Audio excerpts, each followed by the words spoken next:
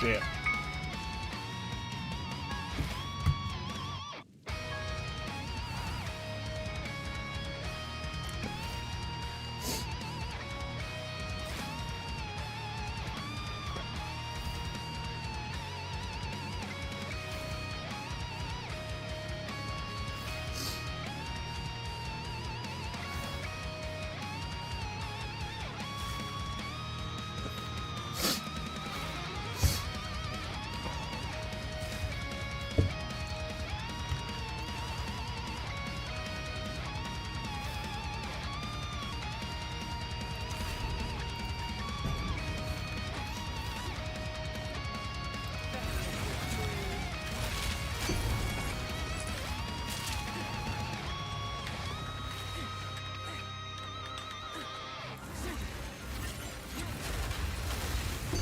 Hey, what's up, Audley? Thanks, man.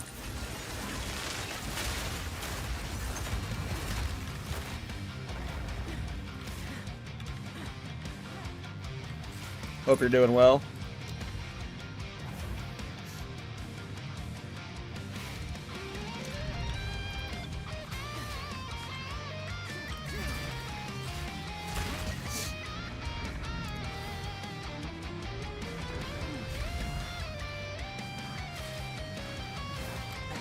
Hey, what's up, Dank? How you doing?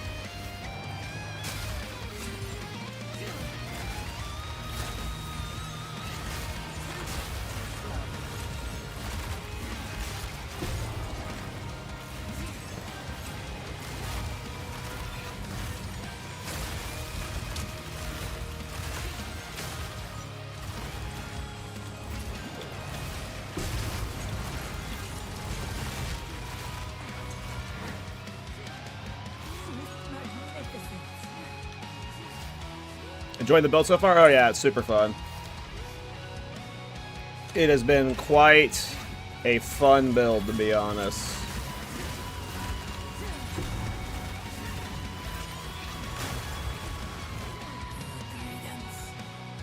Hey, good morning, Dirk.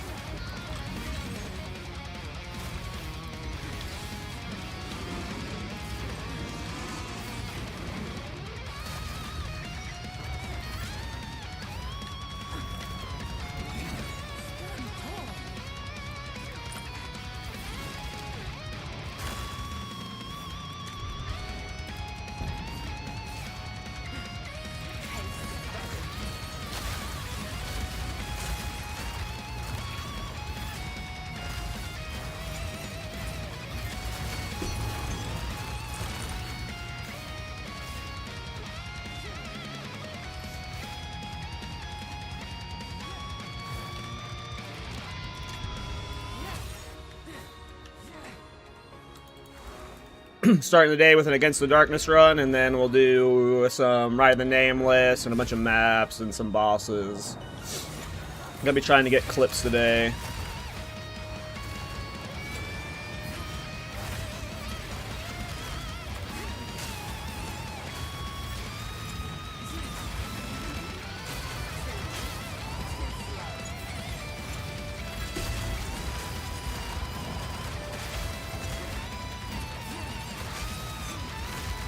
Pathfinder still to play? Pathfinder to play for sure.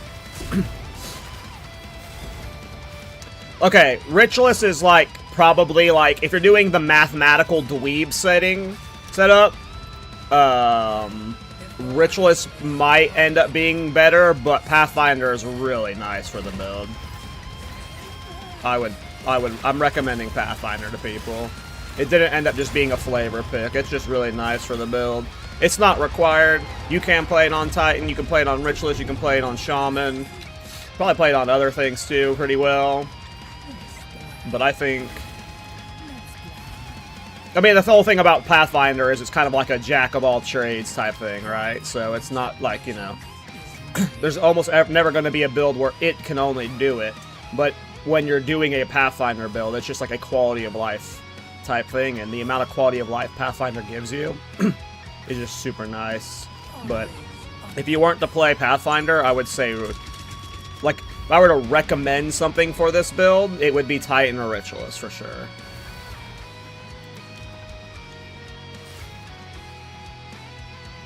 I think a Titan could get to stupid DPS.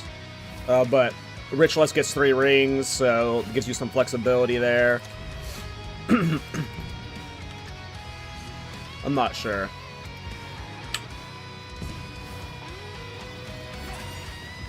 But if you like going fast, the Pathfinder is great for that.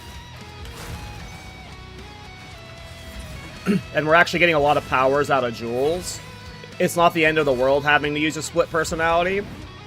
You don't actually have to use split personalities in this build.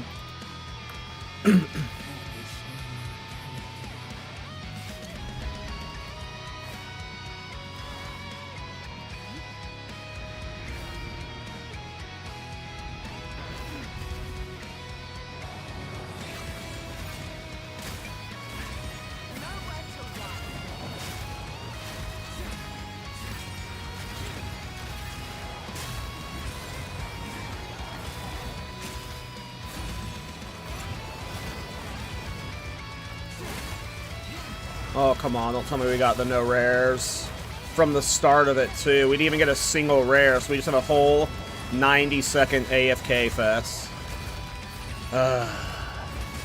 GGG, please fix this. It's been in the game since 0.1. Please fix this. Save Succumbus farmers from themselves and just remove it from the game instead, maybe.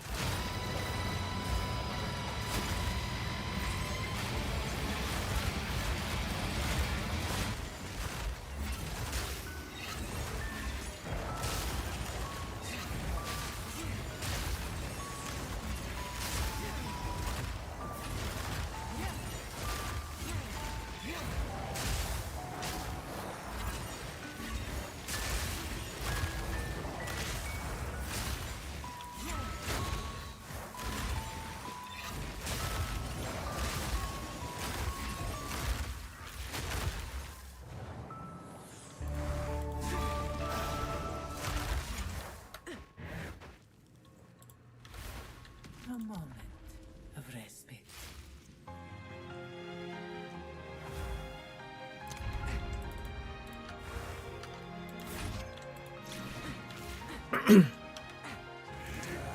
Like, I'm sure there's certain variations where, like, a Titan on this is nice, but, like, let me rephrase.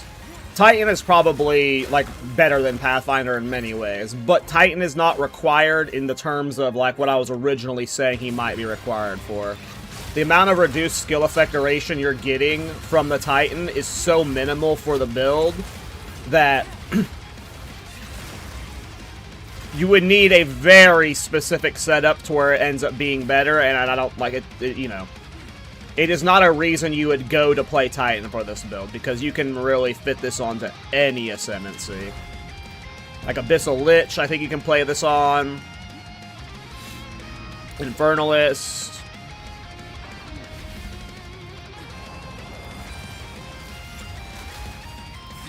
Like, I think it's a very flexible setup that can just be played across quite a few Ascendancies.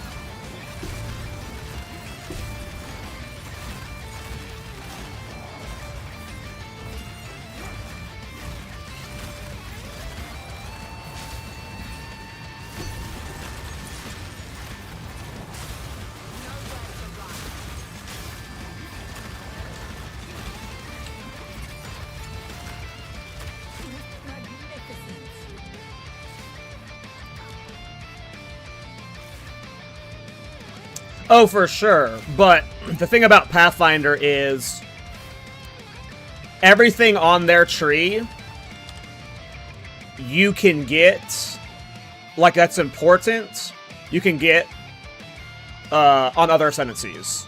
The Path of the Warrior, you can get a split personality for Warrior. Or you can get a split personality for Ranger. And you can start here. And then Relentless Pursuit, being unaffected by slows, there's Legacy of Wanderlust, which a lot of people put in their late game end game builds to get immune to slow. So half the Ascendancy you can just get up from, like, for everyone. So that's why it's like not needed, but because of, like, the Traveler's Wisdom is a lot of fucking damage. So I've got so many 5% damage nodes, so that's pretty huge. And, you know, this is nice too, but you can get this on the tree. Well, not the heavy stun while sprinting, but, you know, it's just a quality of life thing, and yeah. It's super nice, and I'm going to be recommending Pathfinder, but for the people that want to try it on other ascendancies, it definitely can work.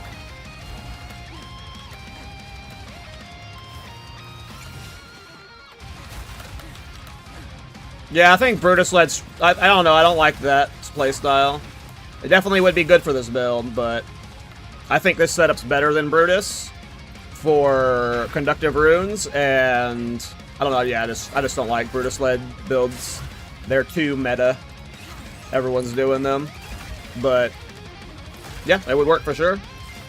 That's one of the many ways you can scale a skill like this. You can use Olar Vasara, you can use Mjolnir, you can use Strength Stacking Brutus, Widowhail. But I am not a fan of Brutus builds this patch. They are just a little too meta for me. Everyone and their mom's doing a Brutus build this patch.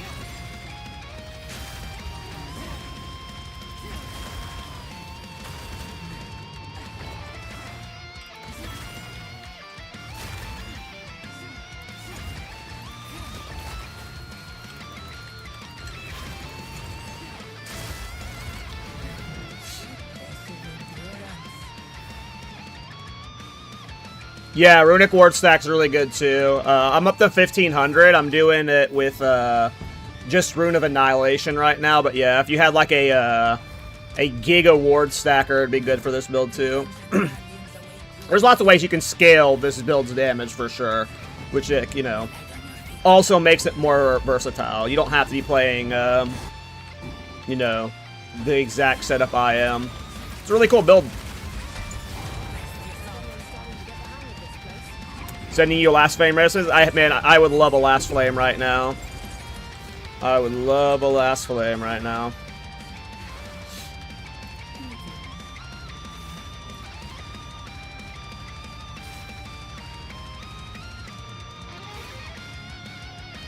What? Don't say rude shit.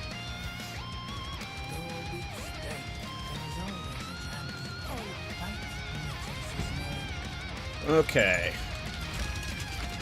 Yeah, I wouldn't mind Last Flame. What are they selling for, like 5,000 Divine right now? Probably 3,000? I don't know. Inflation be crazy.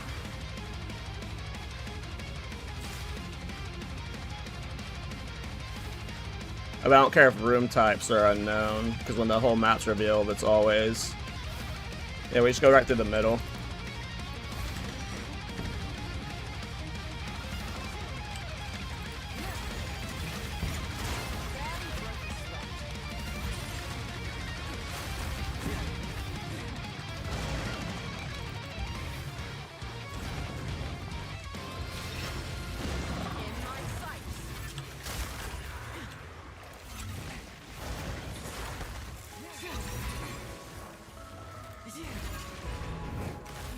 Endurance.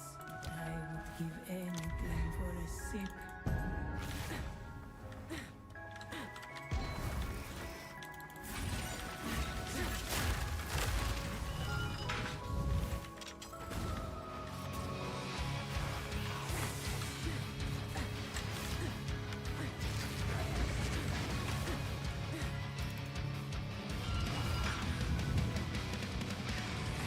Hey, what's up, Lucas? Hope you're doing well, man. Good morning to you, or good evening, wherever you're at. It is morning for me.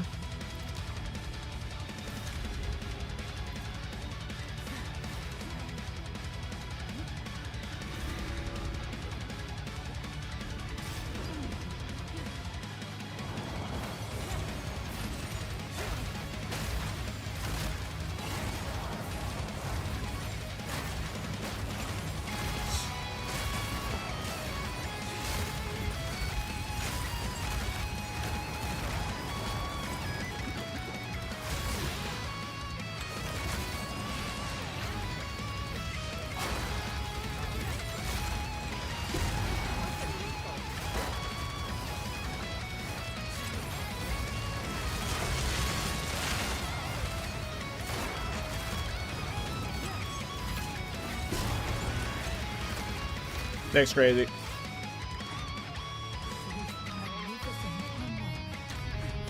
Also, good morning, Crazy.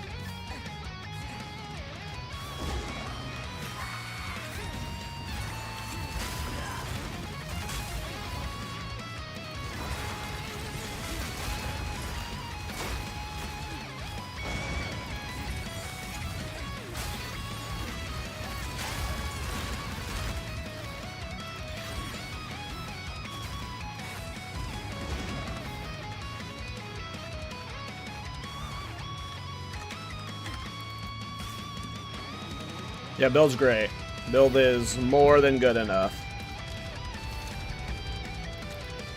Build is... I wouldn't call it meta potential, but, like, it's got, like... This is a build that will have, like, an archetype, like a fan base, you know?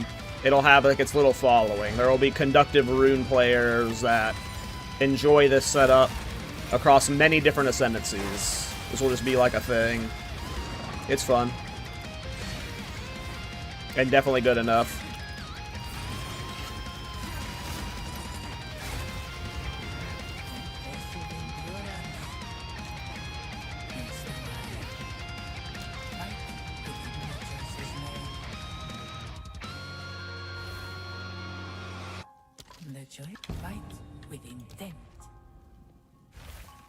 Hey, what's up, Kadachi? Yeah, it was alright. I'm not a big fan of birthdays. But, you know, it was a day. Hope you're doing well.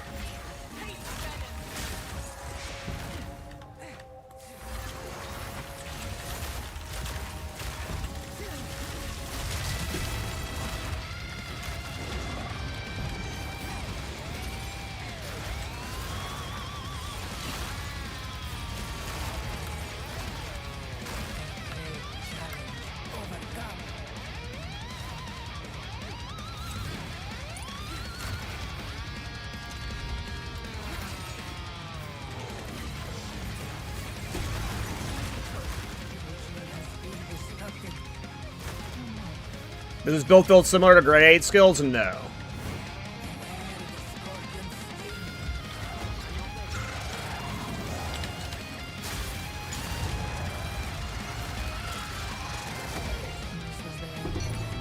Alright, see you, Crazy. Thanks for stopping in, man.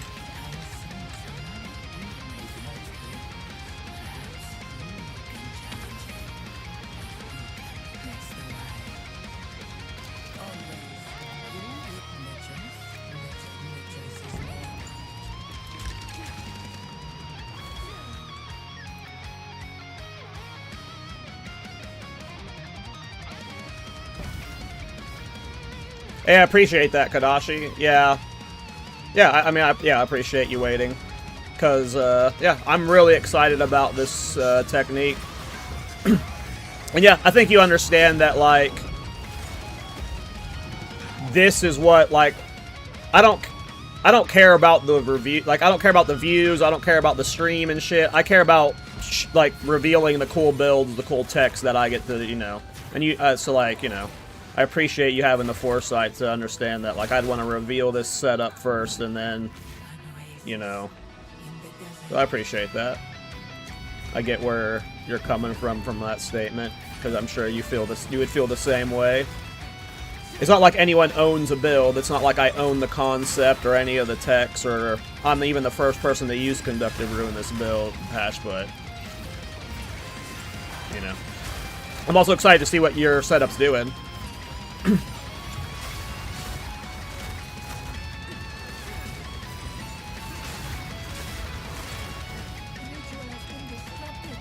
Yeah, I am probably releasing the guide today or tomorrow, Kadachi. So, and then yeah, I'll be giving a shout out to you. I'll be letting people know, because part of how I'm phrasing or setting up this guide is, like, I think this build and this archetype, like, Conductive Runes is, like, very unexplored and very versatile. I think you can play a Conductive Runes build on basically any ascendancy. Like, I think, off the top of my head, I think this would be great on Abyssal Lich, Titan, Ritualist, Pathfinder, Amazon, Gemling. I don't think I would go out of my way to play this on a Witch Hunter or a Tactician. You could play this on a Smith and Hardcore. You definitely could. So I'm phrasing it as like kind of a, if you want to play Conductive runes, explore it on like these, a Shaman. Shaman would be good. And then I'll be like, if you want to play a Ritual variant, check out Kadachi. So I'll make sure, when yours is posted, I'll make sure it's like pinned in the comments too. But yeah, well, I wouldn't say today. It could be posted today. I would say depends on how hard the edit is. Disrupted. On Solo Found, do you think Titan or maybe Shaman? If I was playing the solo self-found, I'd probably say Ritualist, to be honest. Ritualist would get the most bang for the buck for the build because of the third ring. I would say if I'm solo self-found, I would play a Ritualist.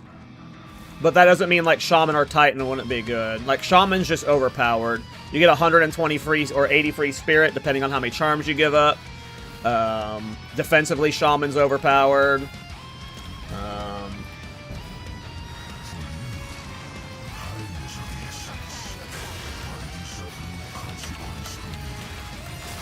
If you type exclamation point Discord emoji, you can post it in the Thorns Discord, but I probably won't look at it on stream. I don't like looking at people's builds on stream, because once I start looking at one person's build, it becomes like, look at my build, look at my build, look at my build, look at my build, look at my build. So it just like ends up me sitting here like doing build doctor for like 2 frickin' hours. But if you post it in the Thorns Discord and tag me in it, I'll check it out off stream. And I'll respond to you in the Discord. Hey, Garcia. Hi, will you do a stream with WoW? I'm sure at some point, Garcia, for sure. Were you able to resurrect Bulletstorm? Hey, what's up, Bakara? I did. If you go look at my YouTube channel, this league, I resurrected it. Hey, what's up, Cantrip? Thank you. Yep, I turned 36 yesterday. 36 years old. I am old as fuck. And I feel it. Were you able to make a guide yet? No guide yet. I probably won't. I don't think I'm doing a Mobilytics for this build. It's... because it requires Ward, I don't think it's, like, necessarily the most new player-friendly leveling build. So I'm probably not doing a Mobilytics guide.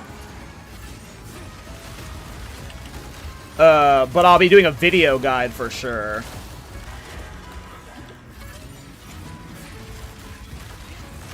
I'll be doing a video guide for sure. I might do a Mobilytics. People seem to like the build. I can always be baited into a Mobilytics, but...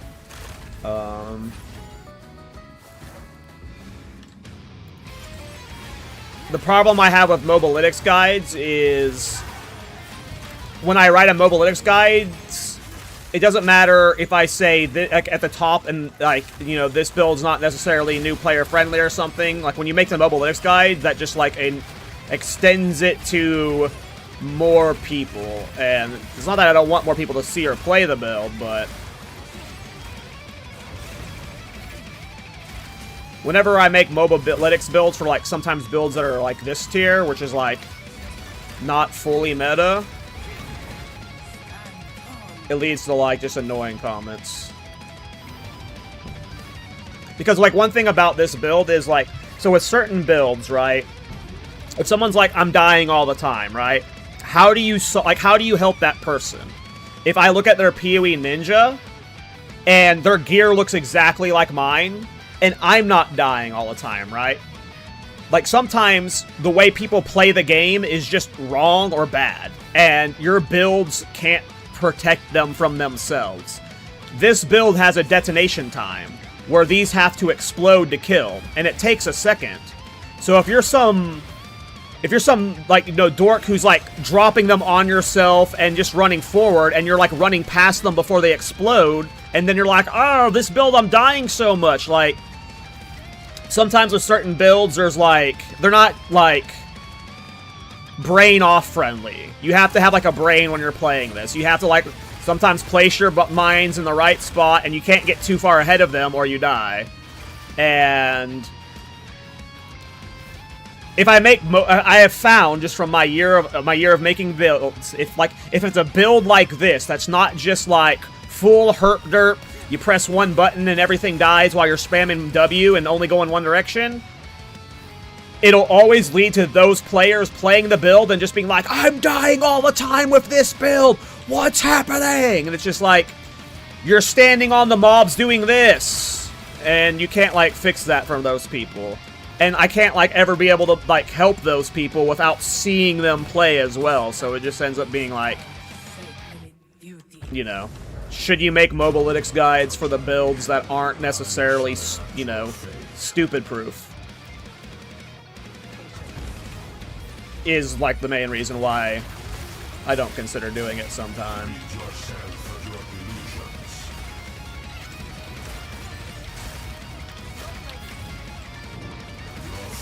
I'm out of ward. Once we get Garukons, our damage will be so much better, but right now we just don't have Garukons. That's what we're farming for right now, is Garukons. Oop.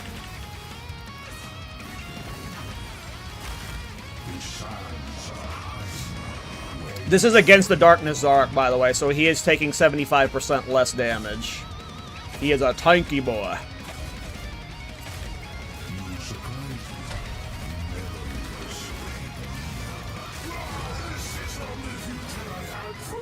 Alright, come on. Spirit gain damage. Spirit gain damage. Hey, we just got a base relic. Paid for the run. Alright, spirit gain damage. Spirit gain damage. Spirit gain damage. Spirit gain damage.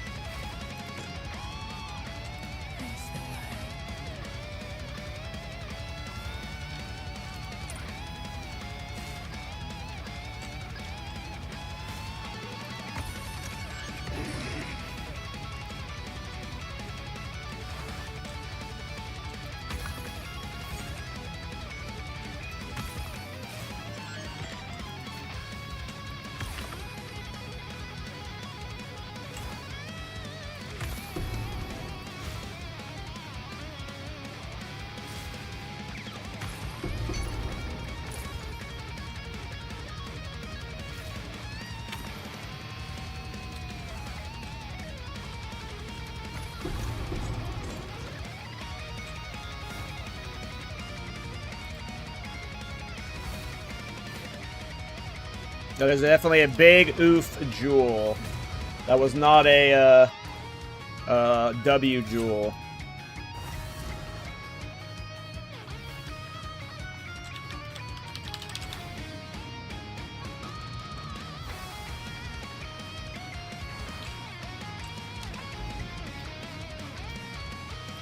All right, let's do a Rite of the Nameless.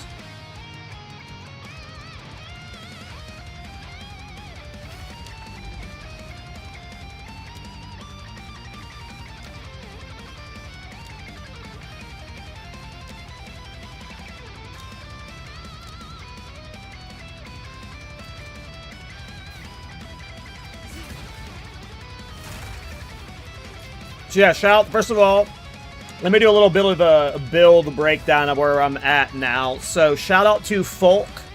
Folk helped craft a lot of stuff for both me and Kadachi. Folk crafted me a fuckload of really good jewels. Unfortunately, they all have lightning pen on them, and I'm using Rakiatas now. I still need to get Garukons. Hoping I have Garacons by the time I record the showcase. That's kind of why I haven't made the video yet. It's because I want to have Garacons for the boss clips. But Folk crafted me a bunch of jewels. Paid him for it.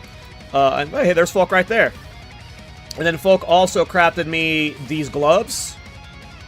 I was messing with painters for a while, but I went back to playing Lucky Lightning. I was not getting, like, Trinity wasn't feeling very consistent. And no matter what I was tweaking with, like, the gain damage sources and stuff, like, it didn't feel like the Trinity was worth the investment. And dropping Trinity just got me,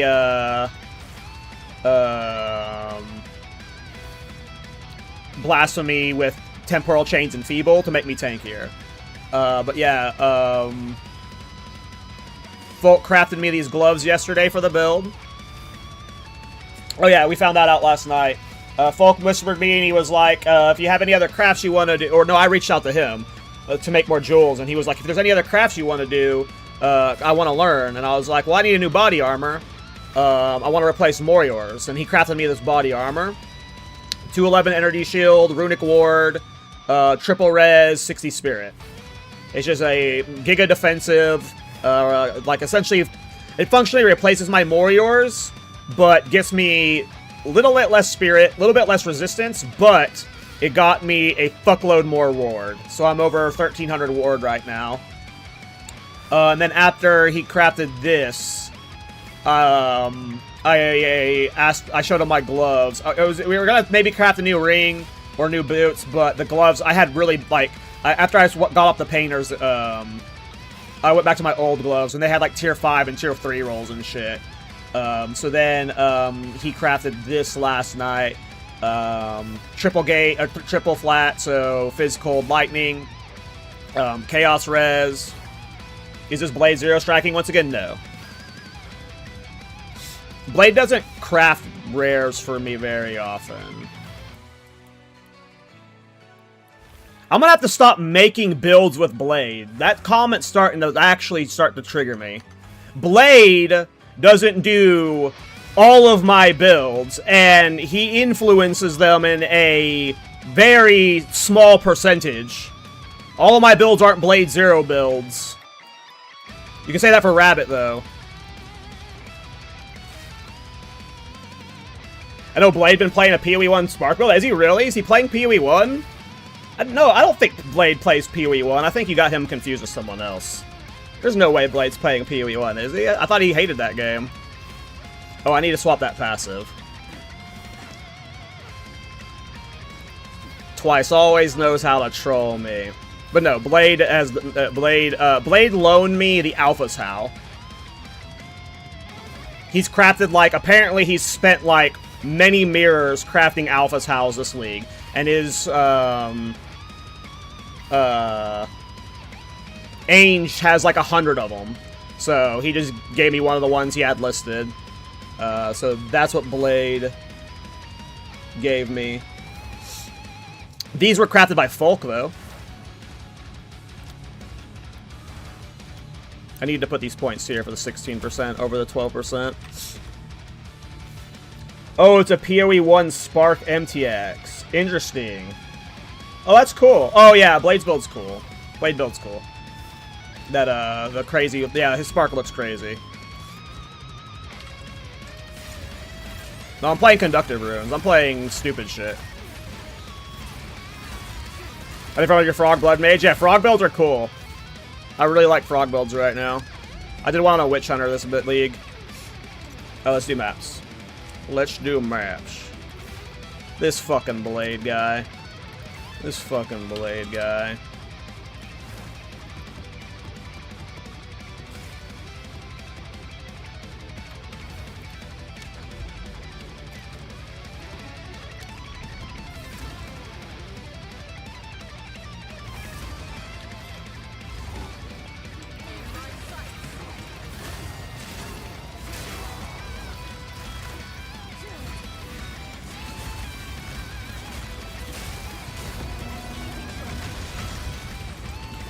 How he's going twice?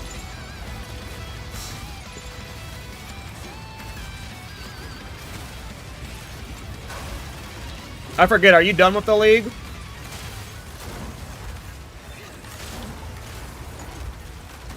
Oh, this is an awkward ritual spot.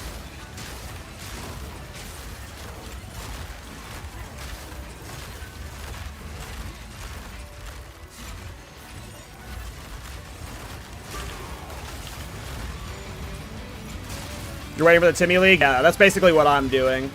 I'm playing this elite build until the Timmy League, or if I'm bored of it before the Timmy League, I'll take a break until the Timmy League.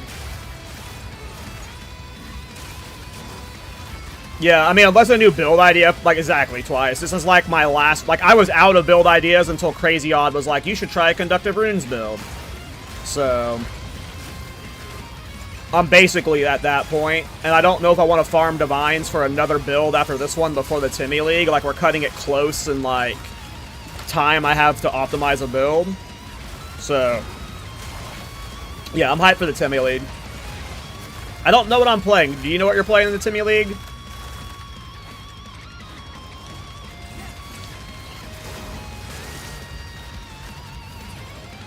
Any way to scale up the area effect? Yeah. By getting a bunch of area effect stuff. I basically have no investment in the area right now. If you play this on an Abyssal Lich, I bet this could be crazy.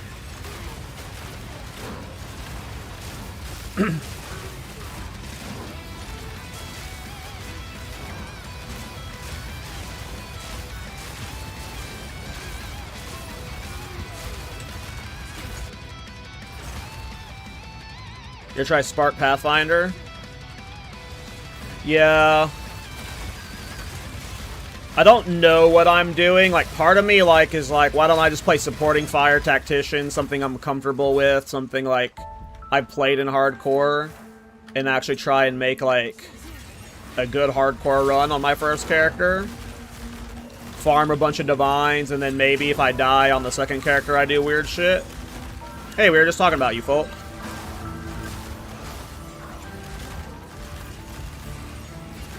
Do you have to do the THC to join THC? Nope.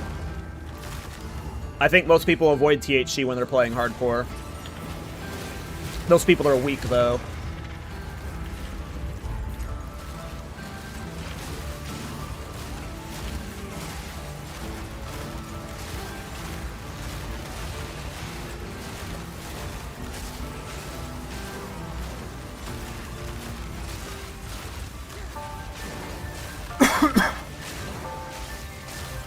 So yeah, I might just play Supporting Fire. And just like try and make a deep run in it. I'm not sure though. I could see me trying to do something weird.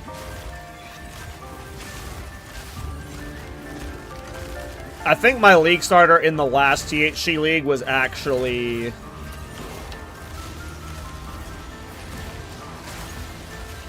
Oh, you know what? I think in the last THC league, I league started Curse Blood Mage. So never mind. Anything I should know about? Nope. I was just giving you a shout out. And then twice accused you of, and twice tried to give your hard work, and your credit to Blade. He was evil, and he was like, "Is this Blade's work?" Stolen Valor. I was like, no. This is Folk.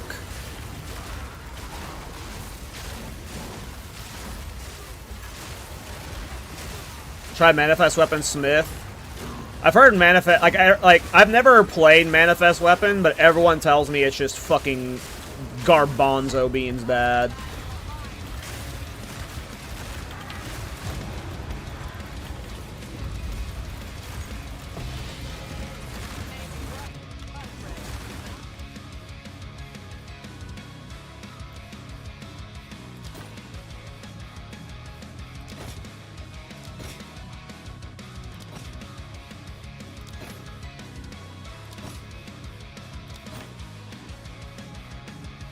What the fuck is that?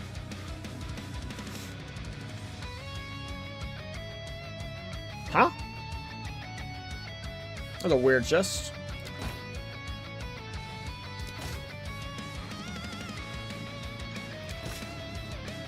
I don't have enough juice for all my rerolls.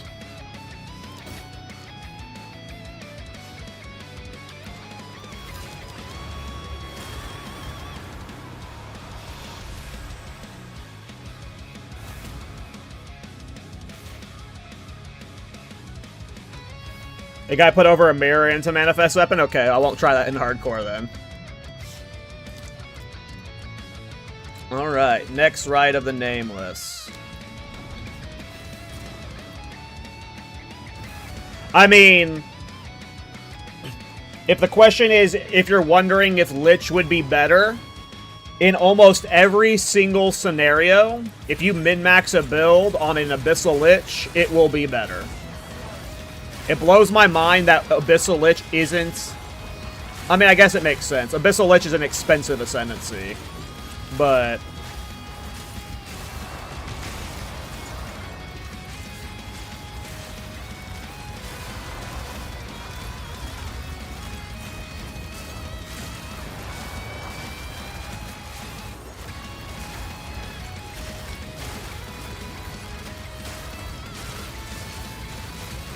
Like, Abyssal Lich is stupid. So, in a lot of situations, whether it's AoE maxing, damage maxing, or whatever, if you can have a budget, Abyssal Lich will make most builds significantly better.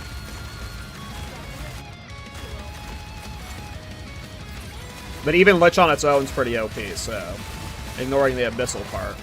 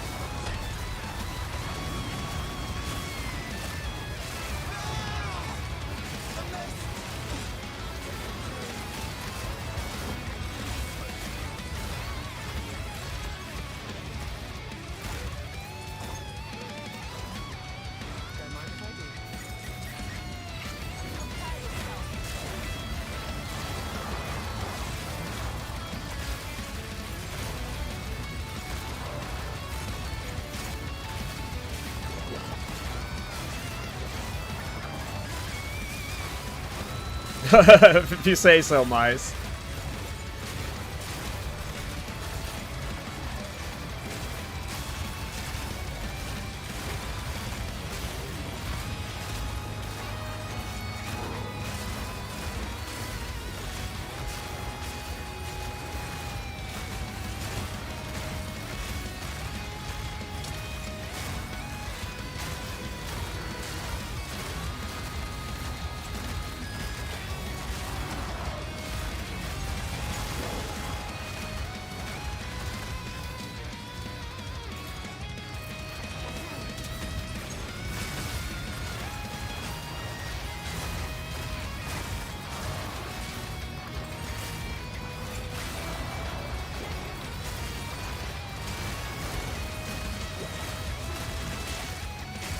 I don't know, just the way Manifest Weapon works, it doesn't appeal to me. And, I don't know. I know a lot of people like Smith, especially hardcore players, but to me, Smith is, functionally a very boring ascendancy. I don't really look to it and think, that looks fun. I think that looks practical. And while practicality is very good,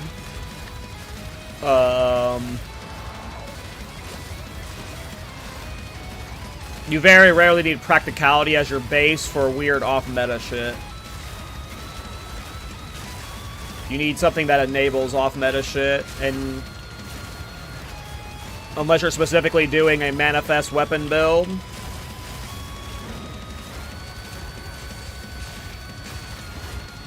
I don't know. Smith doesn't really appeal to me.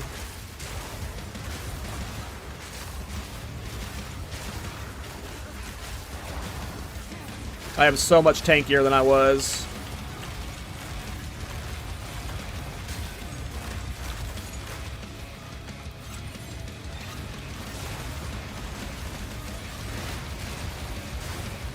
Yeah, I would say At the latest, Kadachi, I'll be releasing my video Thursday, the day I do the podcast. And even if you release yours, like, you know, 5 minutes after mine, that's fine. But if you release yours by the time... I mean, it depends on what tech you're doing. I'll have to see what cool shit you're doing. But if you release yours by the time on the podcast, it is a high likelihood that I end up featuring it. Just since it would give me an opportunity to not only plug my own build, but I could, you know, elaborate heavily on the text behind it because it is something I have played very recently. But, yeah, I would expect my video to release... I mean, it can release today, tomorrow, or Thursday. It'll be releasing by Thursday morning at the latest, so... It just depends on if and when I get Garukons. That's like the only thing I'm holding out for right now. I think in terms of itemization, like I could get better boots, and I might go for a better ring too. Folk and I were talking about how my ring could be better last night. I don't know if I will end up wanting to spend more divine towards it or not. Depends on how the farming goes. But the only big thing I need... Well, I do want a better Ami too, but the Ami's whatever. I think the Ami's fine. And I need better boots too. I want higher Chaos Res, but... The only thing I'm looking to replace at this point for my showcase would just be getting Garukons, because... I mean, my build is set up for using Garukons, and I don't have Garukons, so... If I want to showcase its boss damage, you know, I need fucking Garukons, right? So I think that's what the farm for is currently, is it's like 550 divine for Garukons, so... Garukons. So we're going to, I'll probably DM you on Discord, just to keep you up to date. Since I appreciate you communicating it with me, but yeah. It just depends on if I hold out for the Garukons or any other upgrades, but by the podcast, I'll have my video posted, and then...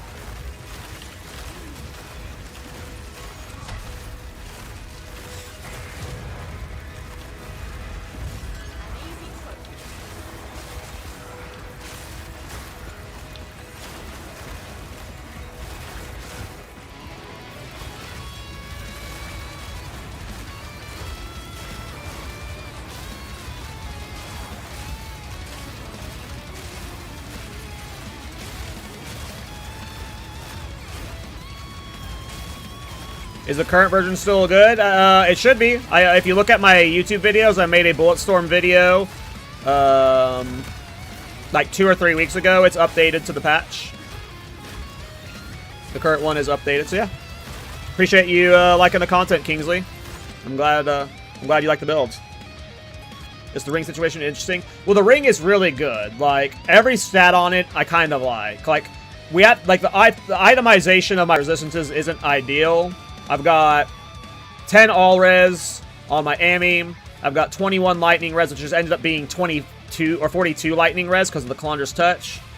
And then I've got the resistances on my boots. And, like, these 3 are the only replaceable pieces I have left that give resistance.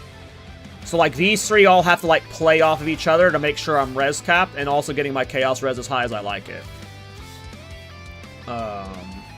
So that makes it extra hard, but the strength and int on it is good, because for every 5 strength and int, I'm pretty sure I'm not over on either. Yeah, I'm not. Every 5 strength and int is 5% increased damage, so it's like the ring is perfect rolls. It's just like, or perfect, like, lines. It's just like, the tier 5 lightning res sucks. You know, maybe that could just be a fat chaos res roll, and then I just have giga boots or something that's handling the res. I mean... The problem is also these boots aren't ideal. They're not awful because they have a fuckload of resistance, but I'm not really playing armor or EV ES. So like having a higher ES ward base might be better, would be like ideal. But like having int and dex and strength is good on all my gear. because of the Pathfinder stuff. So it's like, I like... Like, the only thing I don't like on this is the fact that it's EVES, and, like, you can maybe swap the maximum life for something else, but the maximum life's not like it's bad. So, and then for this, it's not like anything on it's bad, it's just, you know, what's perfect.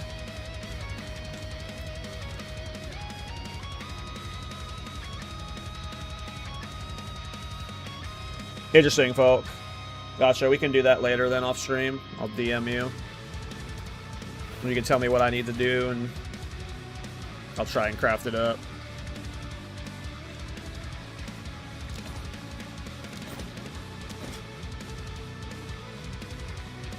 How's it feel to ignore all the slows? Oh, it's amazing. Like, I love Pathfinder. I have no regrets playing Pathfinder.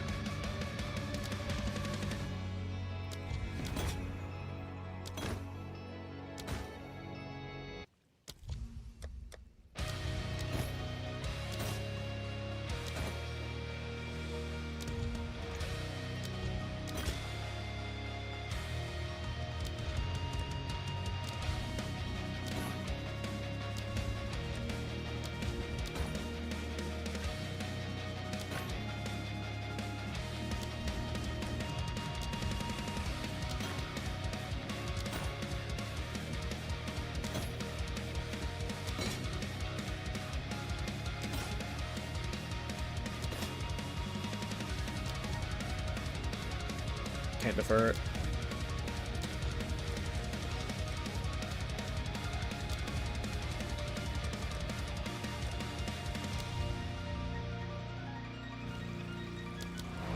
Hey, how's it going, Bada Boom?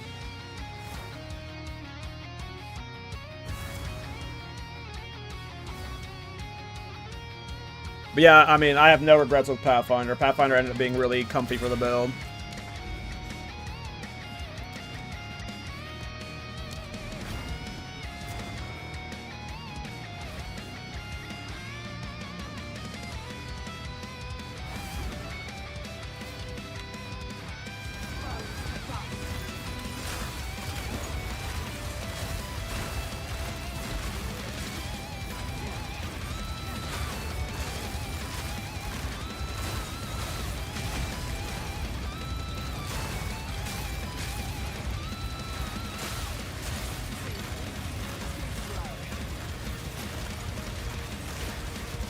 Yeah, easily the best part about Pathfinder is ignoring all slows. It is so nice, like, this being my, like, last, well, potentially my last, like, character of this league, because I'm gonna go play Hardcore League soon. This feels great. I love Pathfinder. This patch has been awful with slows.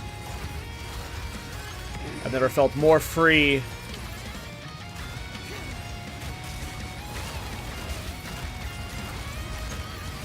Oh, for sure. Yeah, I've talked about this before with, like, some of the other new skills and stuff they've added. A lot of them are very clearly mace, swords, trap skills that are coming that they made Kalgurin alterations of. So, this is definitely a, like, you know, a lot of this new stuff we've gotten is, like, flavors of other things we're getting. For sure. And it's quite possible that, like, this is missing a tag that gets added in a future patch. Like, this could get a trap tag to it. Whenever traps get added to the game in a more,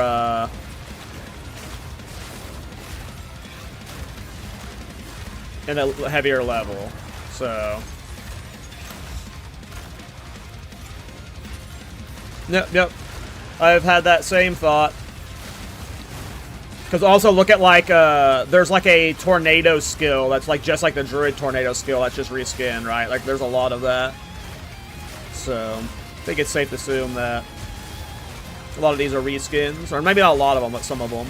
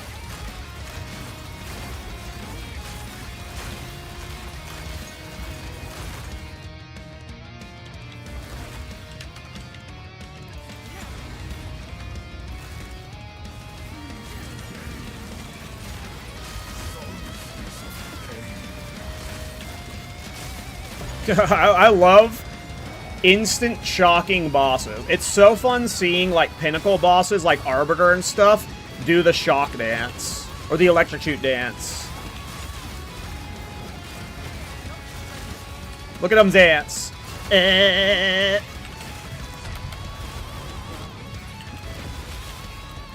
got clicked out of my game. Could have died there.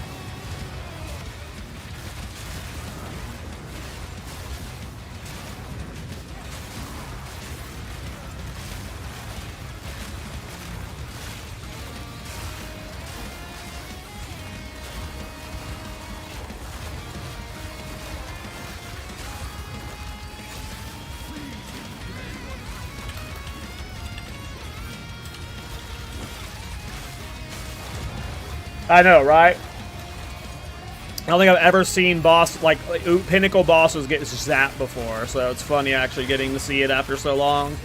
And it just took a skill that has Giga electrocution build up. I'm sure there's people who have done electrocution build, but every time I've tried, it's always been pitiful. Absolutely pitiful.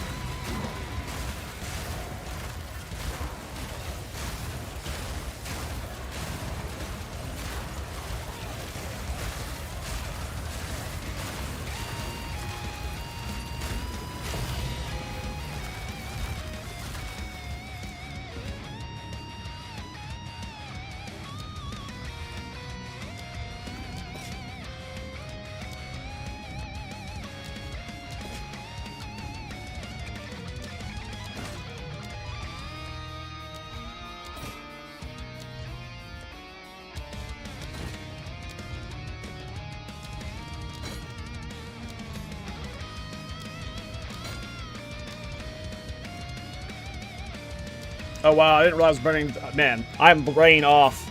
I just burned through all of my attribute to burring there. Wasn't paying attention at all with my rerolls.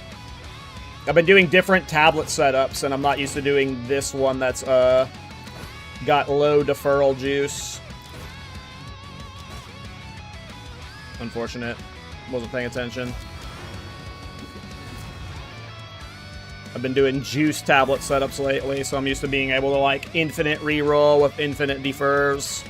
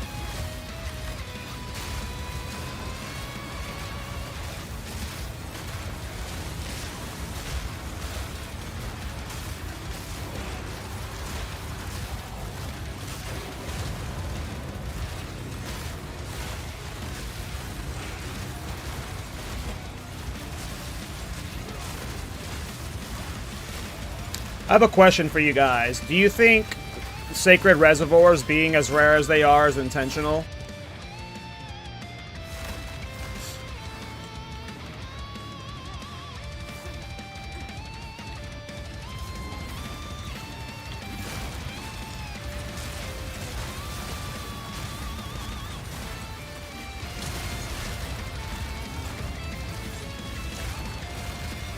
Because it's kind of lame that, like, with all the other lineage gems, outside of maybe Ulna Tolls, I mean, even Ulna Tolls, if I wanted to force self-farm Ulna Tolls, I could. People just don't like doing breach colonies. You can pretty much force farm, even at Ziri's Communion, like, you can sit there and farm every single lineage gem really easily. But Garukin, like, Rakiata's Flows, all of the other ones, like, they show up frequently enough that you can target farm them, and after doing enough of them, you will get the lineage gem. Garukan's feels like something you have to trade for. I've seen, like, 4 Sacred Reservoirs this league. And I've played a gross amount of hours.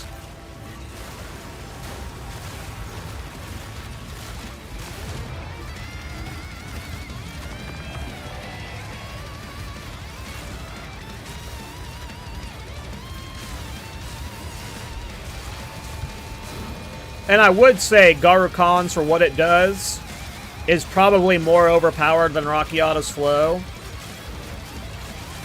But I think Rakiata's Flow has, like, way more builds that want to use it.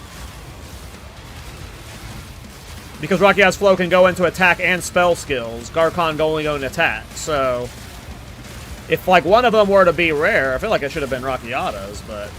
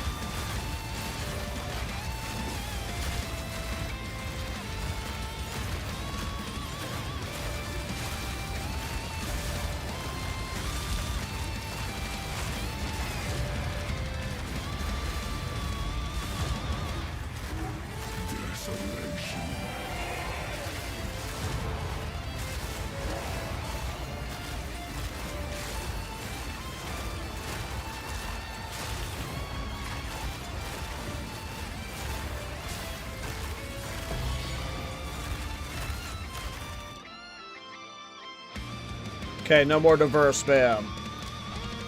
Defer once.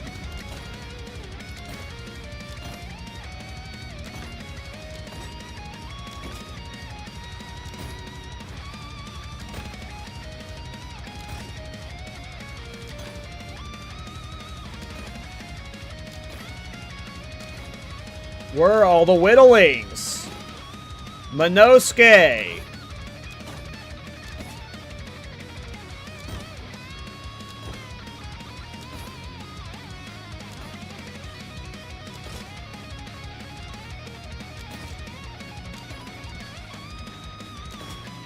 Damn, we're getting cucked in this Ride of the Nameless.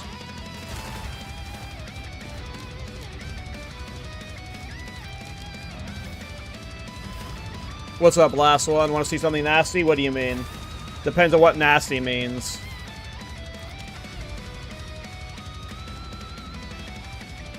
It is nasty nasty? No. I don't want to see anything nasty.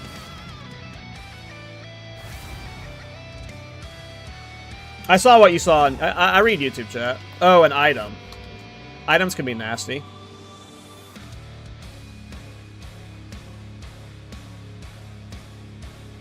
That's pretty good. I don't know how high ES bases can roll. But clearly triple res. With that much ES. Oh, it's like, it's almost... Oh, it is perfect. Yeah, it's actually perfect. Sheesh. Yeah, I don't play ES builds enough to like look at that at first glance and think, oh, that's amazing. Obviously, the triple tier 1 resistance is sick, but yeah, you got perfect rolls over. That's nasty. Are you using it or selling it?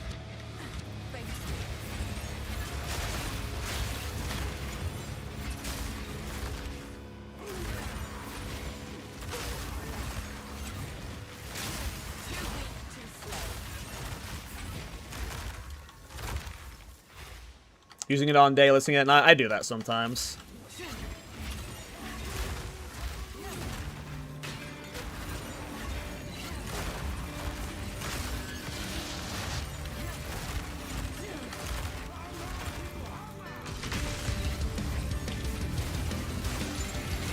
I do that for the convenience of it. It's like I can't, like if I, oh, I was yapping and looking at chat and died there like a dum-dum.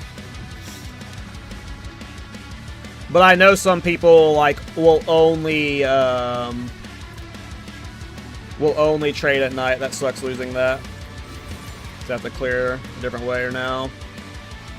All right, we're gonna change things up. Let's do some temple runs. Let's get some temple juice going.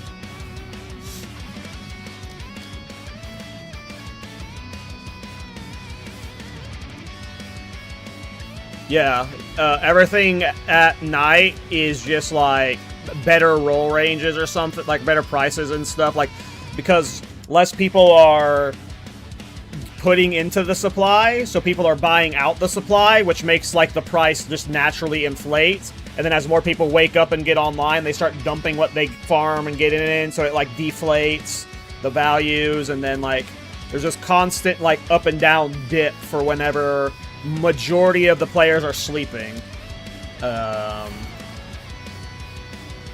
Is my assumption for why that's why that happens. Is just, but yeah, I know a lot of people that only trade at night. And yeah, I've noticed it myself too. Like if you flip omens at like 2 AM, whittlings and stuff, they're going for like 13 divines. But at like this hour, they're like 9 to 10 divines. Like the range is pretty drastic.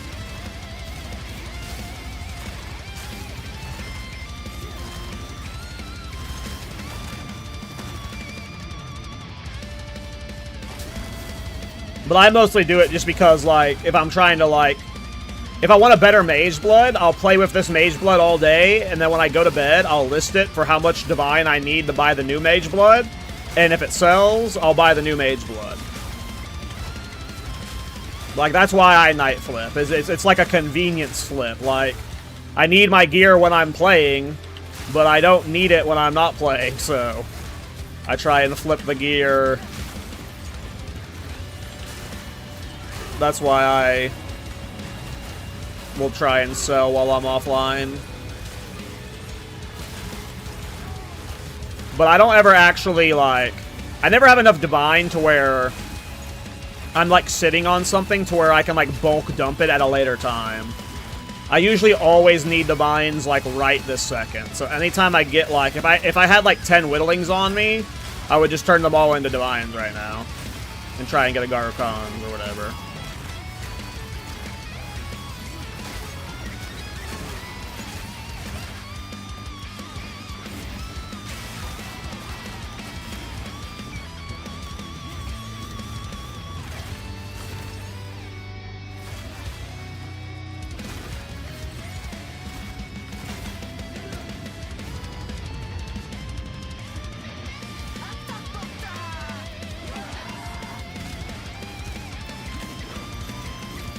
Who are you?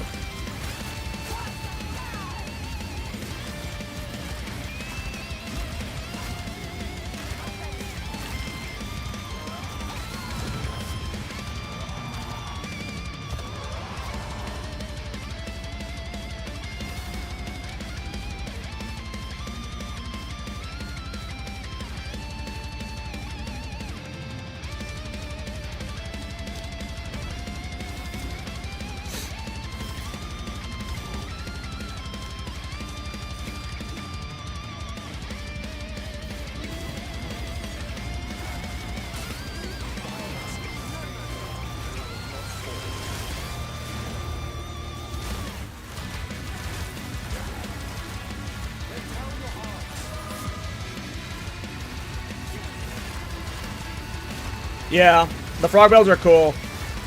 I was doing Dodres on my Witch Hunter this league. Watching the frogs just like heat, like, especially in like Ride of the Nameless and stuff. Watching them like chase down bosses is super funny.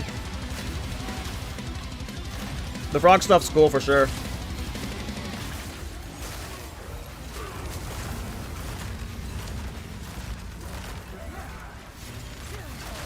I didn't post any videos of my frog Witch Hunter build, but I had fun with it.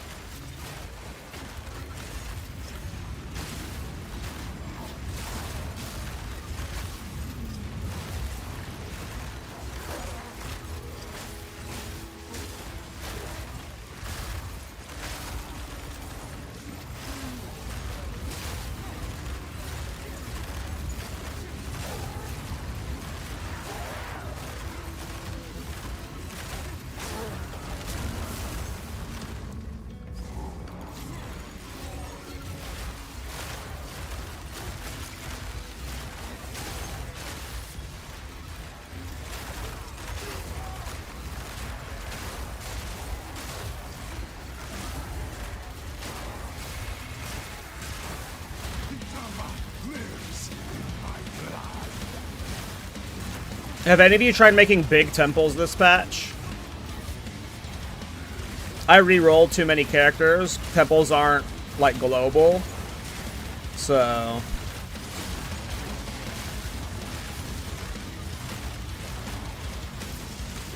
Oh.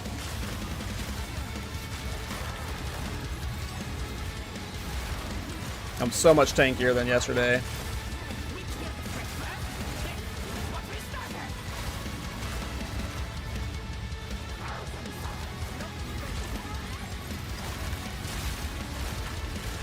Get electrocuted, girl. You're next. Do that shake. Oh, you just got popped. Okay.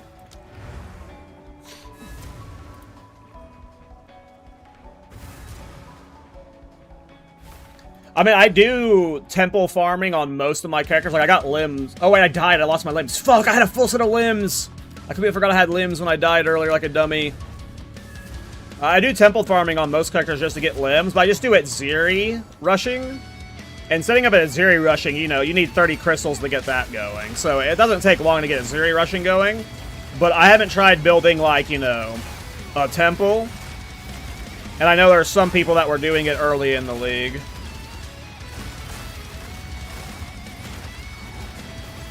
But I do it Zeri rushing. Zeri rushing is easy to set up.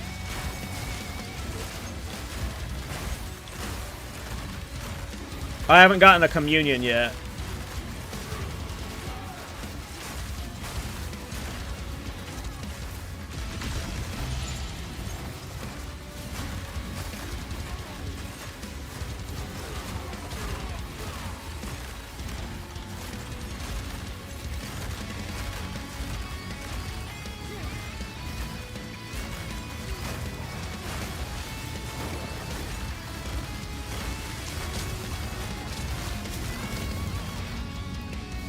I've also had shit Prism of Belief luck. I've done a lot of Arbiter kills. And I haven't gotten, a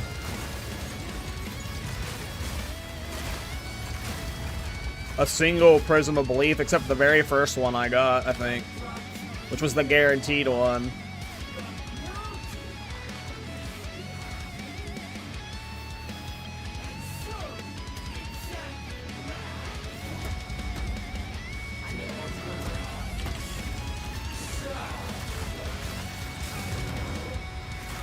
See, my damage is already doing that.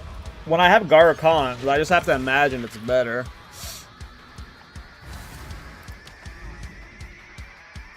I'm just gonna be one-shotting everything.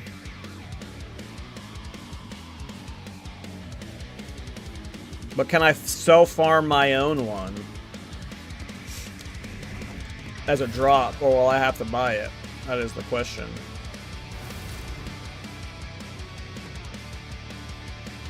Luckily this build's super fast. What's my movement speed right now? 89%. I can get that faster.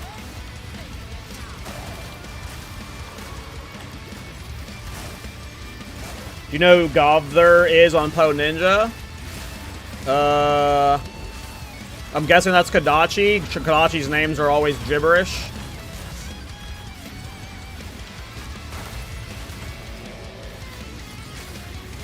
If it's a ritualist, it's Kodachi. But Kodachi's doing... I don't want to look at his ninja. I don't want to see what he's doing, especially since he's doing a different tech. He said he's doing something different that he's excited to showcase, so I don't want to go look at his ninja. But I know he's doing a lot more damage because I saw he was using Rigwald's, Garukons, and Rakiata's flow, and he wasn't doing the reduced duration tech. So, like, his DPS should be a lot higher than mine because just Garukons and Rigwald's alone is a significant damage increase, right? But then he's not also doing the other...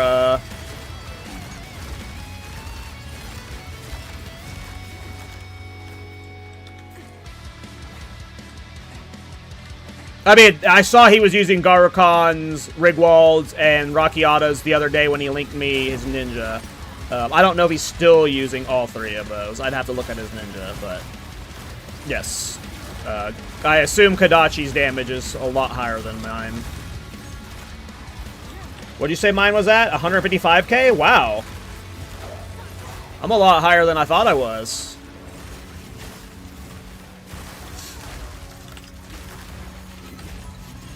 I imagine I'm gonna overtake the Titan whenever I have Garukons.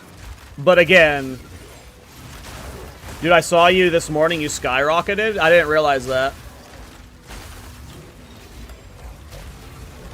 I mean, I added Rakiata's, so that helps, I guess. You know, I guess that's what did it. Rakiata's is fucking overpowered. You know, I was avoiding it for as long as I could, and it was just like, yeah, it's a really good item. It's gonna make my damage giga. And then, when I add Garukons on top of that, I should be higher than the Titan. I should be higher than the Titan. I am not DPSing maxing, though, so... Like, I'm running, like, double curse and, like, trying to get, like, you know... So, I don't know if... Again, I don't know if, like... Again, I don't want to look at what Kodachi's doing now if he said he's doing something fun and different, because I want to be surprised by it. Or potentially naturally stumble upon it. But... Yeah, I think we're doing, like... functionally semi-different setup, so our DPS numbers should look different. And even if we were doing the exact same setup, I wonder who ends up with more damage. If we had the exact same setup, who ends up with more damage? 3 rings or the Pathfinder with all the increased physical damage, or 5% increased damage nodes? I'm gonna guess the Ritualist, but I bet it's closer than I expect. So I'm getting a lot of percent increased damage. I need to do the... I need to add them up at some point.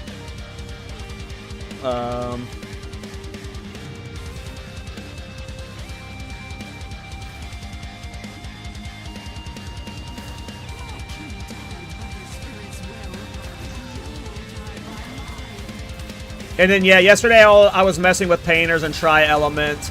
I ended up going back to Lucky Lightning. Yeah. Which is fine, too, because if you're still running Painters, then that just makes our archetypes even more different, which I prefer. Keeps our own flavors on it.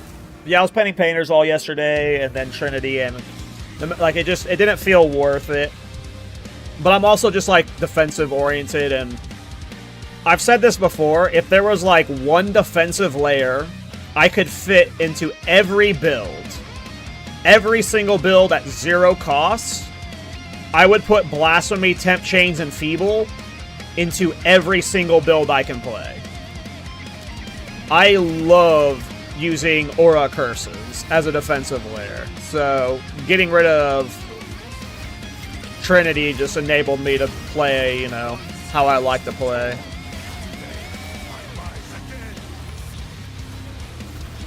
And curses aren't necessarily great without curse scaling, but I mainly do it for the temp chains. I really like temp chains as an aura, especially when you're moving this fast. It just gives you that little extra wiggle room to kite.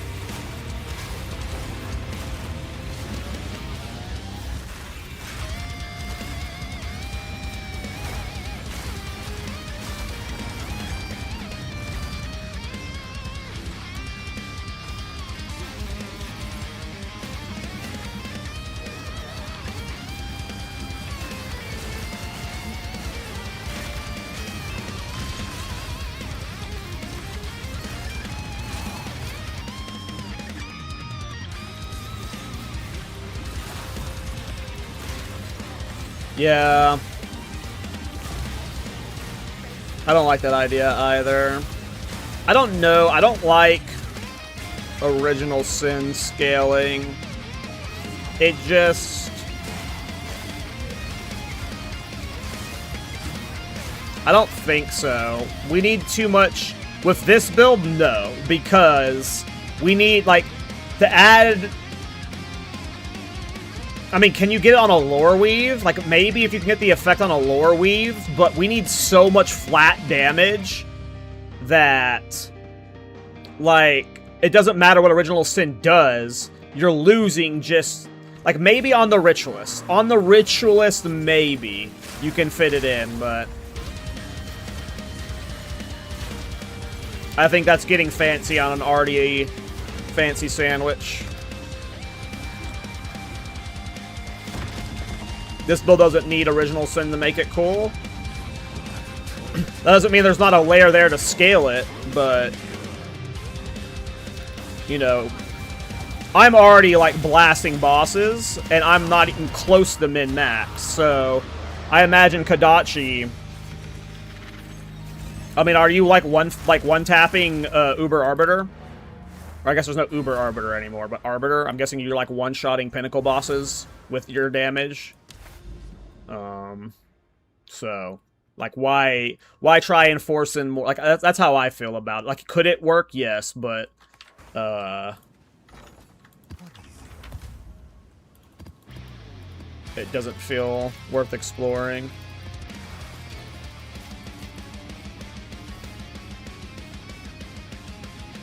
But they're just something, like, Original Sin for me is one of those items that's got, like, that asterisk thing effect to it, where it's like, I wouldn't call it Headhunter tier, but there's just something about Original Sin that's just like, meh. It doesn't excite me when I see Original Sin in builds, if that makes sense.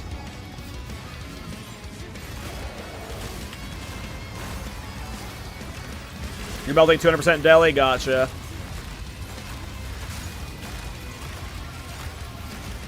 Yeah, I haven't bothered with 200% deli, but I'm sure I can handle 200% deli. It sucks that, like, Uber bosses are so expensive. Like, I would love to show you guys all of the Pinnacle bosses right now and do a round of bosses. But if I were to do Arbiter, Arbiter of Ash, Arbiter of Divinity, Jet, those three bosses alone is, what, 35 Divine? Just for me to, like, showcase the build on those bosses? I don't have that kind of money. Always call it Jet.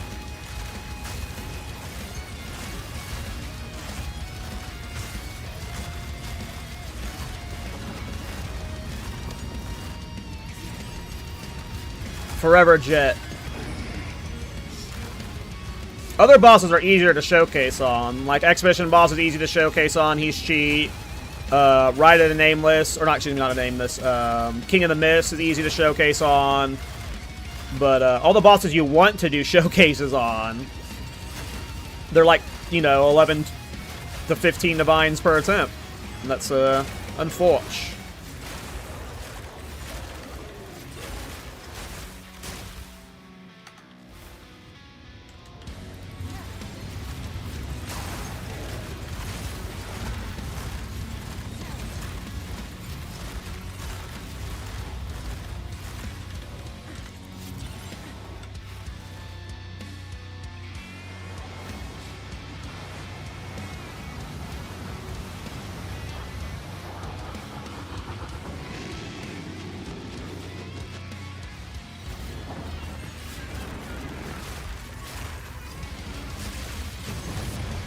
That gives explode from hazard? Yeah. You talking about delayed reaction? This one? I don't know if this is a new support. This is my first time ever using it. Then no, I'm not using any new supports.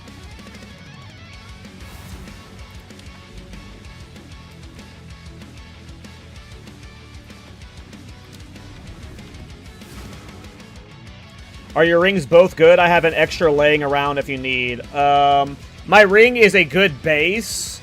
Like, I need all these rolls. I just gotta get, like, the flats aren't good. Or, like, the, you know, the tiers aren't good. Tier 1, Tier 2, Tier 3, Tier 3, Tier 1, Tier 5, so... I just have to... It does need to be better. I would want it to be this exact ring, just better rolls. Essentially.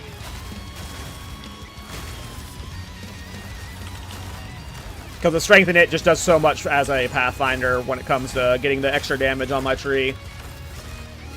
So the strength in Dex is huge when it's getting duped by the Calandras.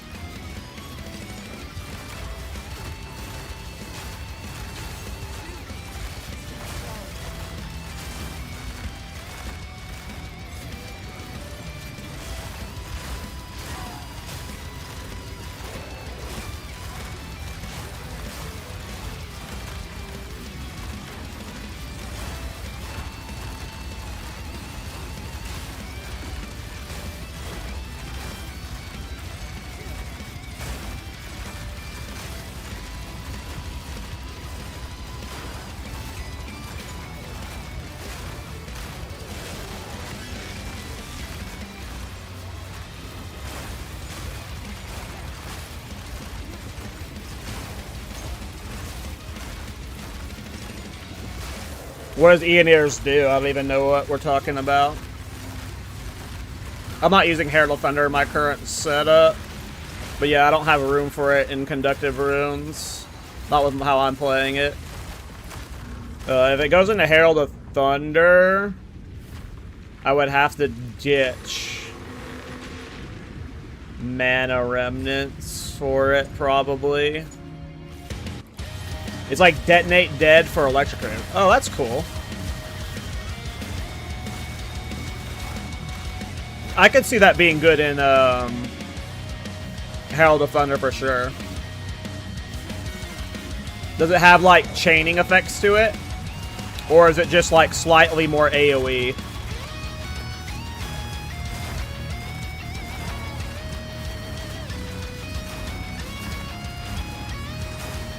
Because the AoE is like the last thing that I'm like, I look at and I go, I need to get the clear a little bit better than this.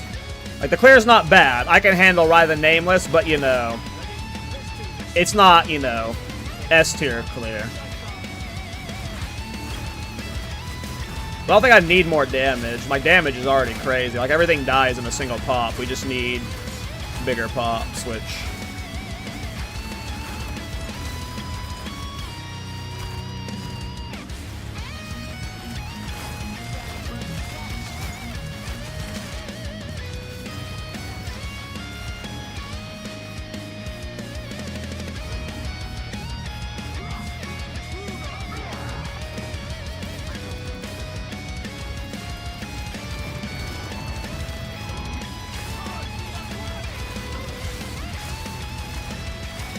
Look at him shaking.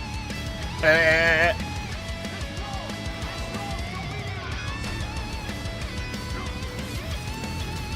thought I phased him, but I guess I didn't.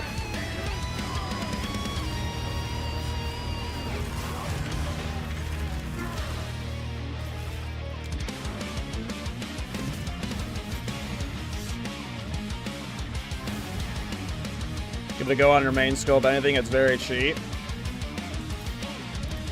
I feel like I'm being baited right now.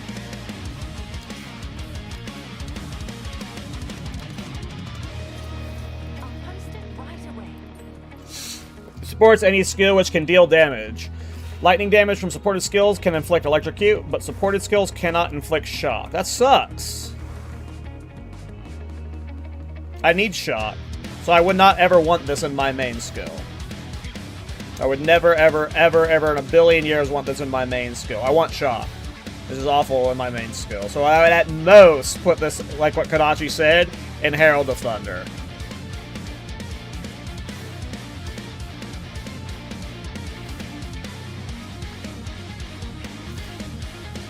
Yeah, this just goes in like I would never use this in my main skill. I don't even want to test it in my main skill. Like I would put it in Herald of Thunder. Like I use shock for bossing, and I don't want to add something like I could maybe add pounce for shock if I really wanted it. Like, but then I lose. Like, yeah, there's no way I'm using this in my main skill. I don't need to test that to know. If I swap the Herald of Thunder, I can test it then, but I'm not giving up shock right now. Shock too good.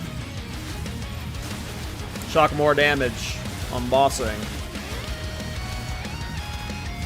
When my Garukins is online, you know, maybe my damage is so good that I don't care about the shock, and then I can put Aeoneer's Thunder in it to help with the clear, but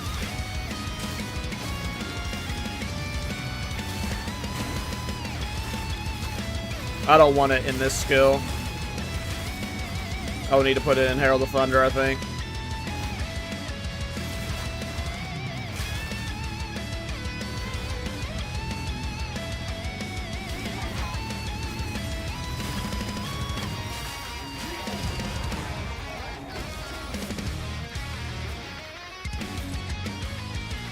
Then I'd have to be doing some form of weapon swap for shock, which I definitely could. We aren't using any of our weapon set passives, and there is some shock magnitude stuff here, and like right over here. One of these is like shock magnitude someplace over here. I forget. So like I do have the weapon set, so if I'm like doing like pounce on weapon set 2 for shock, you know, then there's a world where it goes into this skill, but I don't have room for it either way. Like, I'm going to be swapping Elemental Armament for Garukon, so if it went anywhere, it'd be in Herald of Thunder, like Kodachi said.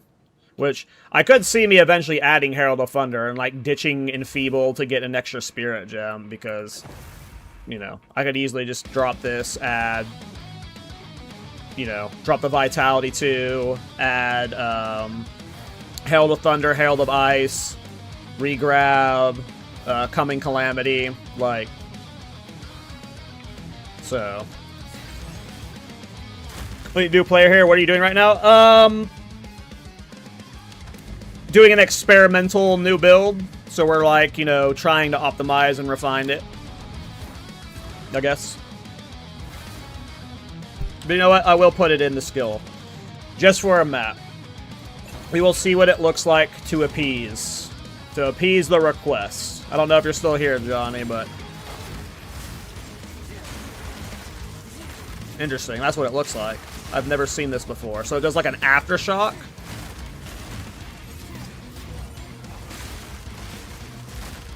Huh. Doesn't seem very needed in my main skill. I definitely see its value in, like, if I'm running Herald of Thunder, which I very likely could swap back to with the Coming Calamity cheese. I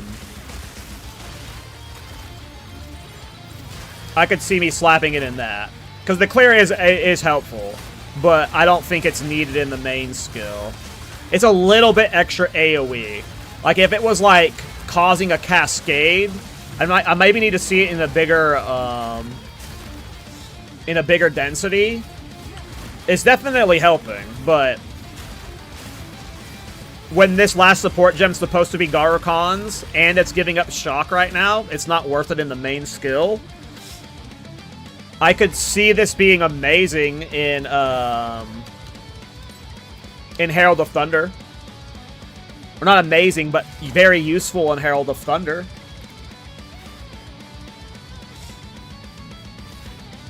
But not main skill, yeah. Not main skill.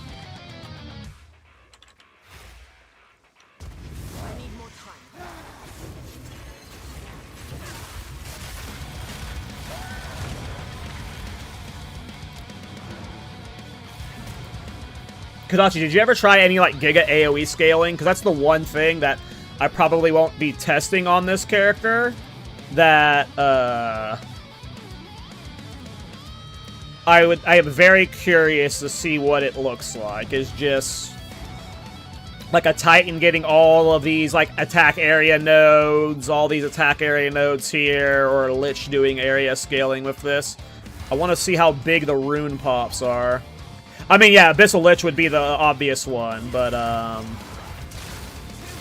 already done an Abyssal Lich build this league, and yeah, I didn't want to do another one. But yeah, so Abyssal Lich could be absurd for this, you know. Abyssal Lich or Titan.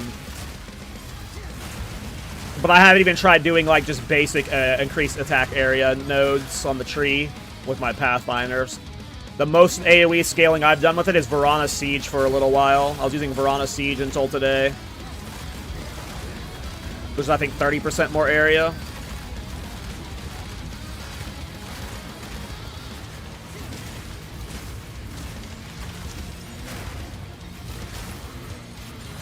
Oh, interesting. You're not doing the pops like me anymore.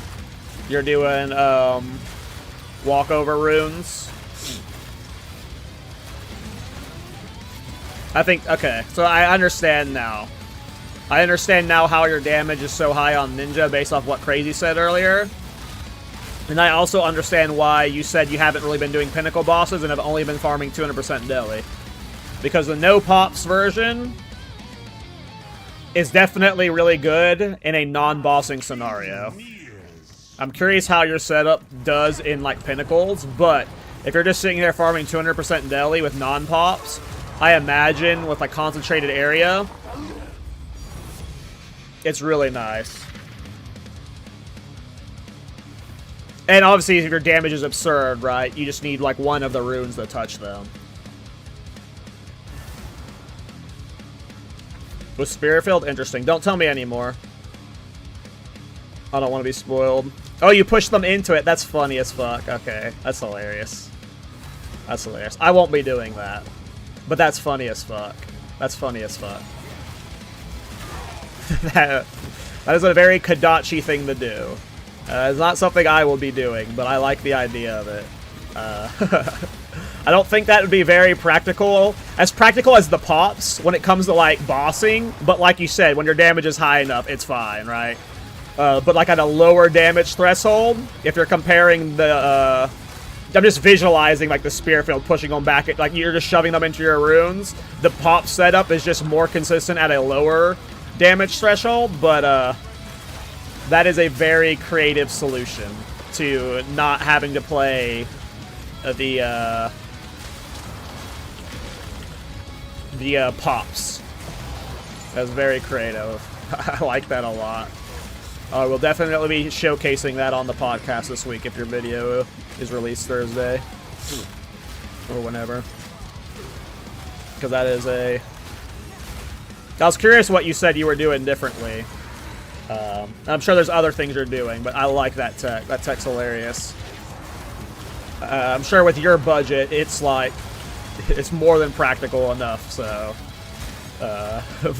that's funny. That's really cool.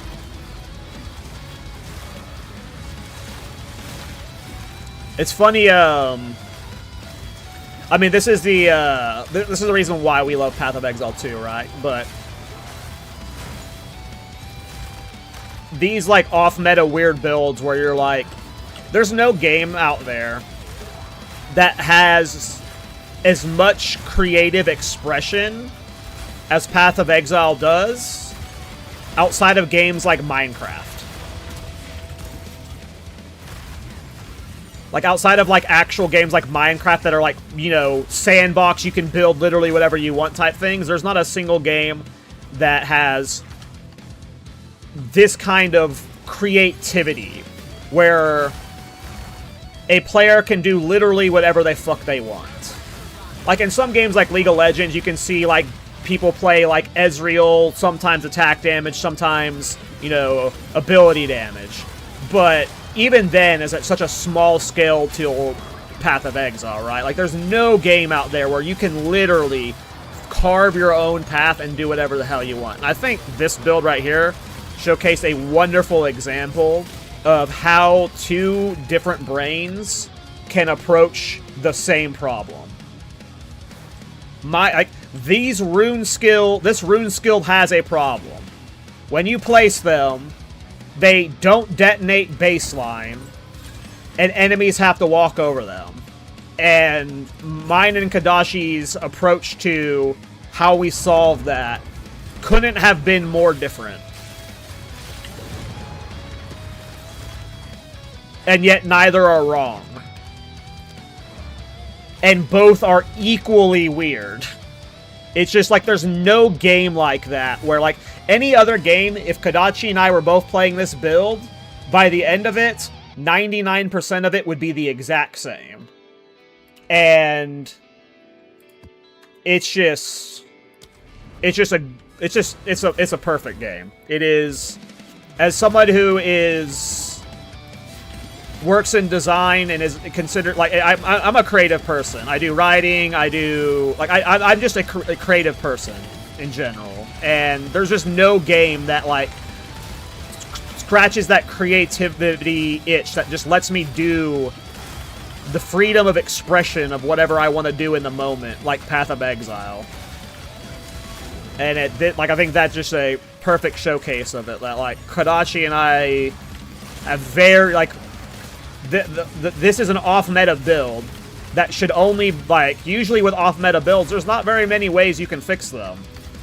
But very different approaches, and both are cool. I don't know, it's awesome. This is why I love this about this game, is it's just...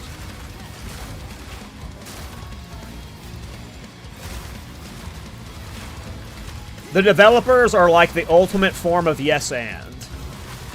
If you've ever taken improv or know anything about improv, there's the practice of yes-anding, where when someone says something, does something, you join with it. You commit to it. You're like, yes, and you'll add on to it. And the developers at Grinding Gear Games, like when I compare them to Blizzard, if they see you playing a game the way that they did not intend for you to play it, they will design it and rebalance it to where you cannot play the game that way anymore. They will say, that's not what we want, and we will change it to where you have to play it the way we want you to play it. Whereas GGG, their approach is very much yes and. It's, oh, you want to play the game this way? Let me find a way to let you play it better.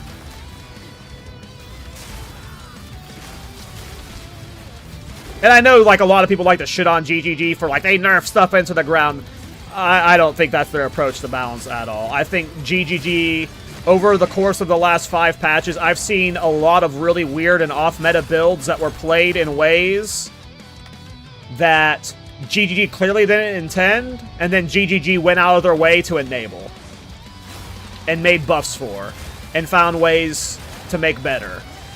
I'm a proud GGG Glazer, same. I've never been a simp for a game company or any early company, and, like, I will, like, there's no game that makes me feel this way. And makes me, yeah, these devs are just the goats. They're just the fucking goats.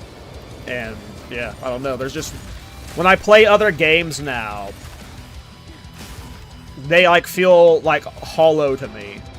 Because I just know that, like, I'm always like, I want to do it this way. And because, like, this game has just conditioned me to stop thinking, can I do this? Like, that's a question you guys probably ask yourself a lot in a game. Is you see something, you go, oh, can this work this way? And most often not, in a lot of games, they don't work that way. But with PoE specifically, both PoE 1 and 2, obviously, you never have to ask, can this work? It's, how can this work? Like, I never am like, oh, I don't know if this can work. It's always like, let's go make it work. And that's just fucking so unique to this game, and, like, very few other games have that creative expression.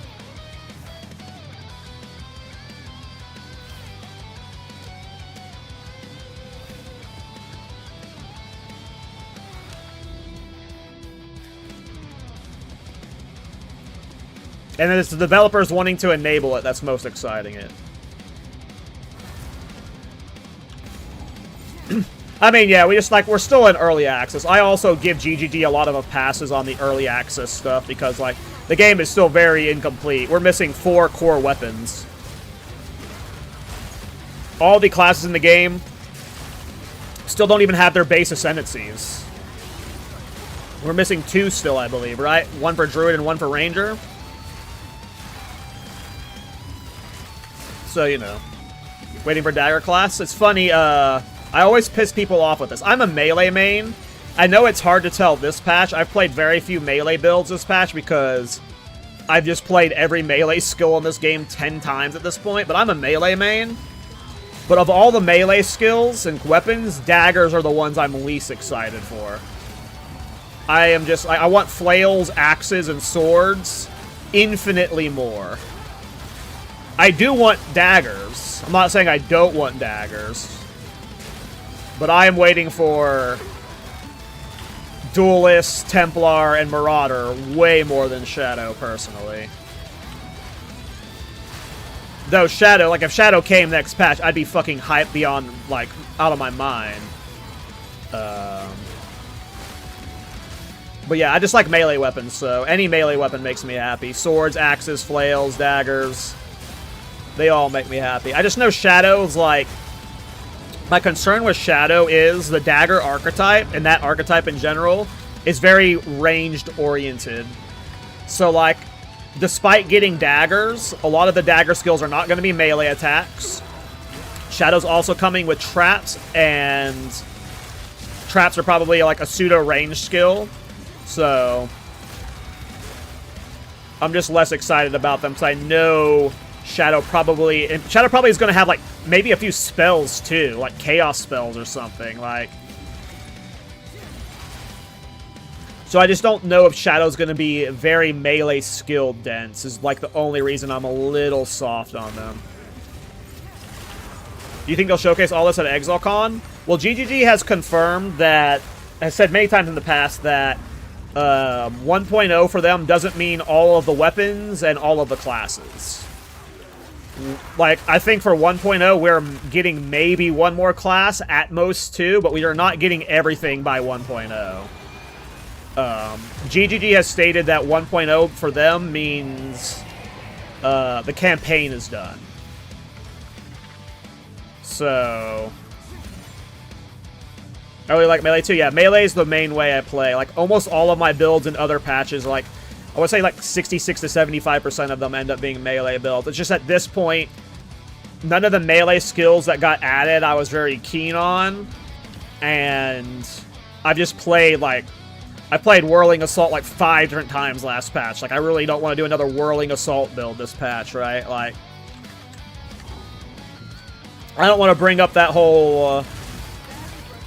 discussion about, at the beginning of the league, all the people were pissy about no swords. Because I was one of the people that was like, I want swords. I want, like, melee weapons are an important thing for me in this game. But I've had a blast this patch, you know. I would not say that the fact that we didn't get a melee weapon this patch, my experience was hindered at all, no. Like, I'm on my, what is this, my 11th freaking build?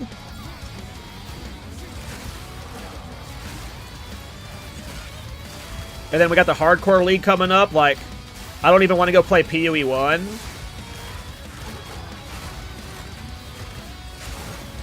I think this is the first PoE 1 league I'm skipping since PoE 2 launched. Like, PoE 2 is great. I'm having a blast with it right now.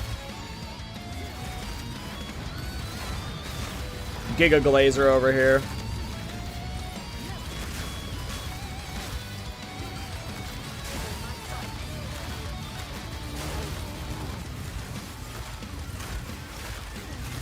That's cool, Matt. Yeah, there's a lot of cool stuff you can do with Refutation and all those weird cheeses.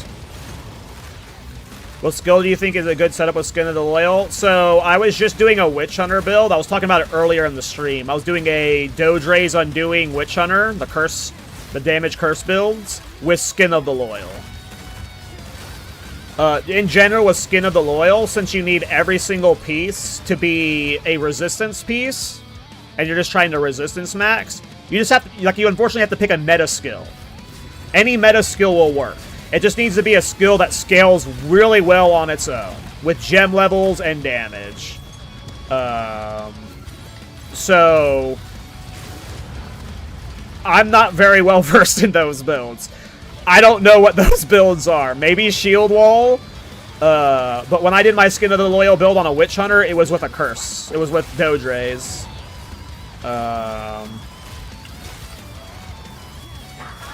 But yeah, Skin of the Loyal is sick.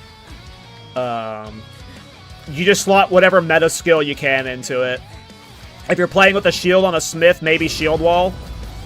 But I've literally never played a Shield Wall build, so ever. I have no idea what state is in this patch either. But my gut would just be like, yeah, play something meta with it, because that's what I did with my curse. With mine, I played a curse Witch Hunter, and yeah, you just need something that you can scale. But it's very good. It's very good.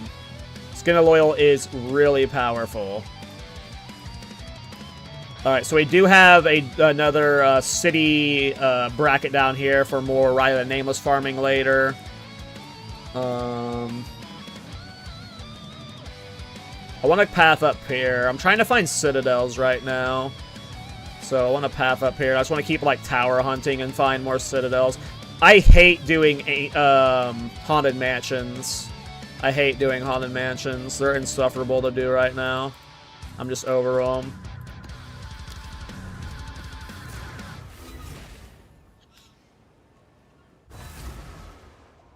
Iron Ward would be okay. It just... Iron Ward could be okay on Smith as a Skin of the Loyal build. I was considering playing a Smith of Catawba in the Timmy League, but I have a feeling that everyone in the Timmy League is going to be after Skin of the Loyal, so I don't know how likely it is to get.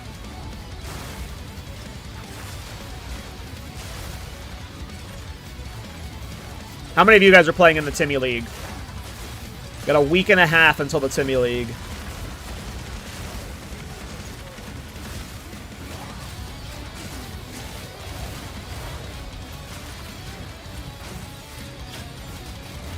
I'm going to play for at least one character. We might play for multiple, but I'm at least playing for one character for sure.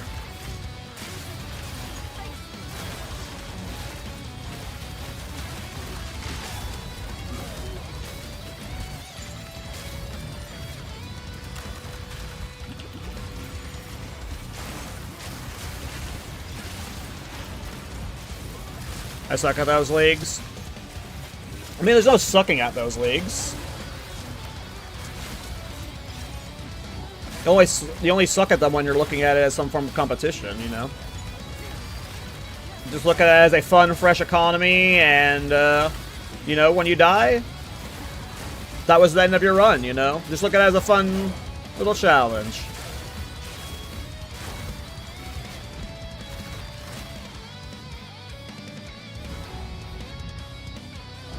Is it hardcore trade? Yeah, it's hardcore trade. And I will be trading.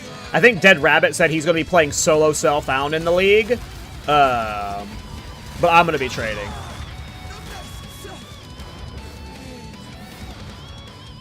Yeah, I know. My damage is like already like that without pre-Garcon's like...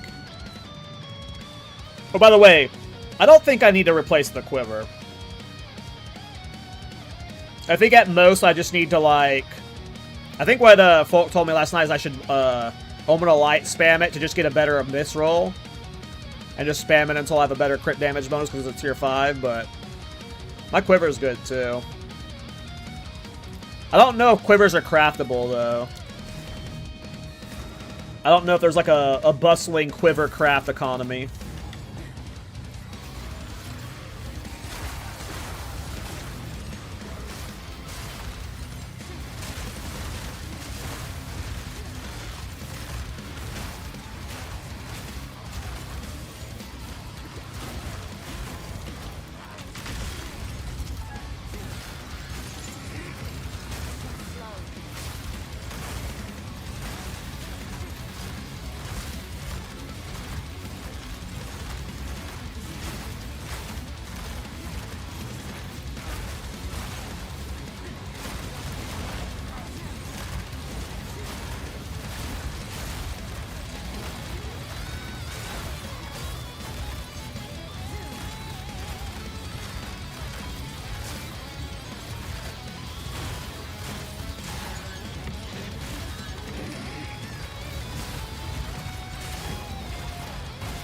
How does concentrated area feel, by the way?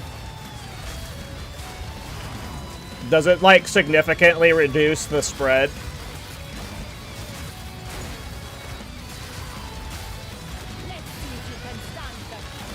If you're still here, Kodachi.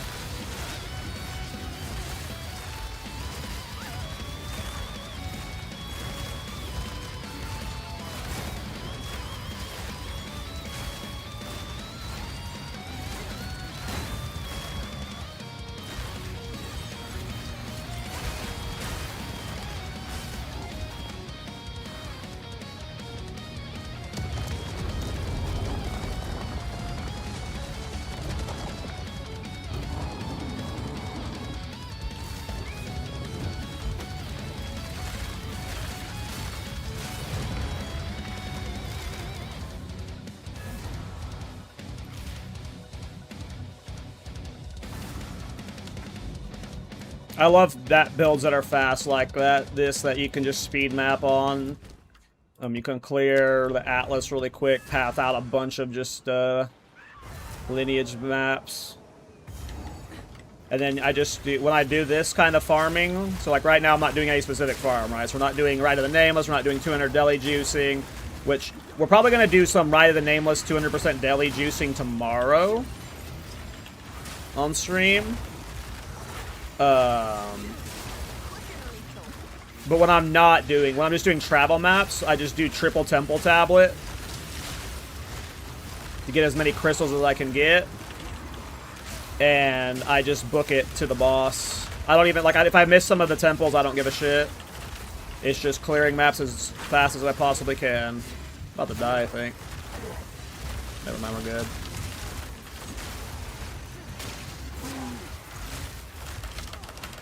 Being stupid.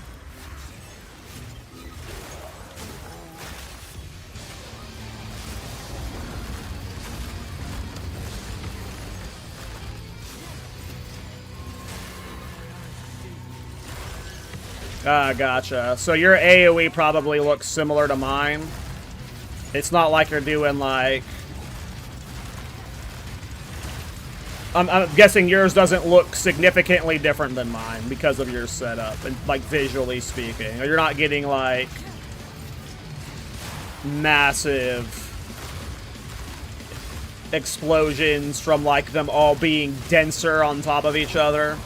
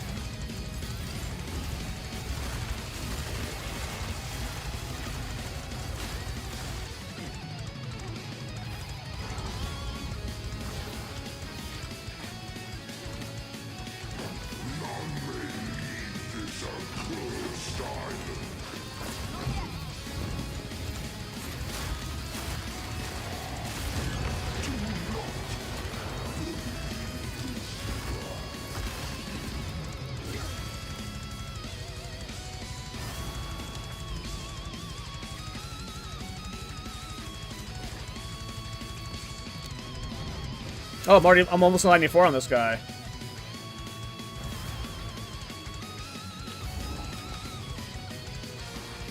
Gotcha.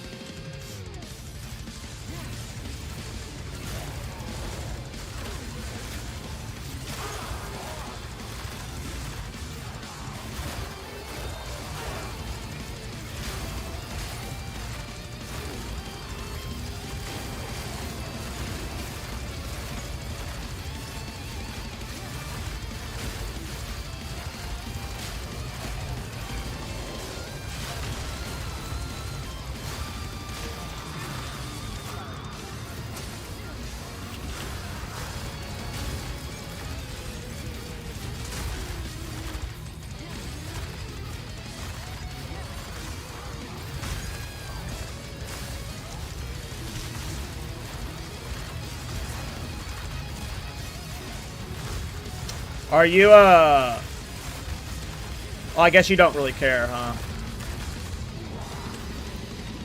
Your setup doesn't care about the duration scaling at all, so you're probably not even using a split personality anymore. I'm guessing. If you're not doing the reduced duration scaling. Well, maybe you just go over there for attack area stuff, I don't know.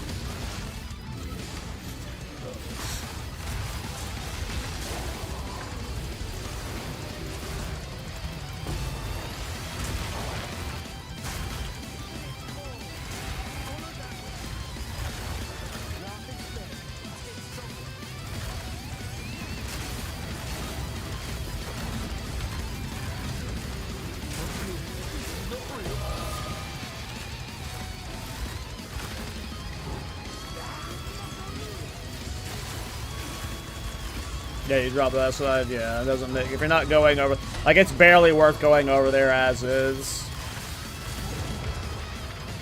But if you're not doing this reduced duration scaling and you're just slinging runes,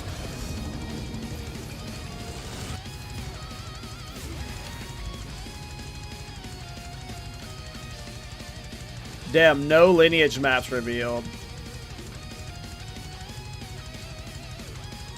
Good ones, at least. I don't know if you guys do this, but if I'm like ever don't know where to go, if I see a desert, I go towards the desert. And I just hope there's a Garukhan's in it. But most time there's not one. So if I'm ever in a situation where it's like, which way should I go? Nothing is indicating anything. I don't see any citadels, I don't see anything. Do you see a desert? Well, let's go see if that desert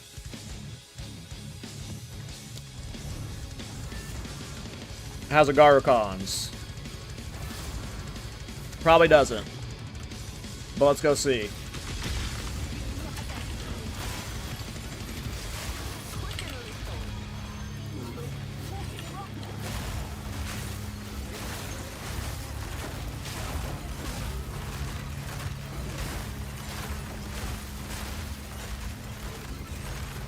Galukins.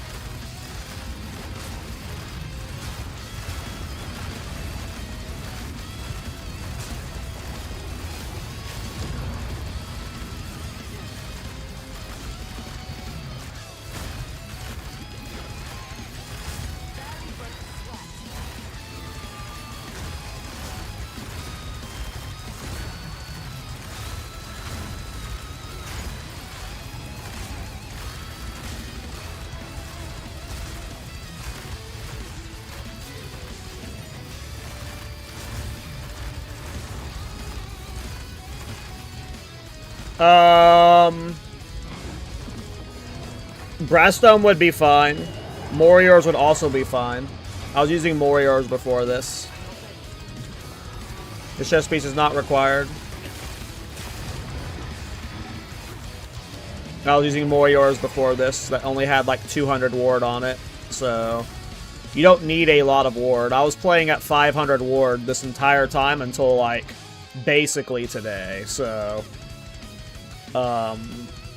could you play Brass Dome? Sure.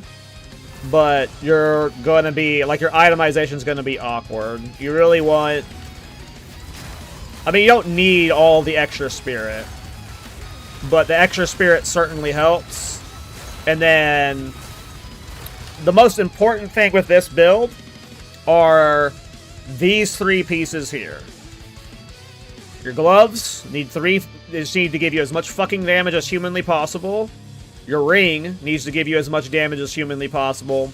And your quiver needs to give you as much damage as humanly possible.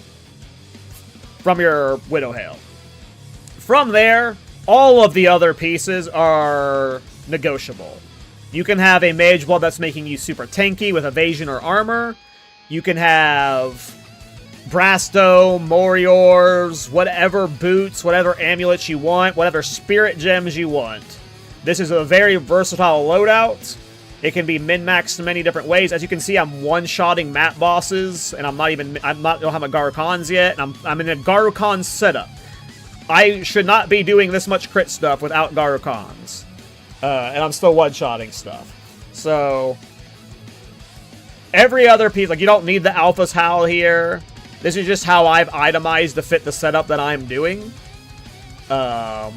I'm somebody who is defensive-oriented, who leans towards playing Blasphemy Temp Chains. I'm sure Kadachi's not using this at all. So you don't need this 120 spirit towards Blasphemy Temp Chains if your playstyle doesn't lean towards that. Like, so do you need this Giga body armor with extra spirit? No, you can completely ditch all of the spirit from this. You could be running Brass Dome, but then you would have to get, like, Bismuth on your Mage Blood, or solve resistances otherwise. But every piece is flexible except for the ones that are giving you flat damage. You can literally, I think you can literally do, if you wanted to even not run Mage Blood, you can run a build, like if you wanted to run Raslatha's Coil for more damage, you could do that too.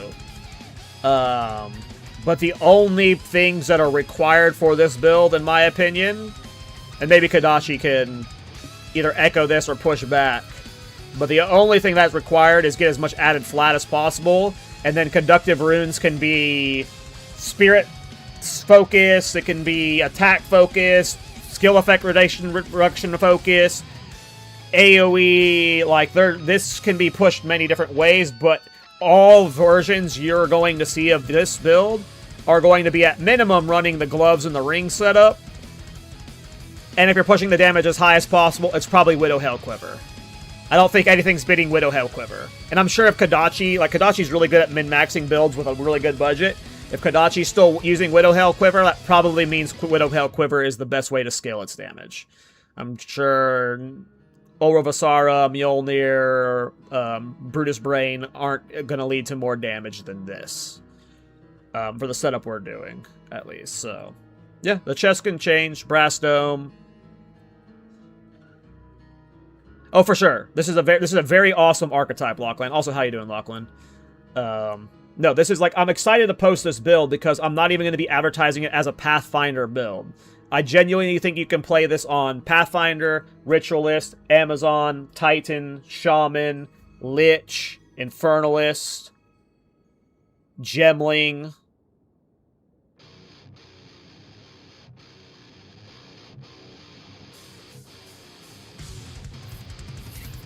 I'm sure there's a few I'm forgetting.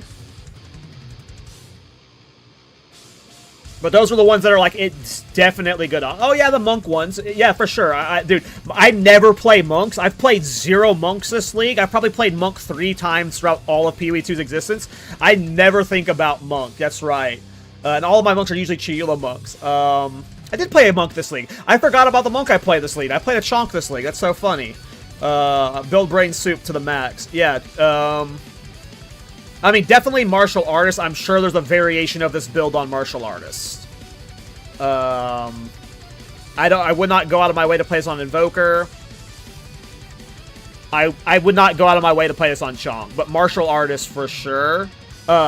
You can. The thing about Chiula Monk is you can make a Chiula Monk work on every build. You're just like Chiula Monk is something that you just force into anything. So if you wanted to play this on a Chonk, you definitely could. But I would not go out of my way to ever play this build on a Chonk.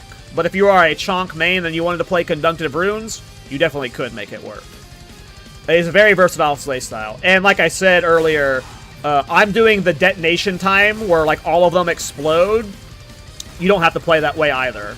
So, like, in terms of playstyle as well, there's different support gem loadouts that, like, will feel functionally different.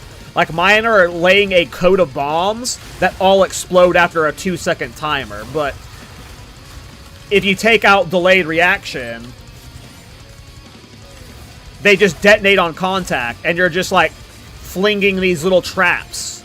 And it'll feel significantly different. Like, look how, like, it's just, you know, many ways to play it. It's based on your play style.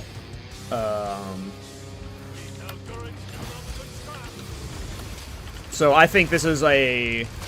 I think you're going to see Conductive Runes be... I don't think meta. I said this early in the stream. I don't think it's going to be meta, but it's going to have, like, the following that some archetypes have. Whereas, like, there's a group of players that play Conductive Runes every league. Fuck that guy. There's going to be a group of players that play Conductive Runes every league. It's got, like, that feel to it. Where it's going to be, like... Is Lightning Arrow Deadeye still viable in endgame? I have no idea. I never play Lightning Arrow, and I never play Deadeye. Well, I don't never play Lightning Arrow. I kind of played it this league as my league starter, but I don't think I've played a Deadeye since 0.1, and I don't really follow that meta. I'm sure it's fine. I think most people play iShot now. Yeah, with the Warrior Split personality, you can play this on any Ascendancy. Now, I've also been saying this whenever people ask about it.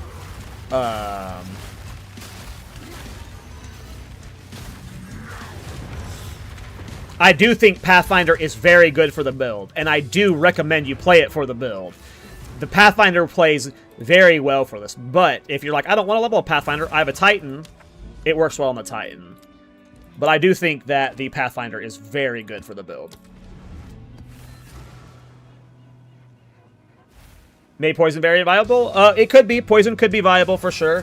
How many hits from the runes? It's, like, really awkward. I haven't honestly figured it out because, like, sometimes, like... So the way it works is you cast it and they just kind of coat down randomly. And sometimes the spread is really big and sometimes it's really small. Sometimes they'll all be clumped in one spot. But sometimes it'll fork out in a really long arc. So... It's not consistent on how many times it hits, but I don't know if Kadachi notices this, but sometimes it'll look like... Okay, so look at that spread right there. There was a spread where one of them was over here, one of them was over here, one of them was over here, one of them was over here. Sometimes it looks like they're spread so far out from the boss that none of them should be hitting him and doing damage, but, like, it'll one-shot the boss either way. So, like, there's sometimes weird, like, instances where it feels like some of the runes that shouldn't be hitting the boss are. So, I don't know. I'm like, part of me starting to feel like some of, like, how the skill does damage is a little bugged.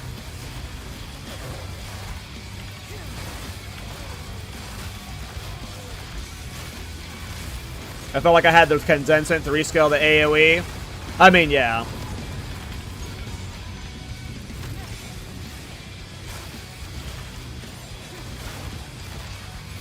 That makes sense.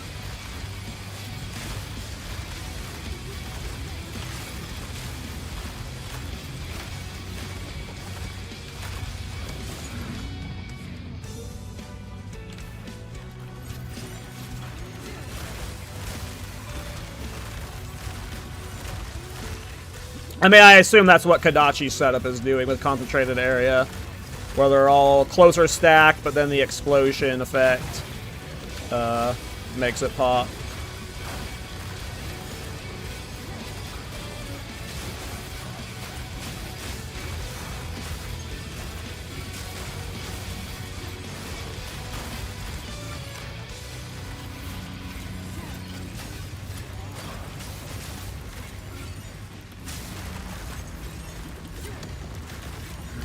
Yeah, Gemling's solid for the build. It's not, like, amazing, but Gemling's definitely not bad for the build. I think you could play this on a Gemling. I think this is the only Merc thing I would play it on, personally.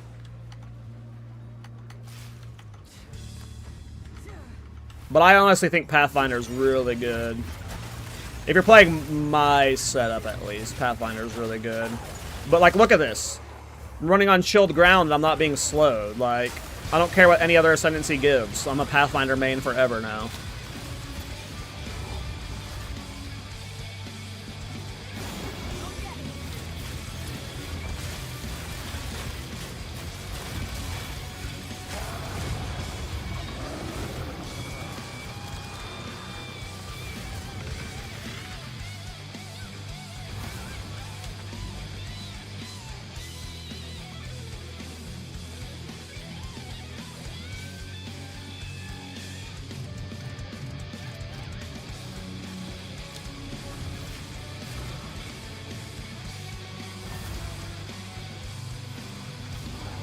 Yeah. If you're, like, exactly. So, I'll be recommending the Pathfinder on, like, I wouldn't call it the budget version, but, like, you just want the smoothest journey, you know, whatever version. If you're trying to min-max its damage and trying to make it, like, as functionally, like, spectacular as possible, Ritualist, Titan, Shaman, you know, one of those might be the play. Lich. Abyssal Lich is always good for that. But Pathfinder is just... It's just pure quality of life. But I am getting an absurd amount... Again, I need to see how much increased damage I'm getting from it. But I have optimized this build around getting the 5% increased damage nodes. I'm going to go ahead and count. 1, 5, 10, 15, 20, 25, 30, 35, 40, 45, 50, 55, 60, 70, 75, 80, 85, 90, 95, 100, 5, 10, 15, 20, 25, 30, 35, 40, 45, 50, 55, 60, 65, 70, 75, 80, 85, 90, 95, 200, 5, 10, 15, 20, 25, 30, 35, 40. So 240% increased damage from travel nodes. Like, yes, would Ritualist potentially math out to more? Probably. Could Titan potentially math out to more? Probably. Could Shaman as well? Probably. But you can't say that Pathfinder's only giving quality of life, because I'm also getting 240% increased damage. That's just a lot. But obviously the third ring, you know, that's probably more damage.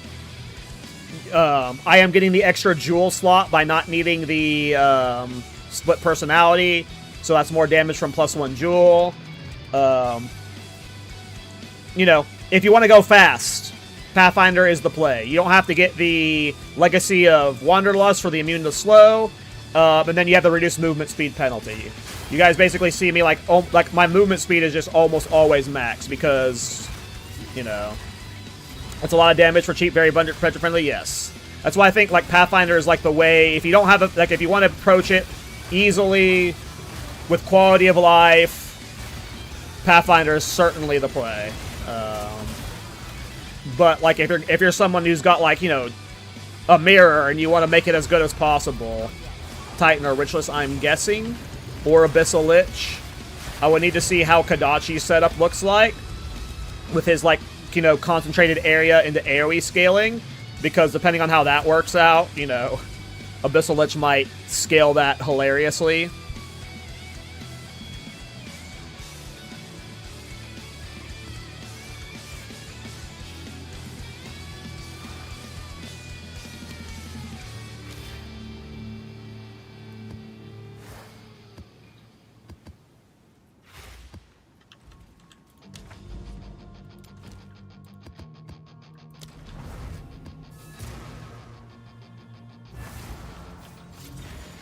But the main reason I played so when I started this character, just for the people who haven't heard this yet, when I started this character, I did say Ritualist or Titan would be best. And if you look at my stash tabs for this build, every time I create a new build, I set a stash tab for it, and I start piling the items I think I'll be using for the build. I called this I think the tab is called Trap Assassin Titan. So before I started the character, I was thinking of Titan.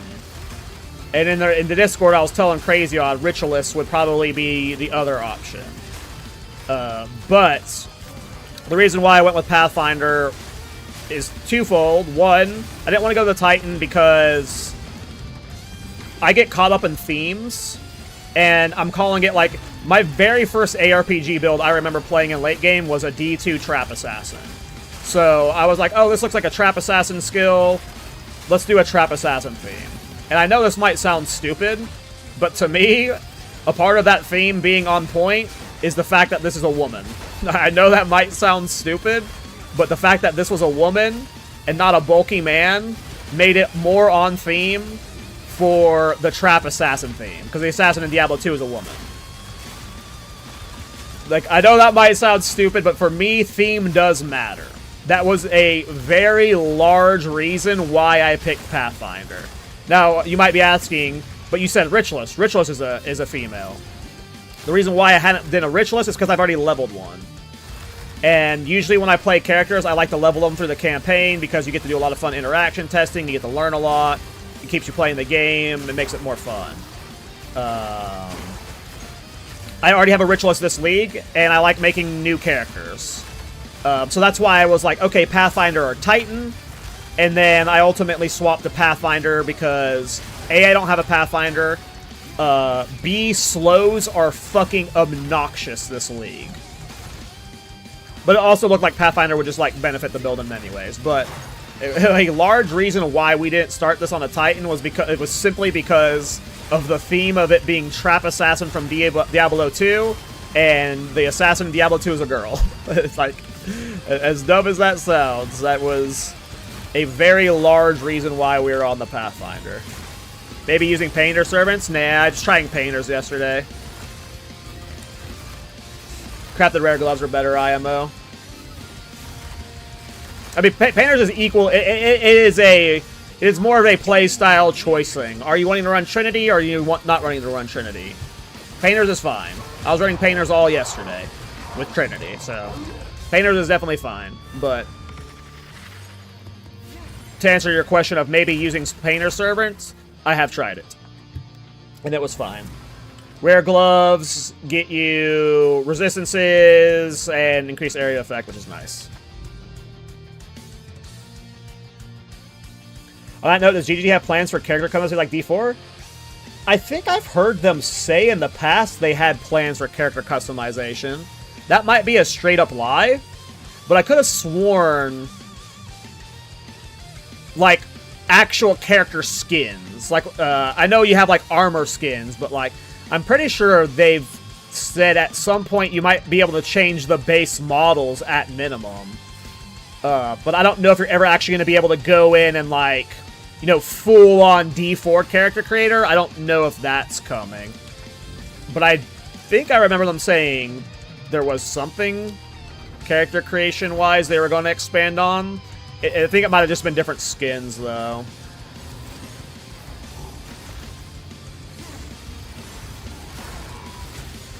And not full-on, like, you pick your hairstyle, you pick your skin tone and stuff like that. I don't think we're getting that.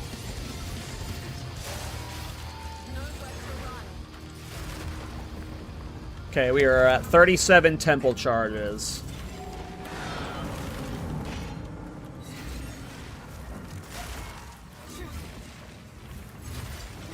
Also, the not getting heavy stun while sprinting stuff is really nice, too.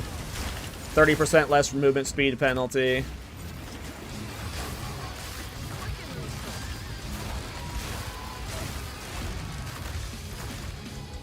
Nah, you wouldn't do any of that.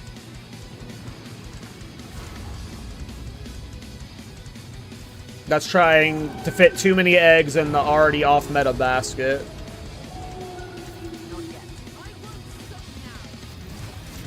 I mean, could you do that? Sure. Would it lead to good damage? Probably. Would it be better than this setup defensively and damage-wise? Certainly no.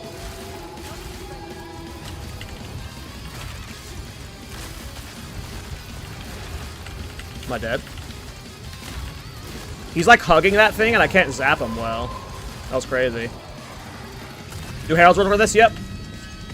I was using Heralds all yesterday.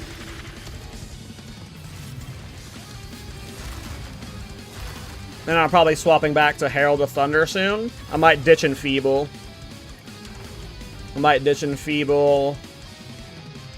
Or Elemental Conflux or Mana Remnants. Maybe I ditch Vitality too. And I get Herald of Thunder back. Maybe I ditch Enfeeble. And I get Herald of Thunder and Herald of Ice back. But yeah, Heralds do work.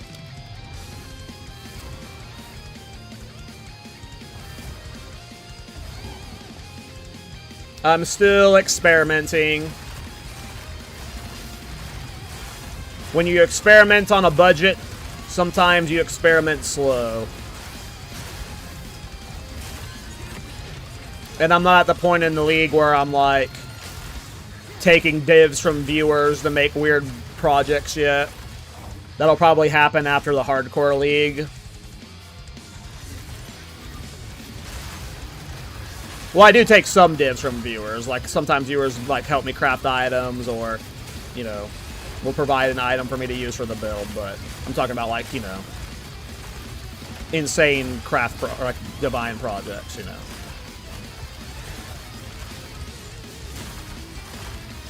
Oh, no, Widow Hell for sure.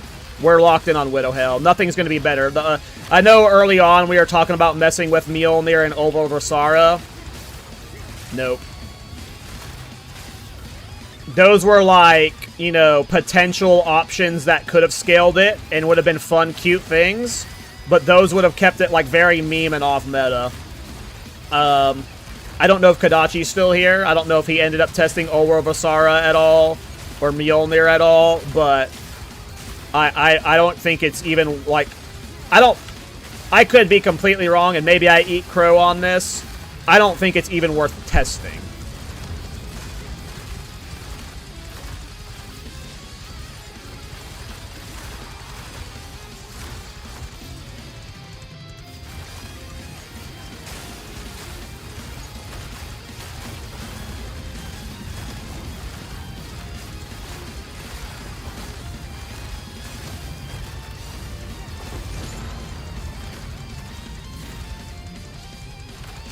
Yeah, it shocks.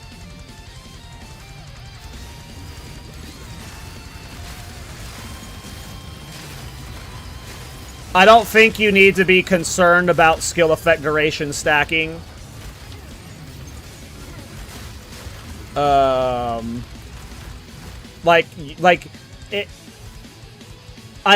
be concerned about the skill effect duration Titan. If you're playing this on a Titan, like, the amount you're getting from the Titan's small passives is very minimal. So, like, I wouldn't be looking at it from that perspective. But no, either way, like, again, this is without testing. Maybe Tangle Tongue, Palm of the Dreamer. There is a really cool interaction there.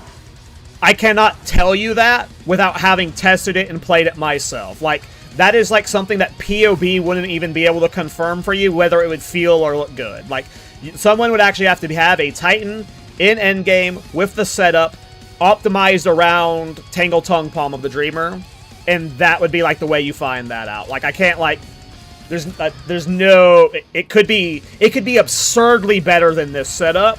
I doubt it. I seriously doubt it. It could be comparable. It could be significantly worse. Like, that, the range on that setup could be different. Big. Like, this is giving... I'm not good at, like, doing quick math. I'm not a math guy. But look at the rolls on this compared to what's on the gloves and the ring. It is very comparable to the gloves and the ring in terms of the flat damage. But it also has 2 instances of critical hit chance, 53% critical hit chance for attacks, and then crit damage bonus, and then Dex. And that's getting amplified by 250%. 2.5 times this. This is functionally... Like, I have 5 rings on right now. Like, that is how good this weapon is, or this setup is for this build. And I'm not saying Tangle Tongue Palm can't work. I'm not saying Mjolnir can't work. I'm not saying, you know, Orvasara can't work. But just looking at it on, like, you know, face value, mathematically, it's going to be powerful. And I'm just like, like what Kadashi just said. I'm already way too invested into the quiver bow setup that, like, I'm not the one to test them. Could they work? Yes. I do not think they would perform as better than this. Like, this is so much flat fucking damage. Just this quiver alone. Like, you remove Widow Hail from the equation, this on its own is insane, and then it's getting 2.5x. Like, that's just so much flat damage. But also because I'm playing the Pathfinder variant, the dexterity is also getting 2.5x. So I'm at 108 dexterity. Look what the quiver gave me. This quiver is almost all of my dexterity. So, like, as a Pathfinder, the quiver is also helping me get, you know, what would that be? 15, 20 small passive nodes that would have to be committed to dexterity that I'm not having to do. It's all 5% increased damage per then. So, like, on the Pathfinder, I don't see something being better than Widow Hail Quiver. But just in terms of raw DPS, like, this setup is just so fucking strong, man. I don't think anything is outscaling it. Happy birthday! Yesterday you've intrigued me enough to roll Pathfinder for this, just got to mapping? Hell yeah. This is a fun one. I'll hopefully have the build guide out in a few days, and then Kodachi will have his version out shortly after mine, and, you know, there might be techs you want to sneak from that one too. But yeah, this build's sick. Appreciate the birthday wishes. I had turned 36 yesterday. Or 36 or 37? How old am I? I'm 36.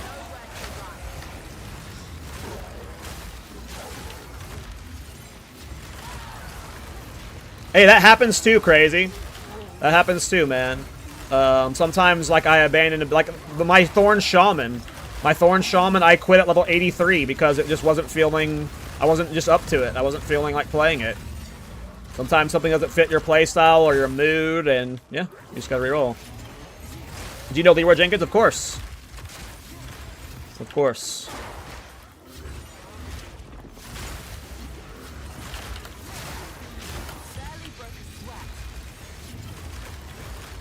Yeah, I'm really bad at remembering my age.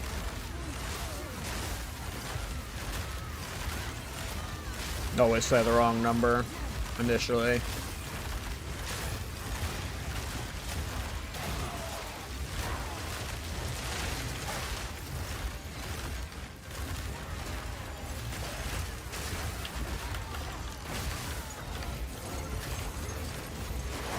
Yeah, this setup is so versatile.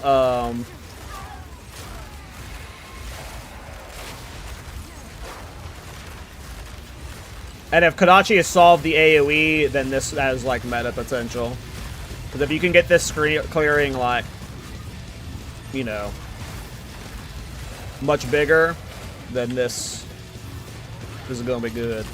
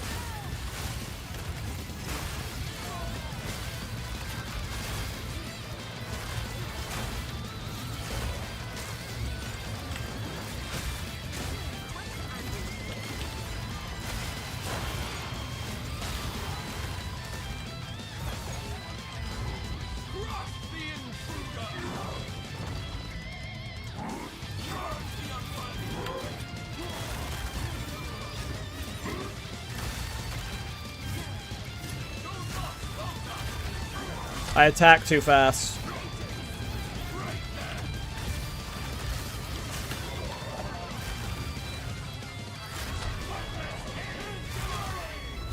What was the earliest you can get Conductive Runes? Level 14.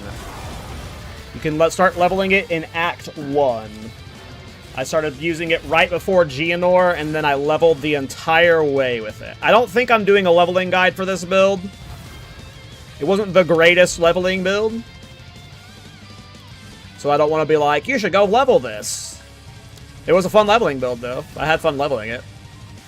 I wouldn't say it was a bad leveling build. It really doesn't feel good on bossing until you have the pops going off relatively quickly. So it requires, like, a reasonable amount of passive points to where you have the pops detonating reasonably quickly. So, like, bossing was always, like, everything mapping-wise and, like, just clearing the campaign was super easy and fast. But when you got to bosses, it was just crippling slow. And bossing really didn't feel good until I had the pops online. Like the 2-second pops. Which is about level 70, I want to say. And then bossing was, like, and then from there, it's been pretty, damage-wise, it's been very easy. It took me a while to solve defenses, but that was because I had a greedy setup.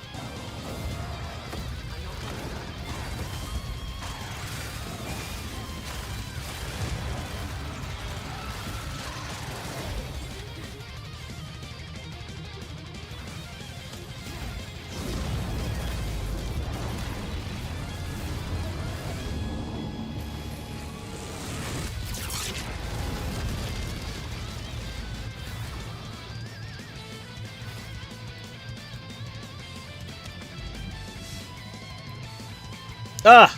I knew there had to be something up here. Rockiata's Flow. And more citadels. Ooh. And an Untainted Paradise.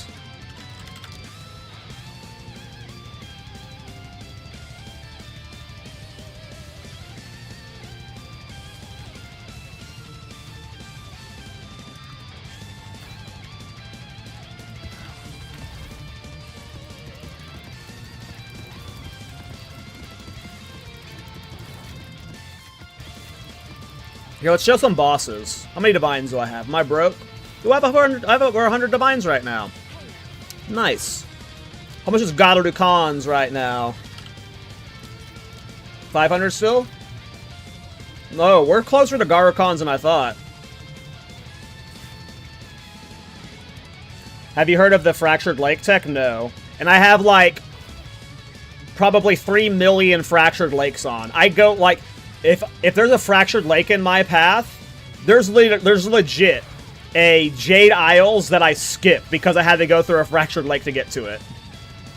So I have a lot of Fractured Lakes up. So if there's some, I'm not trolling, by the way. I don't remember where it was, but there was like a Jade Isle someplace where the pathing I had to go through, I know it's someplace. I had to go through a Fractured Lake, and I was like, you know what? I don't want to. It's this one! It's this one! It's this one! I was like, oh, I have to go through this, I have to path through this Fractured Lake to get up to this fucking thing. I'm sure there's another one, too. I feel like there's been 2 of them that I've done that, too. But yeah, there's a, like, look, there's Fractured Lakes everywhere on my map. What's wrong with Fractured Lakes? I don't like the way they look. And they're useless. Or at least I assume they were useless to me before. Because they... I just never made divines off them. I'm a noob. I don't make good currency. I just make builds. I don't know how to make divines. But yeah, I'm down to learn a Fractured Lake tech. Maybe I get lucky with one of my millions of Fractured Lakes I have up. Like, here's, like, I have so many Fractured Lakes up. I've maybe done 2 this league. So... But if you do Doriani Irradiated plus tier 16, you have a chance of dropping item level 82 ring and amulet blazes that go for stupid money. Uninformed version. So I gotta swap the Doriani.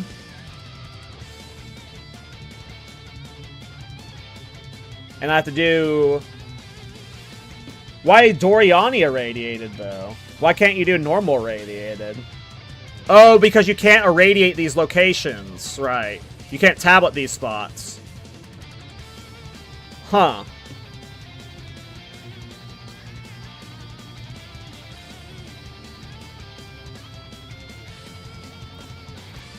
Sure, why not? Guys, you're about to watch the fastest way anyone's ever made 1 billion divine. Guaranteed. Folk just told me there's a 100% success rate that I make 1 million divines right now.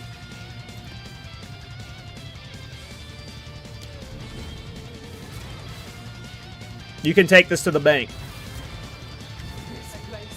Yeah, I hate this map because I hate that you have to load the direction you need to run. And I don't like... I'm not like a good ARPG player. I'm not good at looking at the minimap. I look at, like, the terrain with my eyes, and I hate this. Like, I fucking hate this, like, populating ground thing. This is what... As stupid as this sounds, this is why I don't like Fractured Lakes. Is I just don't like clearing them. They're really obnoxious. I don't know. To play. Their layouts are dumb. But I also felt like just before... I mean, again, I'm probably a noob. Not probably. I am a noob, but, you know. They were never worth clearing. I had never once gotten something from it that I sold well before, so I'm just like... Over the last 4 maps, or 4 patches, I've just gotten to the habit of, like, treating them like the Ezomite megaliths, and I stopped caring about running them.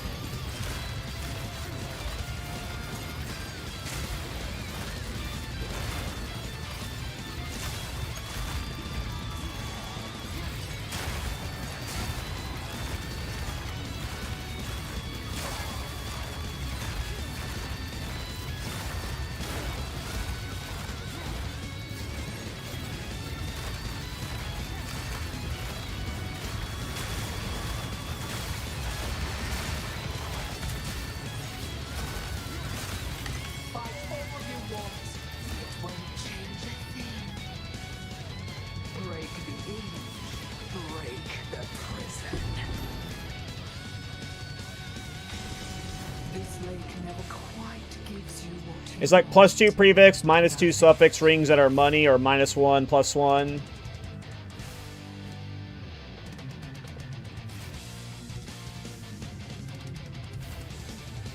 So am I just like looking for like uncrafted ones that are like magic, or is it just like I gotta wait for one that drops that's got like giga rolls on it?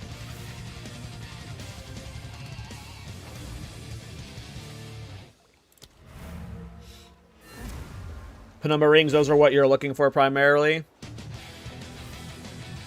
Yeah, these are all dusk and glooms. Rolls don't matter at all, only eye level and base type? Interesting.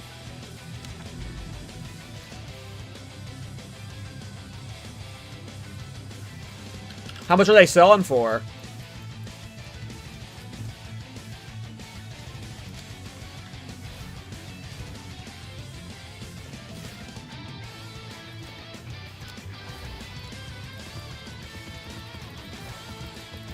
Let's do a bunch of Fractured Lakes. Let's see if we can get lucky with one of these Penumbra rings.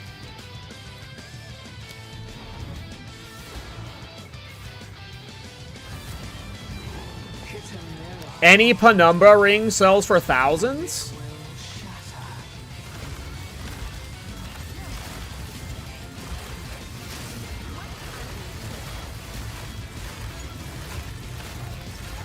So, does the Penumbra ring, can it drop from, like, rares, or is it only from the mirror at the end? Like, should I be, like, trying to full clear these and, like, fishing for every mob possible for the Penumbra?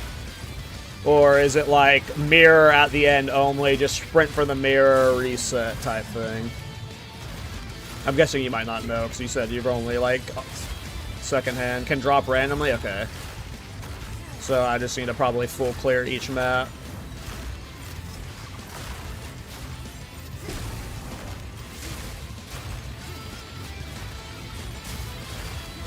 I bet Fub's filter. Well, it depends. I don't know if Fub's still playing PoE 2. But I'm using Fub's filter. I would guess he's got Penumbra Lings as Tinks.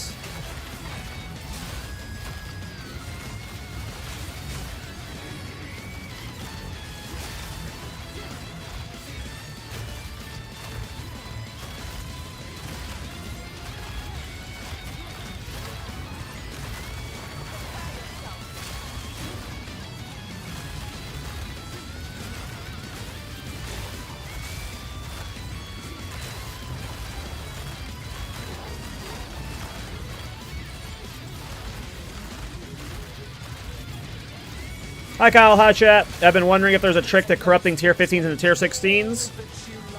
Yep. I'm gonna lay some serious wisdom on you. So, the way you make a bunch of tier 16s really easily is you get an entire stash tab of tier 15s. All 6 tabs full of them. I'm talking 100 plus tier 15 maps. And then you take those hundreds and hundreds of tier 15 maps, and you slam them with Alch Orbs, and then you slam them with Exalt Orbs, and then you slam all of them with Val Orbs. And then when you've slammed 100 plus, maybe 1,000 plus Waystone 15s with Val Orbs, you will end up with 1 or 2 tier 16 maps. And, yeah, that's the, that is the secret to getting tier 16s. Memes aside, no, there's no easy way to get them. It is just... tier 16s are a bitch. You should not be expecting to running exclusively tier 16s. They are very rare. And you just gotta pray.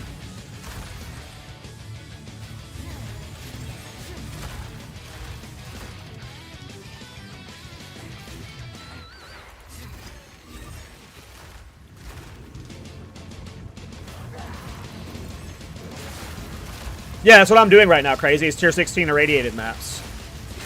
We're farming for the level 82 bases.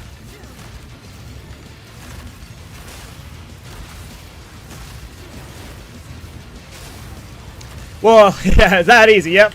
Yep. You just gotta vow thousands and thousands of maps. It is awful. A lot of people, especially juicers, they just buy their tier 16s. You know, it was about, I want to say, 2 weeks ago that I dumped every single Waystone out of my Waystone tab and crafted them up. And I've had corrupted maps for 15s this entire time and 16s the entire times. But I don't really spam 16s exclusively. I usually only use them for very specific content, so...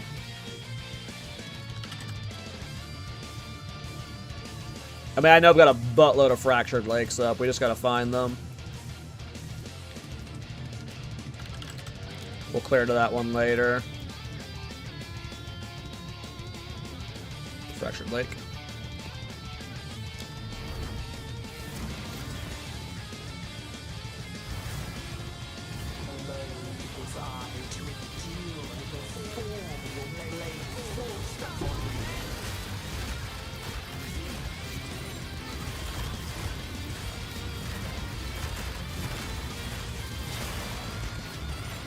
Listen, it doesn't matter if it's a good or bad or a consistent tech. All it takes is me getting one good drop, and then I'm happy. Or I get to do 30 Fractured Lakes in a row right now.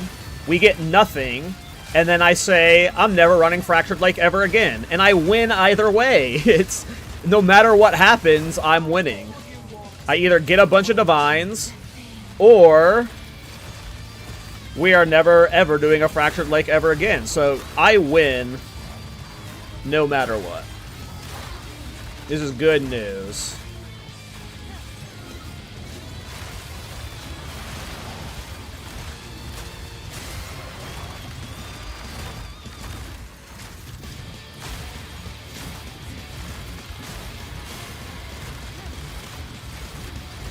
Exactly, Apollo.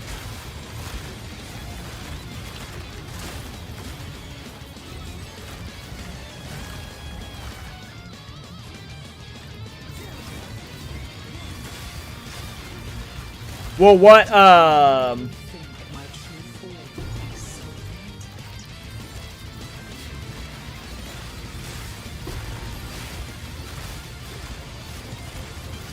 mean, I'd take 82 to live. It just depends on how frequently they're dropping. You know, if I do 30 of these maps and I don't see one of them, that's not good.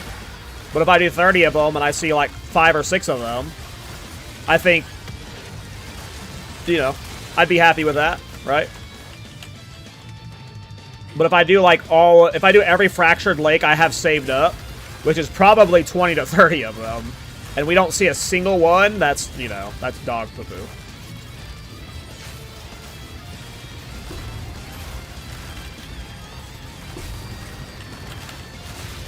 I'm like stuck. I'm dead, I think. The hell, that was crazy. I was like rubber banding there. That was doomed.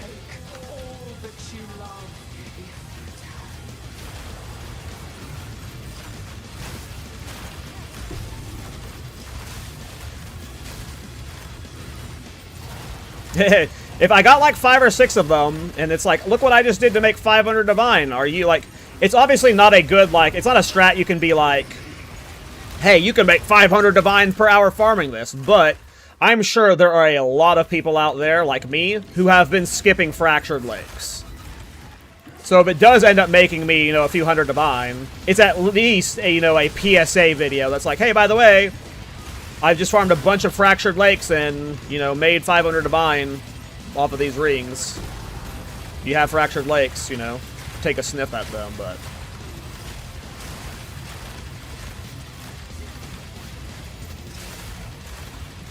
I don't think we've seen one drop yet.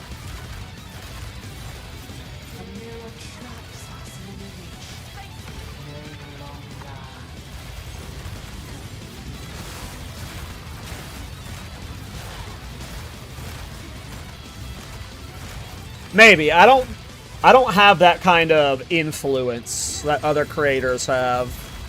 I don't think if I made a currency farm, it would like impact things temporarily for like 5 minutes. I don't think I have that kind of pull over the economy. Especially since like the PoE 1 patch is about to drop. Does it drop this week? Is PoE 1 this week or next week?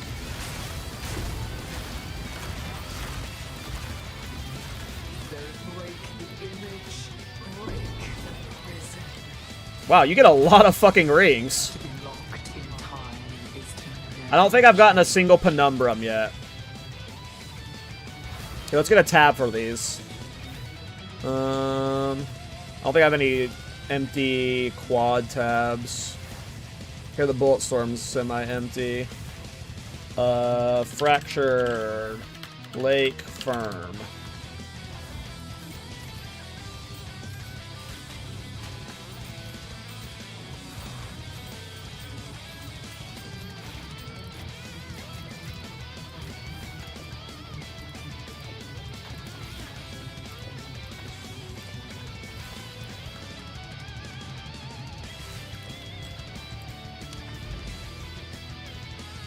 Imagine if Fractured Lakes dropped Fracturing Orbs. That would be nice. I mean, that was a cleansed one because I am running Doriani, so one could have dropped there, but...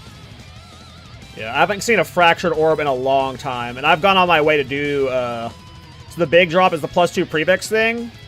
I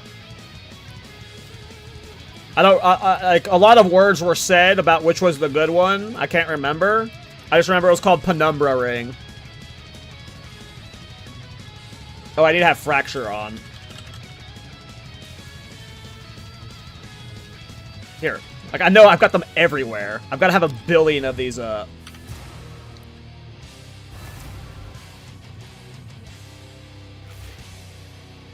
You know, I love this game, but I'm having trouble making myself do the maps. Any advice or just learn to be patient? What do you mean by making yourself do the maps? I don't know what you mean by you're like that. Like, what do you mean by making yourself do the maps? You shouldn't be making yourself do maps. You should be wanting to do maps. What is it you don't like about maps? maybe I can help you and you explain what you dislike about maps, but you should be wanting to do maps. Maps are some of the most exciting and fun parts of this game, so if you don't like mapping, then, you know, maybe your journey just ends when the campaign ends, you know? Maybe you're just a campaign player. Some of those players exist, but, you know, you'd have to explain why you don't like maps, because you should like maps.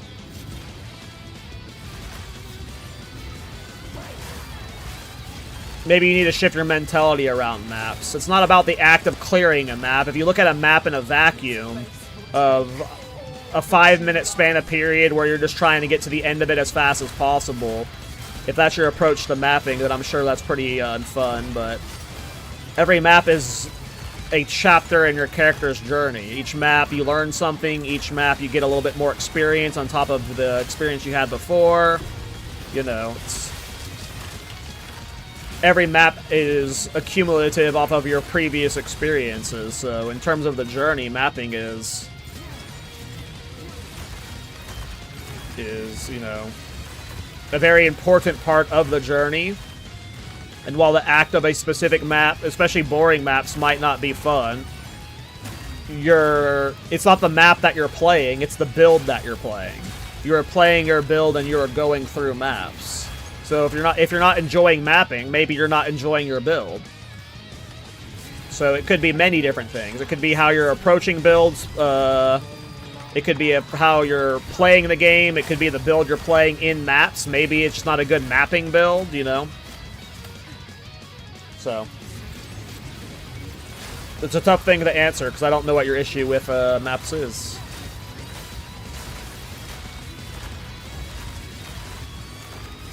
Yeah, Domin. Yeah, it's got to be a spell. I think when you asked that yesterday, someone in Twitch chat said that that can't happen, and I guess you didn't see it. Am I allowed to post Gyazo link? Yeah, that's fine. I don't know if Nightbot will ban it. I forget what Nightbot does, but this is what people craft with them. Ah. Wow. I see. Yeah, I would take one of those for the build, that's for sure. Yeah, that makes sense. This place will take all that you love if you tarry. That certainly makes sense.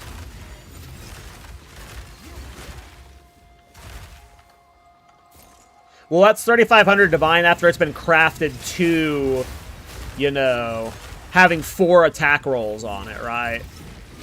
With, like, increased lightning damage. Like, that's insane. Like, for my build, that's like a lightning attack build. Like, that's fucking nuts.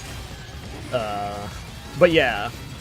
That makes... If that's what they're crafting them to, it makes sense why this would be, you know, valuable.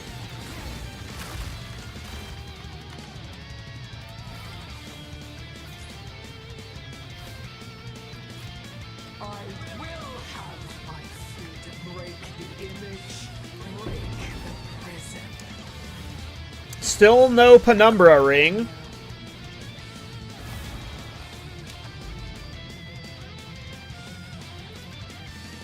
Okay, we've got that one marked. We have to clear to it. This one marked. We'll have to clear to it. What are you? It's Castaway.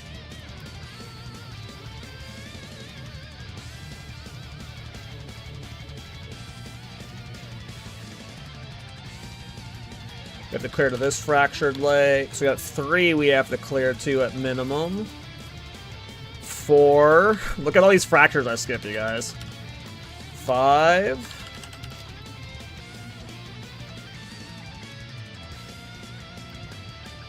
6. Here's one we can do right now. There's a 7th down there that we have to clear to. So we have a buttload to clear to. Can't you just press enter at the top? Kind of. It's super clunky. Like, when my Atlas is super massive, and it doesn't batch the entire thing. So, like, it'll scan a certain quadrant, but then you still have to drag it to the next quadrant. And it's just super annoying having to drag and then click up there and hit enter, drag, click up there, hit enter. So I just prefer to manually drag still. Because, like, I just can't hit fracture and then search, and it'll find literally every one of them. I still have to do some manual searching. It's annoying. I don't like it. I'm sure it'll get fixed eventually, though.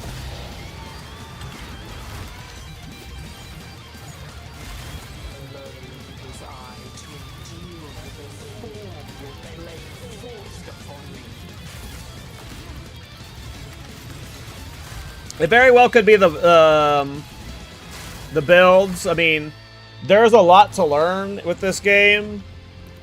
You know, it could also be a mentality thing. But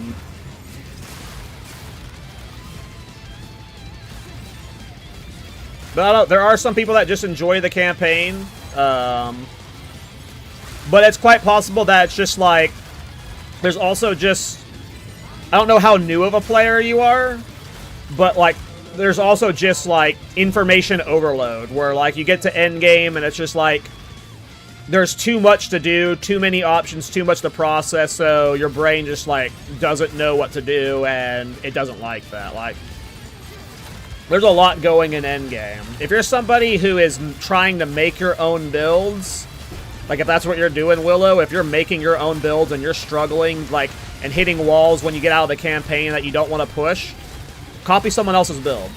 Just the next time you play a build, find a build that you think looks fun, and you follow it to the T. You don't waste any time thinking about the support gems. You don't waste any time thinking about gear. You just follow a build guide, and you try and enjoy playing the game. Don't try solving the game. Don't try pathing it for yourself. Just play a build that's already solved for you, and just try enjoying the game. Playing that build and getting it from where the build guide maker has started it at level 1 to the end game tab. And just follow that guide. And where you're like at the mid game to the early late game to the red maps to the end game maps. Like anytime it feels like, okay, I'm starting to feel bored, I'm hitting a wall, what do I do next? You move to that next tab, that next item you need to upgrade to. So even when you're in those moments where it's like, I'm not sure what I need to play, I don't really want to do these maps, you're still chasing that goal of finishing the character, or finishing it as much as you want to finish it. So it sounds like you don't, like, you might not necessarily even know how you want to play the game yet, and you're trying to potentially tackle too many things at once. But again, it could just be you're playing builds you don't like to play. So, you know, maybe your next build, just browse builds. Look one that looks like flashing and appealing towards your play style. That's also budget friendly and, you know, don't worry about making a build. Just worry about clearing the game as much as you can and seeing if you like the game, you know? Because if you're getting to maps and you're like, I don't like maps, and, you know... Hey, what's up, Rabbit? Thanks for the raid, man. You might actually like this build. I am calling it... It is a play on the Diablo 2 Trap Assassin. I'm playing with Conductive runes, which reminded me a lot of Trap Assassin from D2, and I am having an absolute blast of it. You seen it already? Oh, I'm absolutely loving this build. It's weird and it's fun, and yeah, I'm having fun with it. Thanks for the raid, bro. Hope you had a good stream. I've been baited into Fractured Lake farming. We're going for Penumbra rings, so I had left up like 100 Fractured Lakes, so we're doing Doriani tier 16 irradiated Fractured Lake farmings for juiced Penumbra rings. I don't know why. That's where we're at. We're Penumbra ring farming. Yeah, apparently the Penumbra rings. Let me show you the ring. Crafters are crafting this with the Penumbra rings from this thing.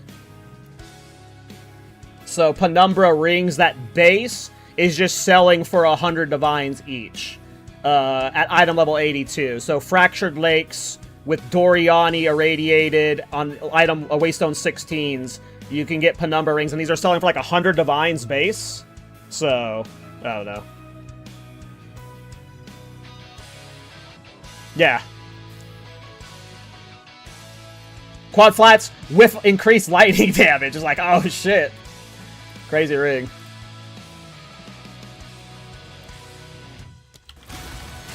And I think we've done 6 or 7 of these, and we have not gotten a Penumbra ring yet. So far, we have not made any divine.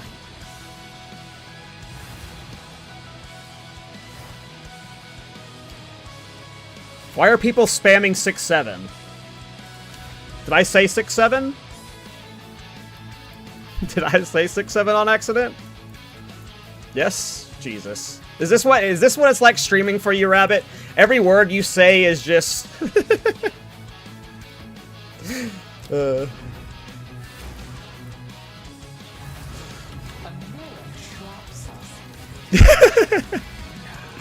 Yeah.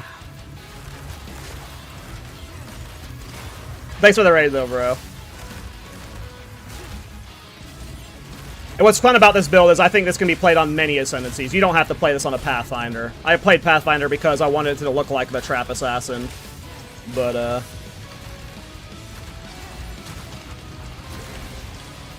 yeah, this is cool.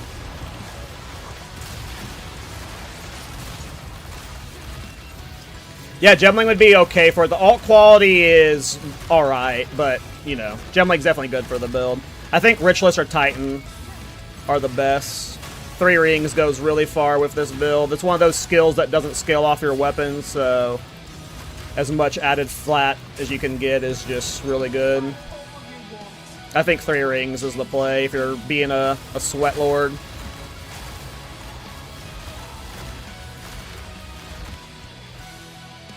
But I don't know about you guys. I'm tired of being slowed this patch. I don't know what GGG did to chill the ground and just slows in general, but slows have been miserable. And I didn't want to use Legacy of Wanderlust, so Pathfinder is... I am quite enjoying the immunity to slows, so fuck slows, Pathfinder it is. It is super nice. Loreweave with immune to chill is a lifesaver? Holy shit. Oh, I didn't know you could get immune to chill on Loreweave. That's super nice for Loreweave. Damn, Loreweaves are giga, yeah. I don't know what they did to chill ground or just slows in general this past, but holy crap, this is the worst patch for slows. I have significantly noticed the Pathfinder's immunity to slows. I know you can get Legacy of Wanderlust, but yeah, whatever. Pathfinder for the win. In-game name, I don't have that set up. It's Trap Assassin. You don't have me on friends list? What the hell? You removed me? Oh my god. I can't believe you removed me. I can't believe you removed me, this rabbit guy. It must have been when I called him a tourist. He must have been really upset when I called him a tourist. Yeah, we were probably never friends. I'm kidding. I'm kidding. I'm kidding. We were probably never friends.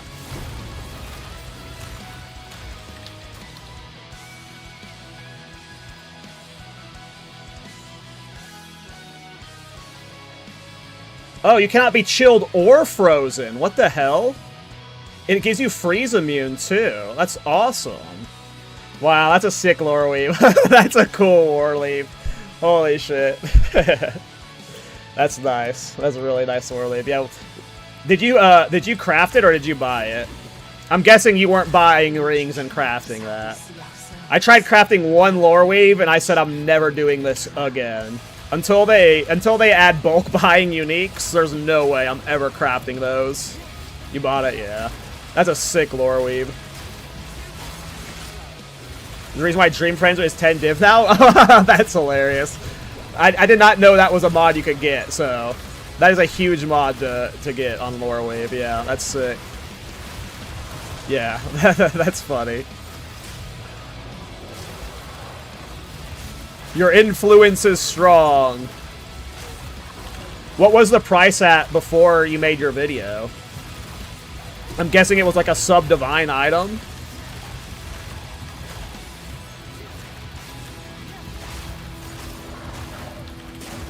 Six chaos? Damn. To 10 divs. I mean, that just shows you how annoying slows are this patch. And Legacy of Wanderlust is like 300 divine, so most people just don't want to spend that. You have to give up a rune in your boots, so... Alright. Folk, I think you baited me with this Penumbra ring farm. Either the Penumbra rings are a lie, or Fub has them hidden in his filter. Imagine if Fub had them hidden. I doubt Fub has them hidden, though. We probably just haven't gotten one of the drop. I've never done Fractured Lake farming, so I have no idea what the drop rate on that ring is. And I've been, like, trying to full clear the map, too, to get as many ring drops as... Oh! We got one! We got a Penumbra ring! We got one! It's not a Tink in Fub's filter. So, they're not a Tink in Fub's filter. So what is this, 90 divine? 80 divine? What'd we say this was?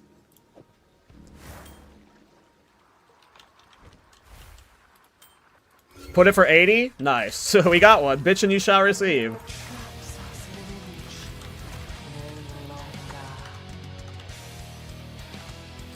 Will this be my first currency farm video? Hey, guys, if you're out there one of the autistic people who doesn't like running Fractured Lakes, here's a quick way you can maybe make some divine. Spam those 50 Fractured Lakes you have on the map, and you can make 80 divine. My first currency farm strat is going to be the dumbest, cringiest video ever. I don't know if I'll make a video about this. If I get like 10 Penumbra rings today, and it's like 800 divine across all the maps, like, sure. Here's another fractured I have to clear too. Here's one we can clear. Hey, Ryan. They'll be like Willy Omens for me. I need to go into Fub's filter and change Penumbra rings to be a Tink.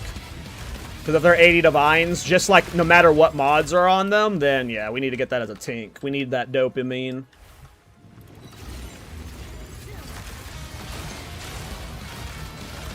I mean, can you believe this Fubgut guy not having Penumbra rings as Tinks in his filter? Oh.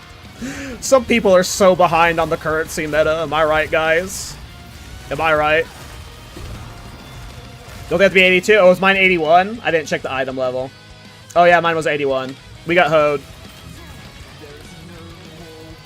Gigaturus moment. Nah, Fub's a noob. It's his fault, not mine, for sure.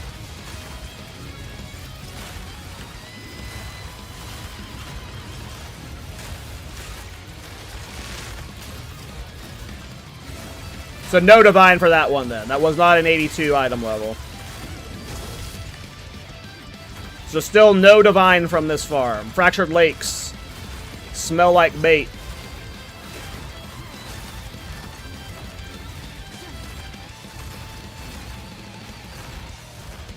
And I'm guessing none of the other rings or amulets have any value. It's just the Penumbra rings. Because, like, no amulet's going to have value with absent amulets. Like, I don't think anyone's going to be using any amulet from this place.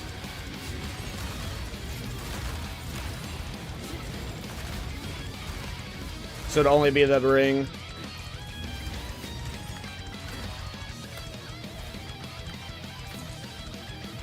True. True, folk.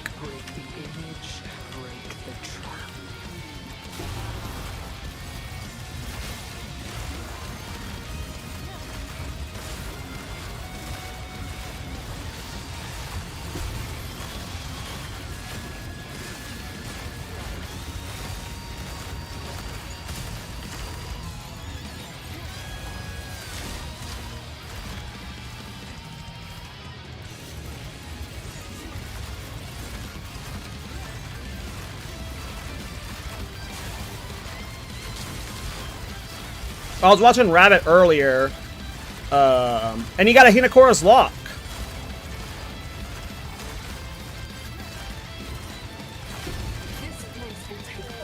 Aren't those like 2,000 divine? That's the kind of luck he gets.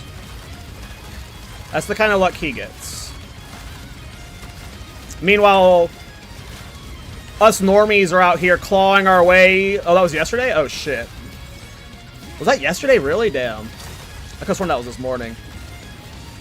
All the exhibition streams are blurring together.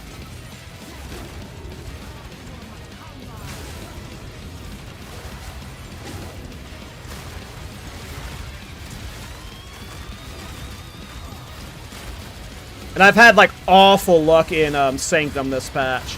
I was doing okay on Sanctum early on, just selling relics, but now the market has flipped back to where it normally is, where relics are selling for cheap, and ATDs are selling for above market now. So it's like it normally is. And my ATD RNG has been just absolutely pathetic this patch. I've never had... I don't think I've gotten a single Spirit ATD this entire patch of the drop. It's just been... It's been rough.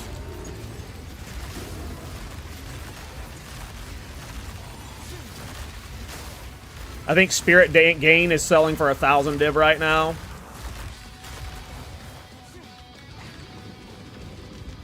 Luckily, this is a good Sanctum farmer. It's really fast. Well, it's not super fast. I wouldn't say it's a really good Sanctum farmer, because when you say really good Sanctum farmer, people think like, you know, Temporalis Blink spamming cheese with immunity. This skill's pretty cool. It is awesome. And it's been really fun to scale. Like, baseline, it works very different than this. Baseline, it doesn't explode. It just puts traps on the ground, and then enemies have to step on them to detonate them. And if they don't step on them, they just expire. Which this playstyle can work. It's just like a very different way of playing it. And the reason I didn't like it was, for bossing... Let's say the pig here is the boss. Look how the spread on the runes is. Like, you could cast this 100 times, and it'll, like, you know, hit the boss 4 or 5 times. So unless your damage is just guaranteeing one-shotting it with a single touch, which you need a big budget for that, it just was leading to horrible boss DPS. So I added delayed reaction, which makes all of your runes explode. But the problem is this takes forever. And look how long it's taking to explode. This is while I have reduced skill effect duration on the passive tree. So to get it to explode fast, I had to put Overabundance 1, as well as compressed duration. And then we get close to instant pops. And that has made the bossing more consistent. It doesn't matter if they hit the boss, as long as they're close enough to it to where the AoE can clear it. And it's one of those weird skills where it does not scale off your weapon. There are very few attack skills in this game that are like that. I've played with a few of them. So if you have the best two-handed mace in the game, it doesn't add any damage to this skill. So how do you scale it? There's a lot of ways you scale skills like this. I'm doing it with Widow Hail and a Quiver. A Quiver just has a lot of flat added damage with critical hit stuff and just stats. And I'm boosting it 2.5 times.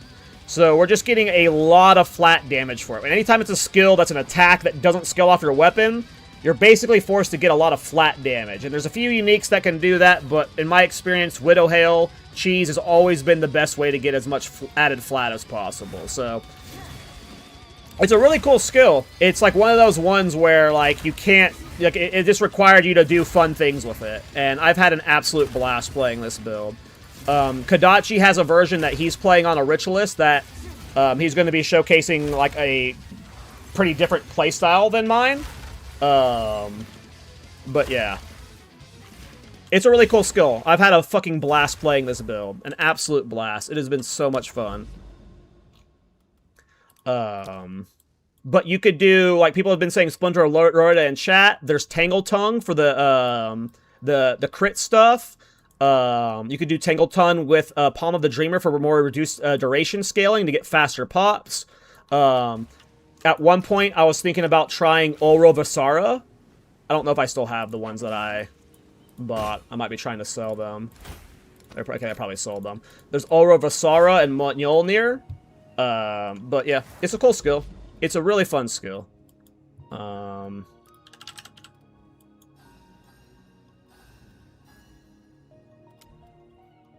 that has been like, you know, one of those weird off-meta burgers that was really fun to put together.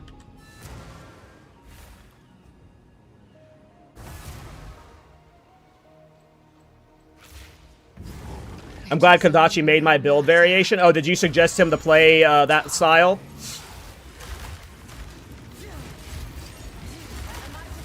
Yeah, Kodachi's been watching me play it. He was watching me day one when I've been leveling this on stream. So if you want to see the whole journey, you can go look at the YouTube VODs. And I think it was like on day 2 when it was starting to click and come together. And then Kodachi was like, okay, this looks awesome. I want to do a version of it. And he's doing it on a ritualist. And while the base is very much the same, he's doing it on a ritualist. And he is not doing the pops that I'm doing. He is not doing the reduced duration scaling explosion stuff. So his is also like functionally a little bit different.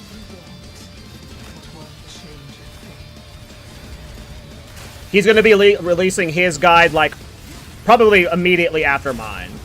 We're going to be, like, dropping them together, so you can see his variation on the ritualist. And yeah, I almost did this on a ritualist. A ritualist would have been really nice. I don't know, though. I don't have any regrets about the Pathfinder. I'm enjoying the slow immunity. Oh, yeah, and I didn't talk about this. I talked about this earlier in the stream, but I am getting a lot of mileage out of Traveler's Wisdom. I'm getting 240% increased damage right now. I have a fuckload of 5% increased damage travel nodes. So while I don't have the third ring, I do think the Ritualist would end up mapping out to more damage. It's not like the Pathfinder is giving me no damage increase to the build. I'm getting 240% increased damage, so...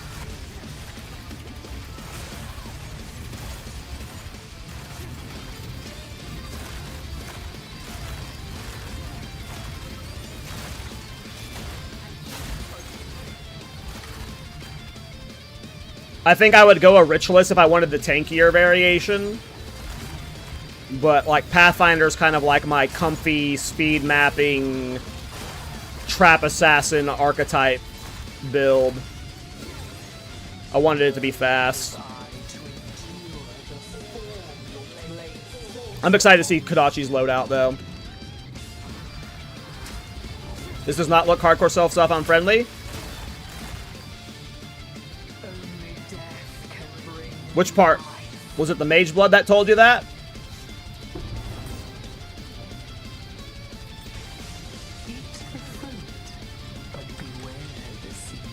Might be a bad build. Yeah, you're right.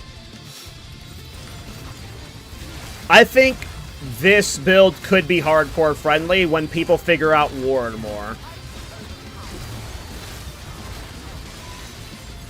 You just wouldn't play my variation hardcore. I'm not Glass Cannon, but I'm definitely not tanky. Kodachi's version is tanky. He's got a Mage Blood with evasion on it, but that's also not so self-out friendly, so. I've done a fuckload of Ritual this patch, and I've still only seen that one Mage Blood. What about Dual Mjolnir Shaman? So, again, I haven't tested any of these things with the build.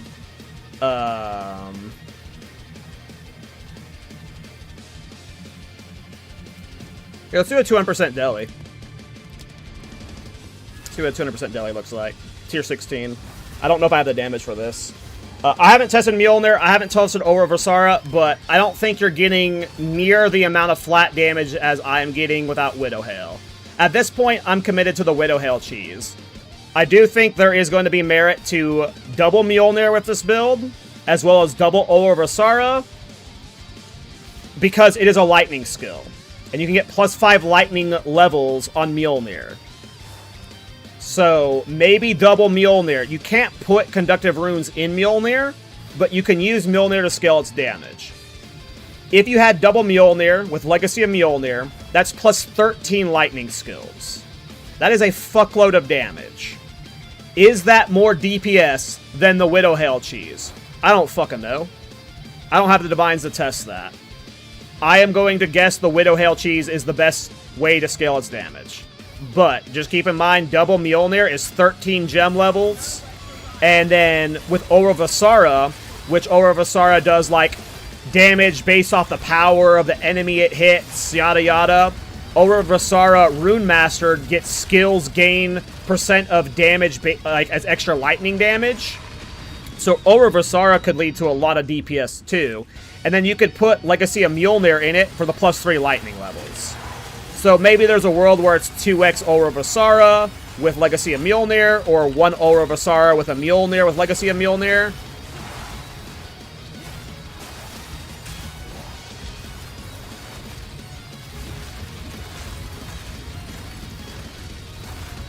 At this point, I'm committed to the Widow Hail cheese, but maybe after I release the first video of the first showcase of the build, I'm probably playing this build until the Timmy League, unless like a random build inspiration comes to me.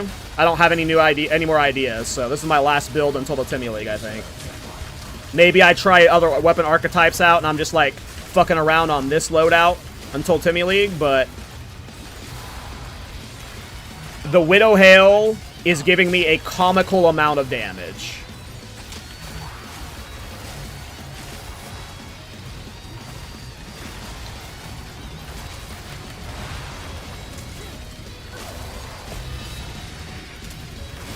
Well, 200% deli is a lot easier than I thought it would be. I need to get my clear better. I think I want to add back in Herald of Thunder. Right now I'm running Blasphemy, Temp Change, and Feeble. Part of me wants to ditch Enfeeble and add back Herald of Thunder and Herald of Ice. And then you have this, if you look at my damage right now, it is, depending on the elemental conflux, it's almost purely lightning, but it does do a good amount of cold damage.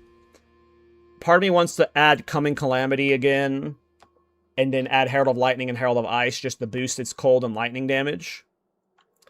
And then add Herald of Lightning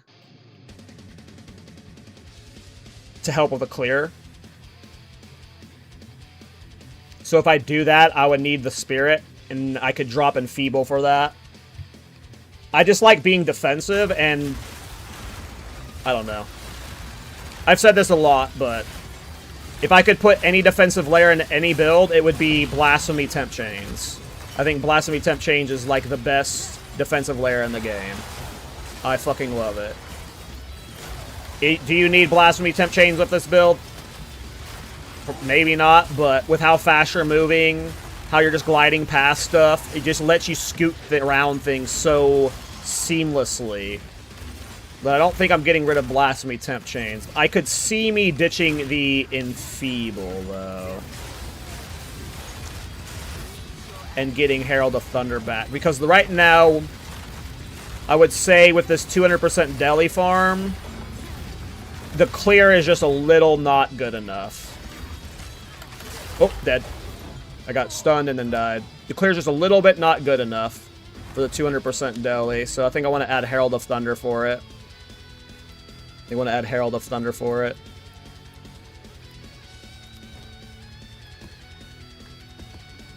Here. I'll try more of this Fractured Farm later. Did we really do all of this and only got the one Penumbra ring? I'll check in a second.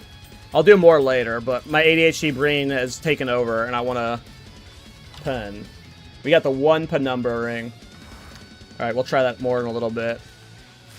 My brain wants to test 200% deli randomly. I just saw the 200% deli on the map and I was like, oh, let's see how this build feels in 200% deli. I wanted tablets. Focus, focus. You got this. Breach. Abyss. Sure. Tier 16. 200% deli. Breach Abyss.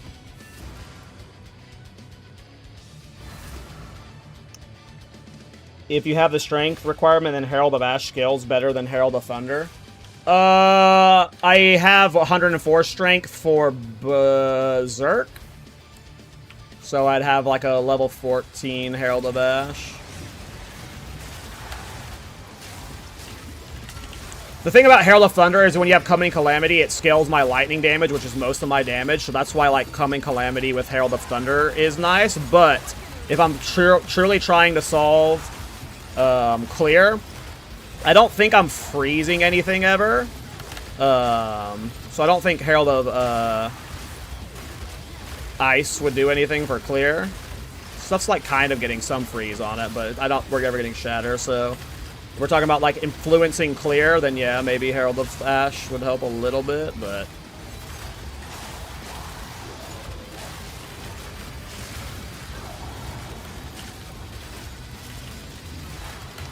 oh, am I dead? That's done.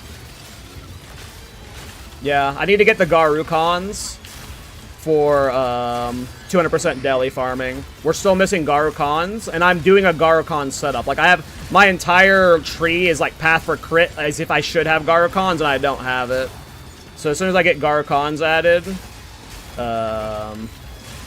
this damage, and then I think we get a little bit more area of effect, and I think this will be way better for 200% deli. I think this is solvable. This isn't that bad.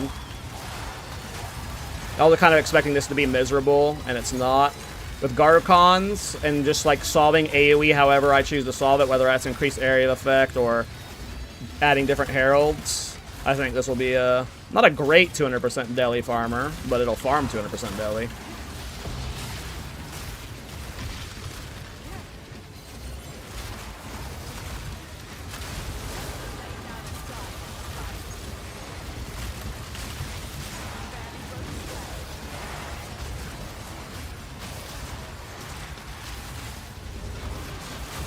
I gotta be careful when I have Swiftness Shrine. If I'm attacking at full speed, I recast before they can detonate. I actually get too fast for the threshold with Shrine. Can't mindlessly spam. I mean, this damage is definitely good enough for 200% deli, even without Garukons. I just gotta fix the clear up a little bit. And then once I get Garukons, 2% deli won't be an issue. I think this build's going to be a little glass cannon-y, unfortunately. We have 1300 ward, but there's just sometimes when I'm out of ward because we're not getting ward from remnants. Yeah, I think this is fine. I can scale this for 200% deli.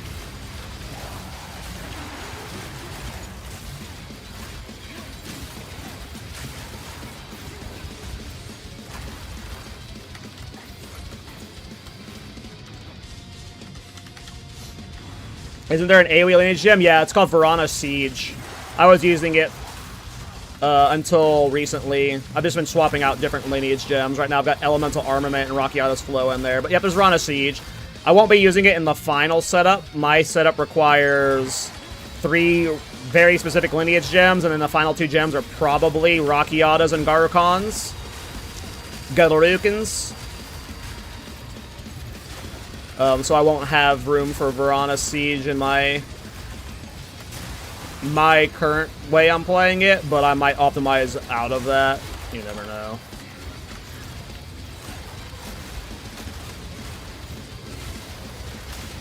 You never know.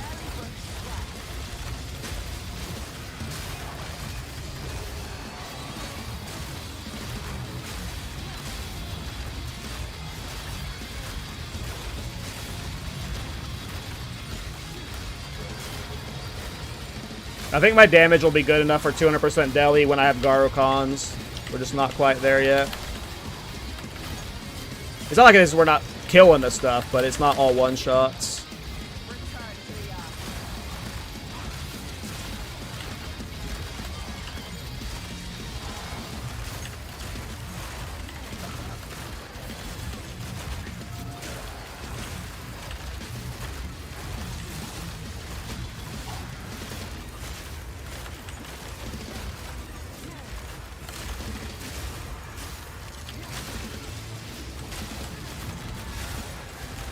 It's so funny seeing everything just get instantly electrocuted, though.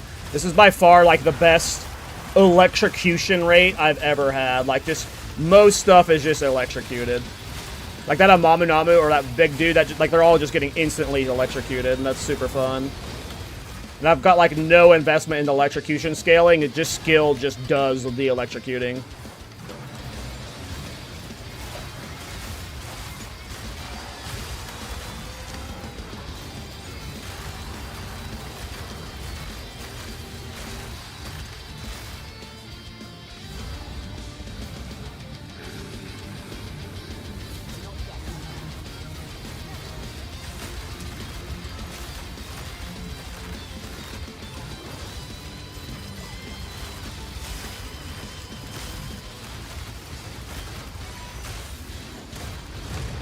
Cool.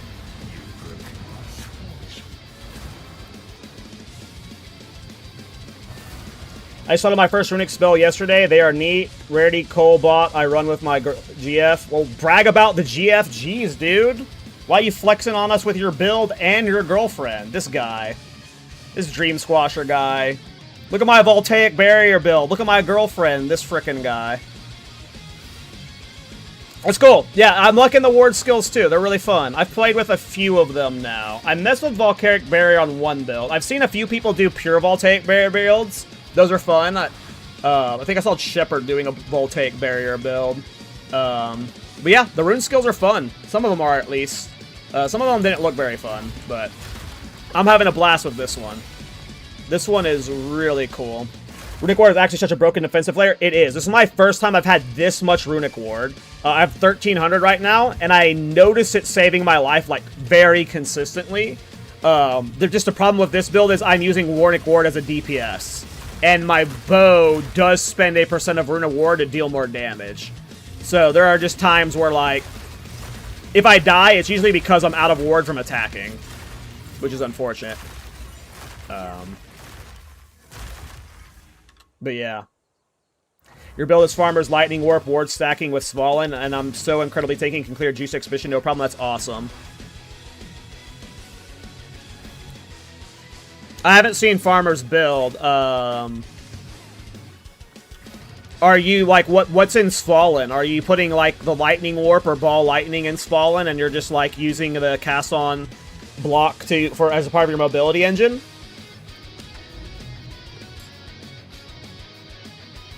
That sounds cool.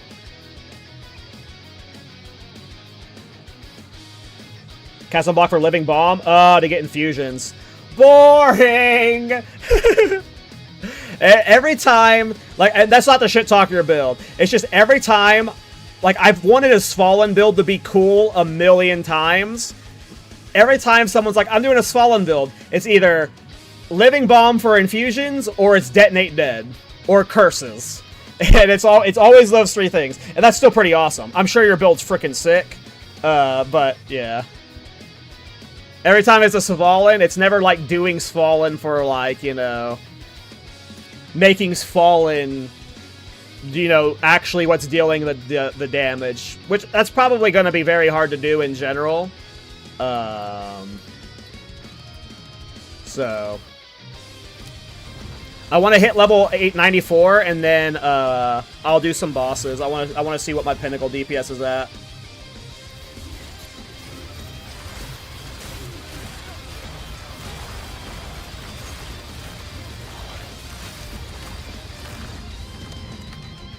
We also got some temples we can do soon.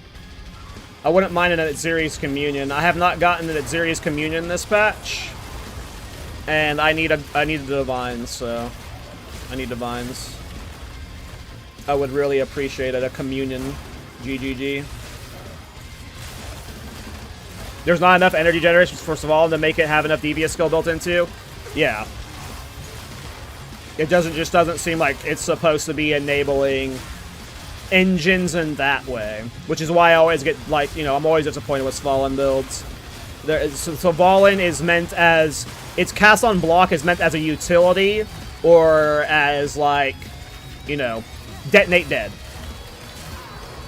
Which is very cool. It's just, you know, I'm waiting for that Svalin build to actually be doing something fucking crazy. Instead of using a shield for a shield.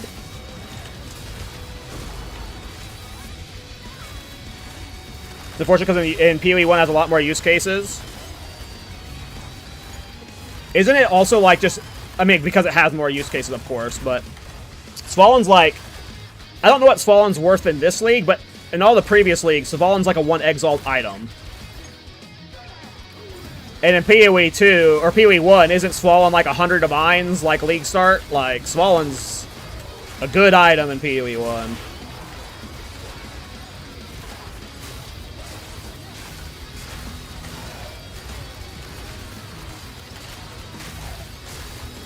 I mean, I've been saying this since 0.1. I had a shield charge. I had multiple shield charge built in 0.1.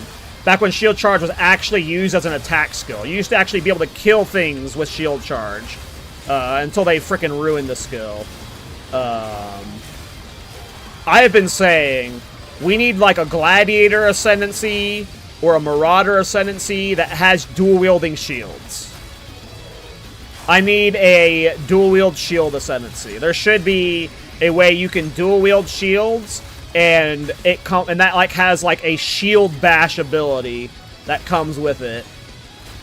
Like some unique shield or an ascendancy that lets you equip a second shield and gives you the skill shield bash. And then you can like start like, you know, something like shield charge that scales off the armor off your shield. What if it scaled off of the armor of both your shields? And then shield charge was gaining double the damage now. You know, that's what I'm wanting, is a way to dual wield shields, because the amount of builds that would enable would be amazing.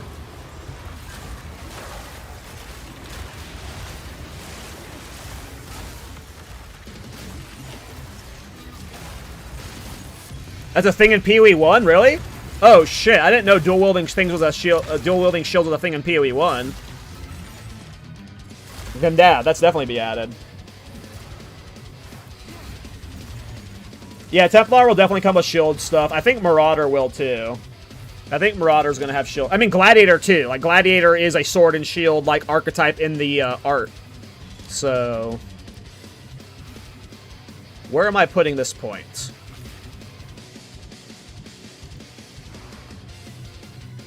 Part of me wants to swap to Herald of Thunder and get Coming Calamity, but I don't want to do that swap right now. Here, we'll just get 12% elemental damage right now. I'll figure out it later. Alright, let's do some bossing. I'm going to waste some divines. We're going to do some bossing. I want to see what my boss DPS looks like right now.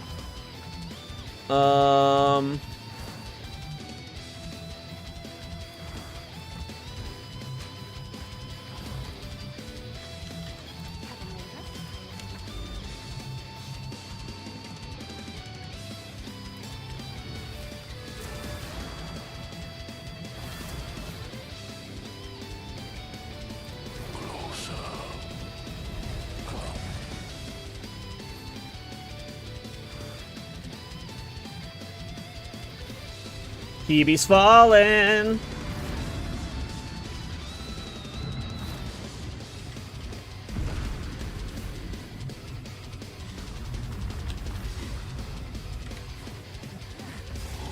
And part of me, like, I like Elemental Conflicts a lot. It's really nice. But the RNG of it is, like, I don't think it's worth it in the build. I might end up dropping Elemental Conflicts. I feel like it's worth it just because when it is on the lightning roll, the amount of damage it gives is fucking comical.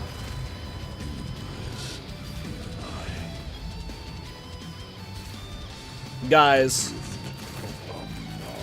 have you ever seen Vessel of Kolomek shake his legs like that? From the shock? Electrocute, whatever it's called. It is so funny seeing bosses get electrocuted.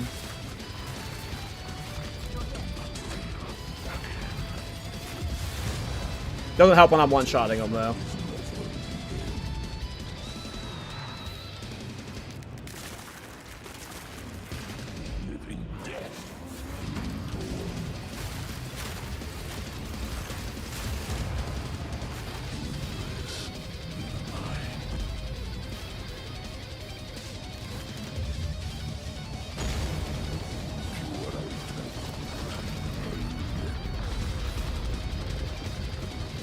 I want him to teleport over here. Thank you. Oh, I just almost killed myself doing that, too. Look at him shake. It's so funny seeing bosses get electrocuted. That fucking big noodle boss just...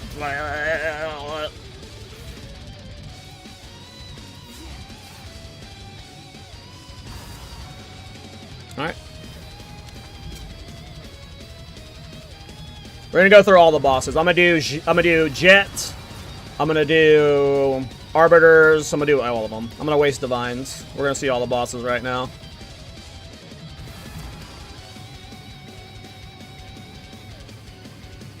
Hey, what's up, Dee Dee? How you doing? I have a problem trying new builds with what we already have. I'm going to have a problem with the controller down. I mean, yeah, like... This game has already ruined all other games for me, and it's still in early access, incomplete. Like, imagine when we're playing PoE 3. Imagine when we're playing PoE 3. It's gonna be over. It's gonna be all Jover then.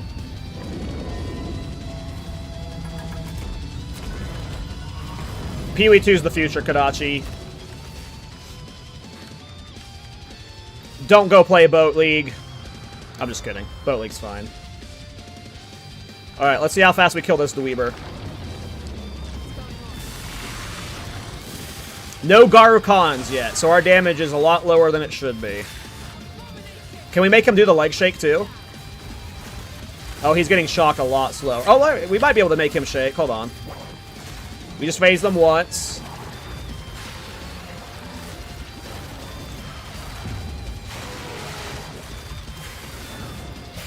I'm out of ward. I burnt my ward spamming too much. Now he's running away. Let me shock you. Look, he's shaking. We can even shock the big squid boss. Oh, and now he's got to walk back to the middle. It's so funny being able to electrocute bosses.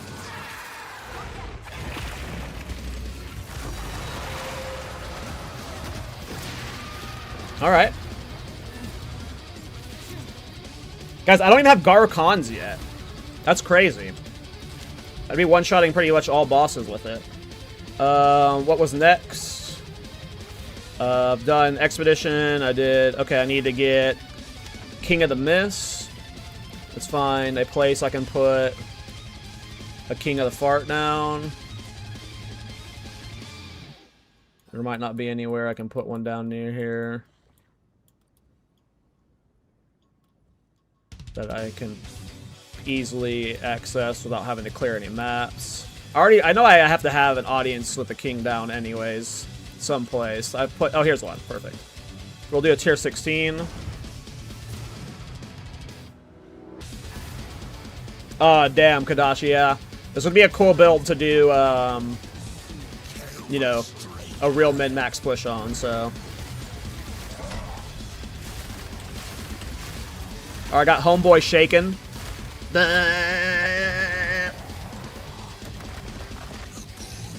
I've never seen bosses electrocuted before. I don't know why this is so funny to me. It's just hilarious that bosses are getting electrocuted.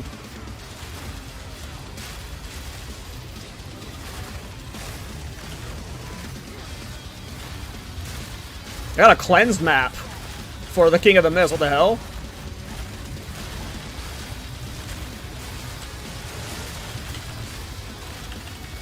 The frickin' cleansed map area is harder than the frickin'... Oh, I'm in the fog. I was just like fighting mobs. I completely forgot about the black fog coming in. I was just blasting the map.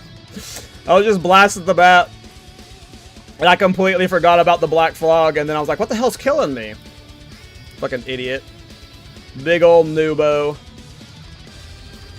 Here, attempt 2. I need to remember to swap back to Doriani before I do Jet. Mr. Jet. I mean, that was an instant shock. He got obliterated there. I might have had, like, elemental res on that last map.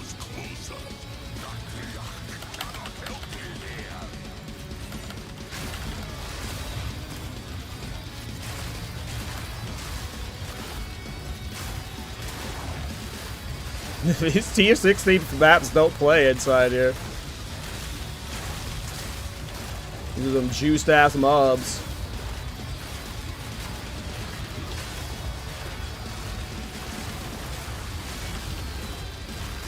There's too much going on. I can't see the wisp. Oh, here we are.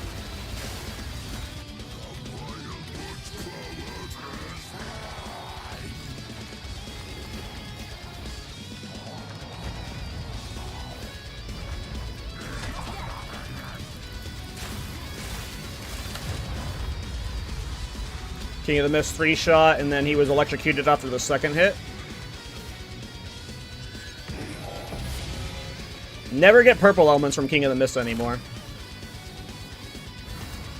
Oh, very unlucky. Okay, so now let's get the fragments I need. I have Weathered and Ancient, so I need Faded. These ones are like 11 Divine. Yikes. And then I need Origin, no, Cradle. For 4 Divine each. Yikes. Is that all the bosses? Oh, I need a fucking Breach boss. 12 Divines per sack? Oh my god. Oh my god, like, it's just so expensive showcasing your builds on bosses. Alright, Ulnatolls. Let's make this worth it. Let's make Ulnatolls worth it.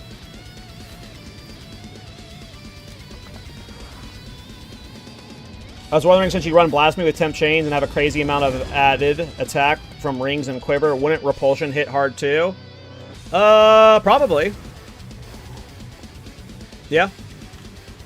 I just, like, for me, like, would Repulsion be a good add? Potentially. Very, you know, it might actually completely solve the clear, but there's something about Repulsion this patch where, like, it's so good and so many people are using it that, like, if I add it to this build, I don't want people being like, yeah, but you're just using Repulsion to clear. Like, Repulsion is, like, so good this patch that it's, like, almost got an asterisk with it. Where it's, like, it would definitely fit well into this build if you wanted to put it in. And it would help the clear for sure. And be very good. But then you're using Repulsion to clear. Like, exactly what Twicer said. Then you're using Repulsion to clear. And you're not using the Conductive Runes to clear. So, to answer your question, yes, it would be good. But sometimes I compromise the integrity of my builds to keep them on theme.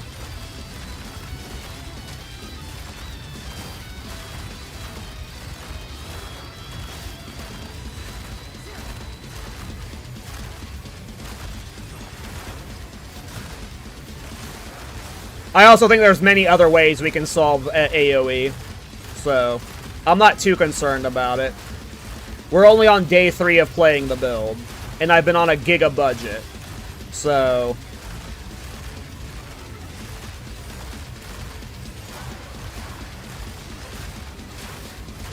still a lot more I can do to solve stuff. Change support gems, change passive tree layout, you know.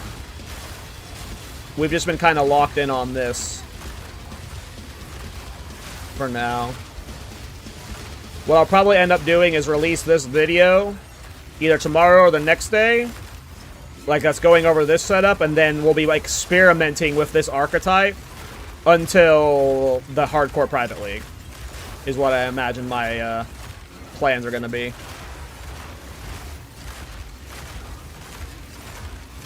What tech with Repulsion and Blasphemy? I mean, there's no real tech. It's just you do put Repulsion and Blasphemy, and Repulsion does a lot of damage.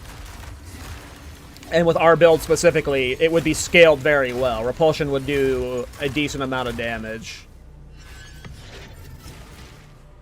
So, alright. Let's see if we can give Jet the leg shakes. We gonna fuck him real good.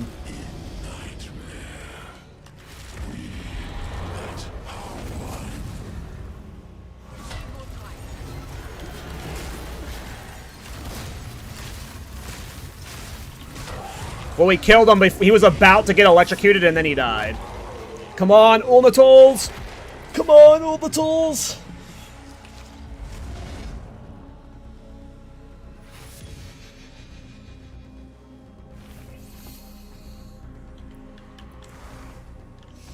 Look at all these Regal shards, GGG. Why are my Uber bosses dropping Regal shards? Hmm?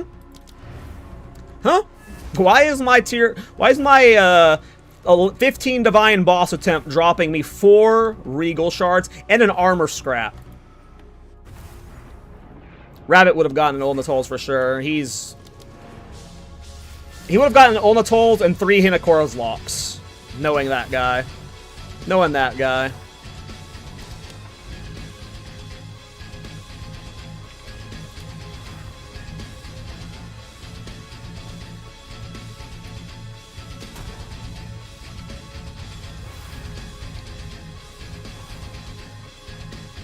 And 3, yeah, he would have gotten 3 Penumbra level to 82. I level to 82s, yeah.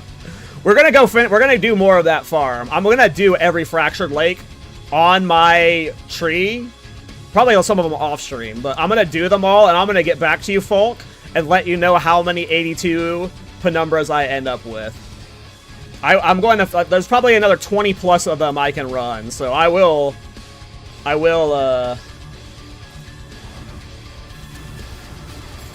get, hopefully, at least one of them. Hopefully, at least one.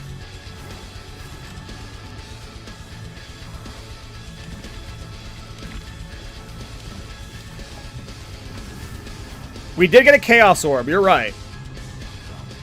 We did get a Chaos Orb. Is that a double energy shield roll on it? Interesting. Probably not worth it because we don't have a gain damage roll on it, though. Alright. Ubiter of Ash.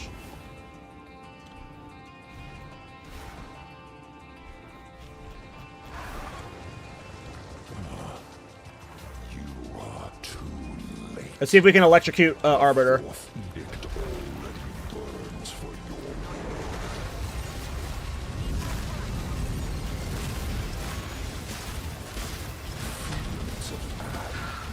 We almost electrocuted him, but then he hit his immunity phase. Unfortunate. That's some good damage. Guys, we don't have Garu Khans yet, so my damage is just going to get better.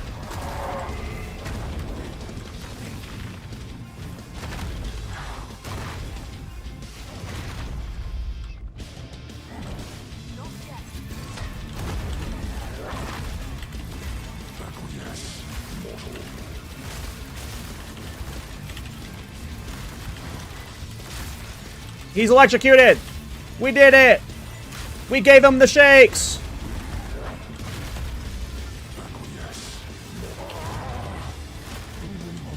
I like this build. This build's fun. Ooh, we got a Moriors at least. No Prism of Belief, but at least we got a Moriors. Moriors can sometimes sell for Divines. So...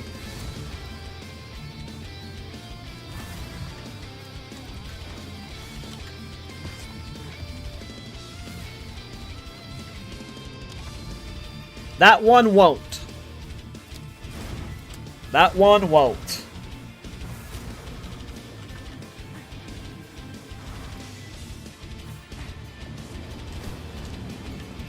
All right.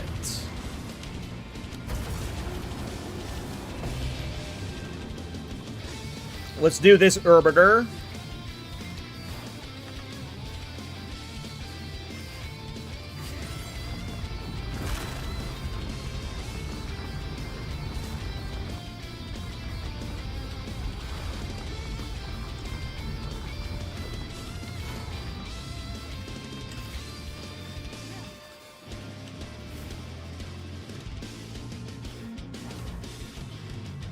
Can you combine those if you have 3? I don't know. I've never tried 3-to-1 Warriors. It's a good question. With this, the master shall know unending power.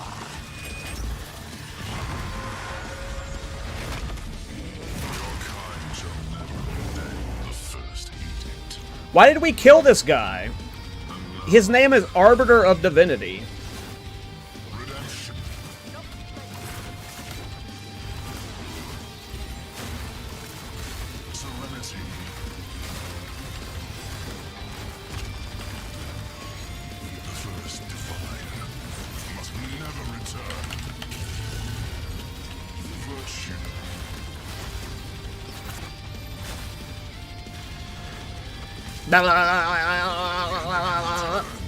Oh, I'm dead.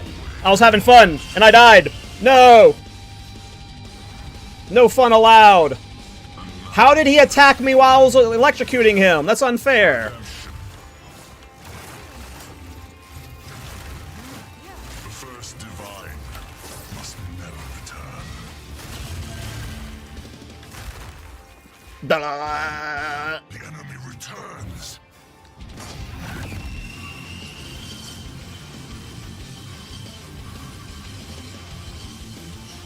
Oh, right, you have to get close to them. This world must be purged. Observe the divine. Our pain was foretold.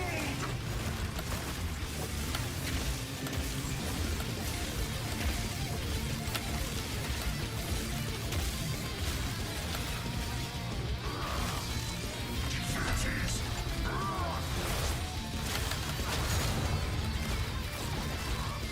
I like this build. This build's fun.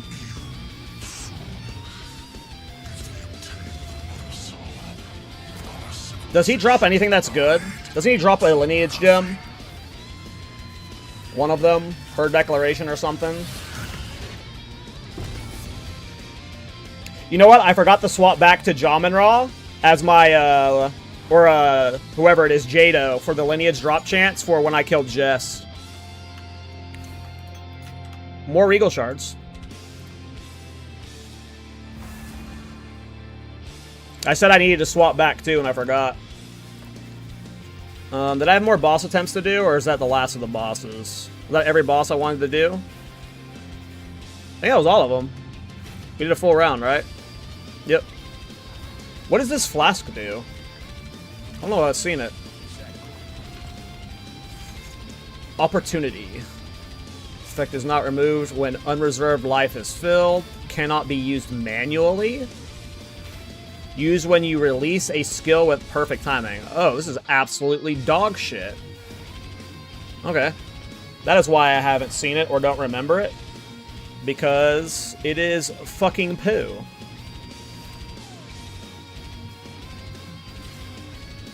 Oh, is this when I died just now? Yeah, I might make that a YouTube short.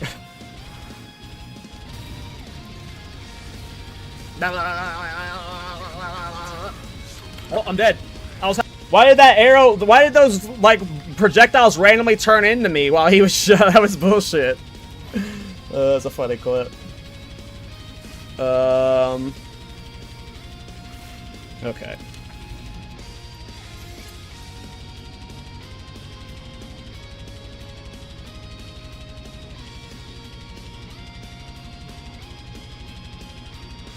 It's OP on Gemling, Snipe, or Perfect Strike builds. Oh, I forgot Snipe, yeah.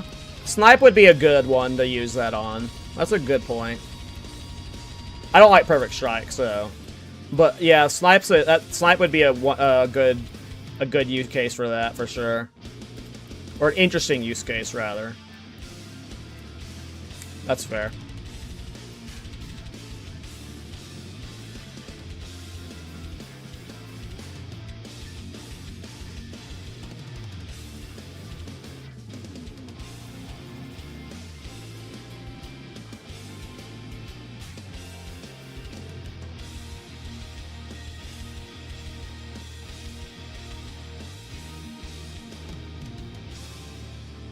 Alright, guys. I'm going to end the stream there. Nice little 4-hour stream in the morning. But yeah, I got stuff I need to do today.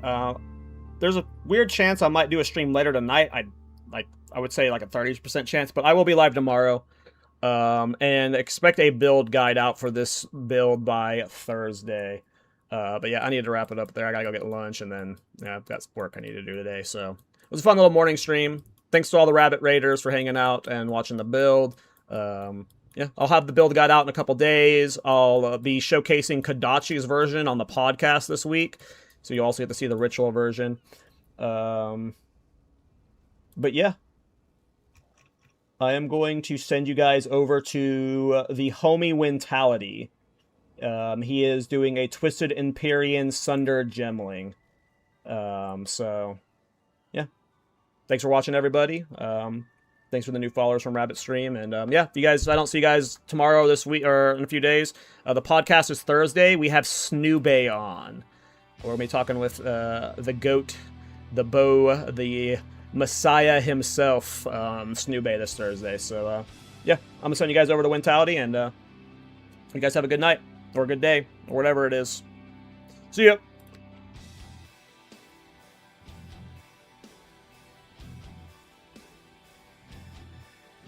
I'm bad at rating. I forgot to hit it early. Alright, bye-bye.